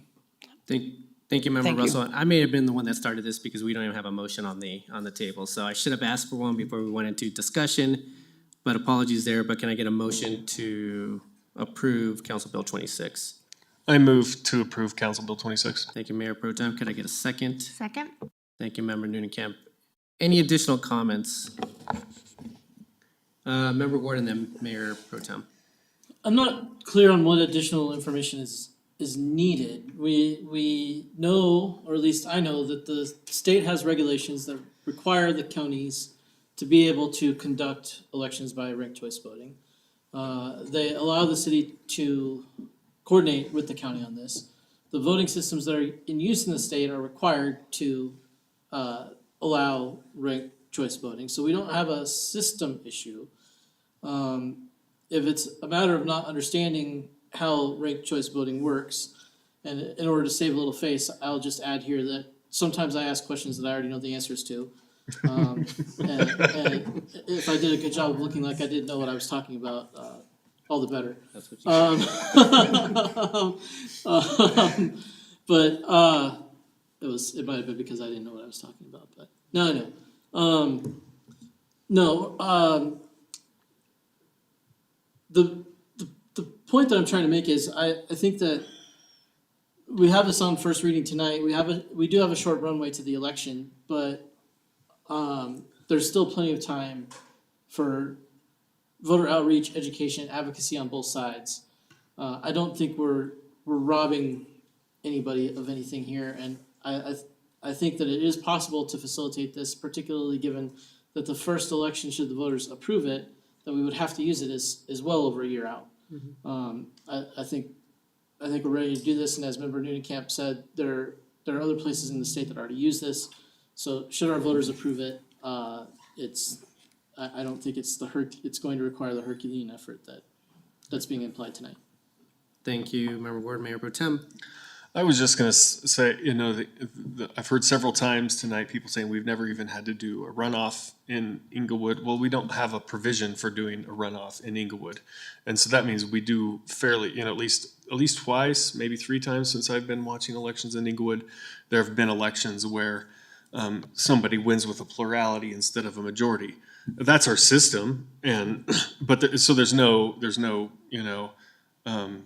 fight about who got the majority, because it's whoever got the plurality wins. I think Denver City Council, they do runoff elections, and that means if nobody gets to a majority, then the top 2 vote getters go head to head, so you end up with somebody who gets a majority.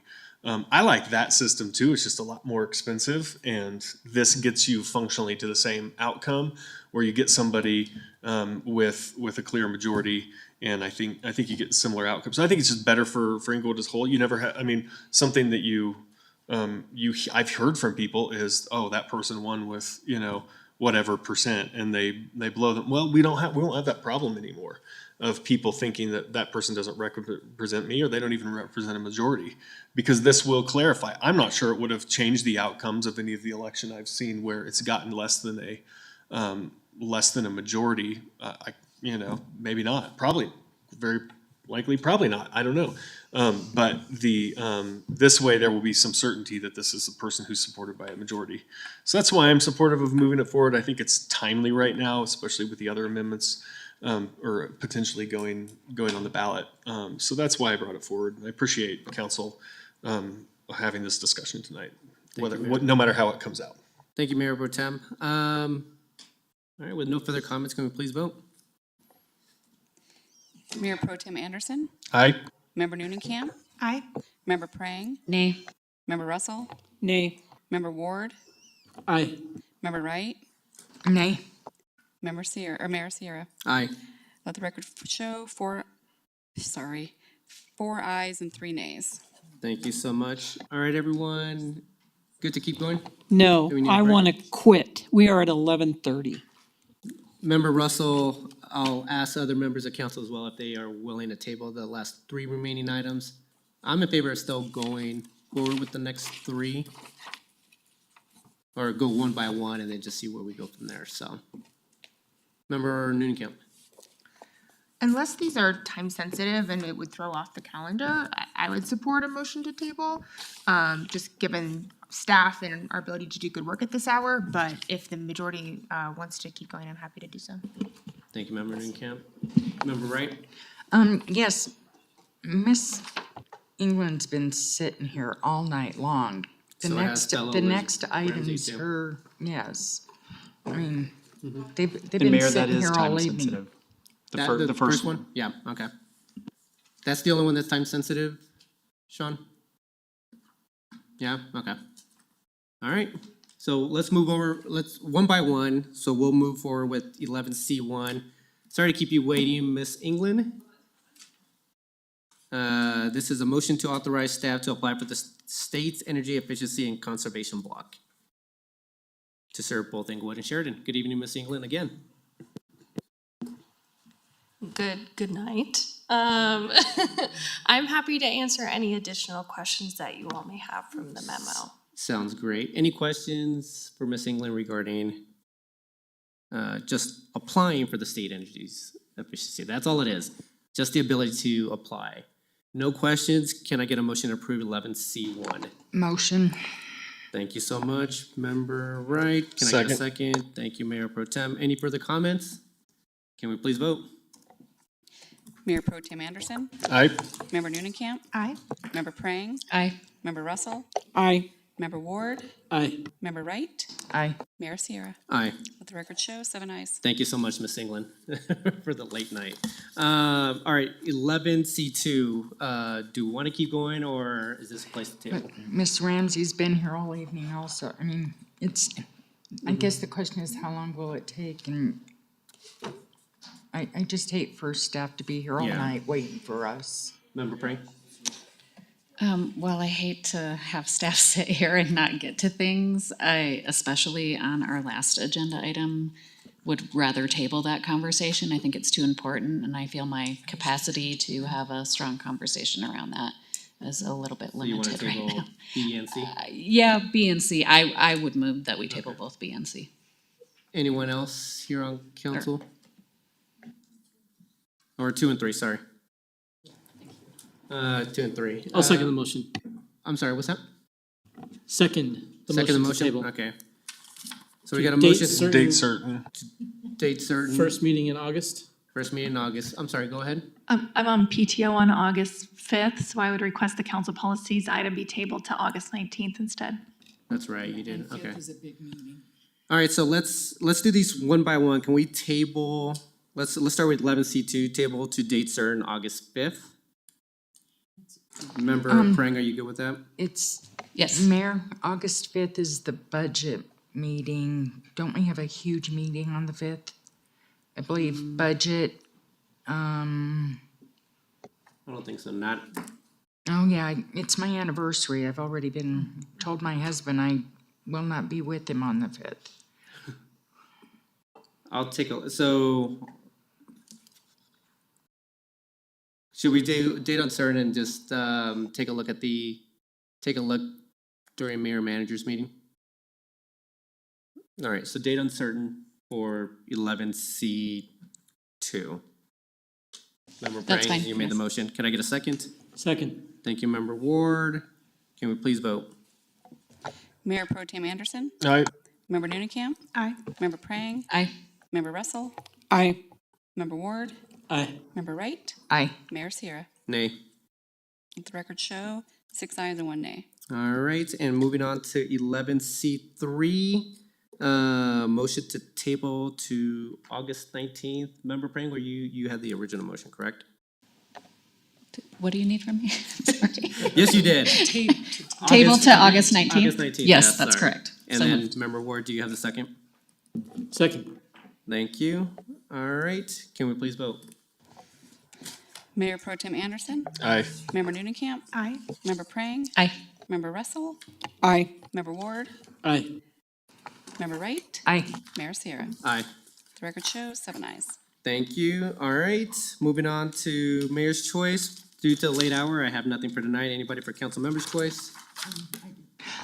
I just want to say thank you, City Manager, for getting the benches and the chairs redone. Many compliments tonight, and it smells really good in here, new. So it smells new. So it looks really nice, thank you. And I noticed that the bench outside in the lobby was done also. So it looks very nice and I appreciate getting done. It was noticed right away by staff and the public, so thank you very much. So that's what it took, huh? So, all right. City Manager's report. I'll delay. Thank you. Thank you. All right, everyone, we're now adjourned. We'll see you in 2 weeks. Have a great week, or have a great week.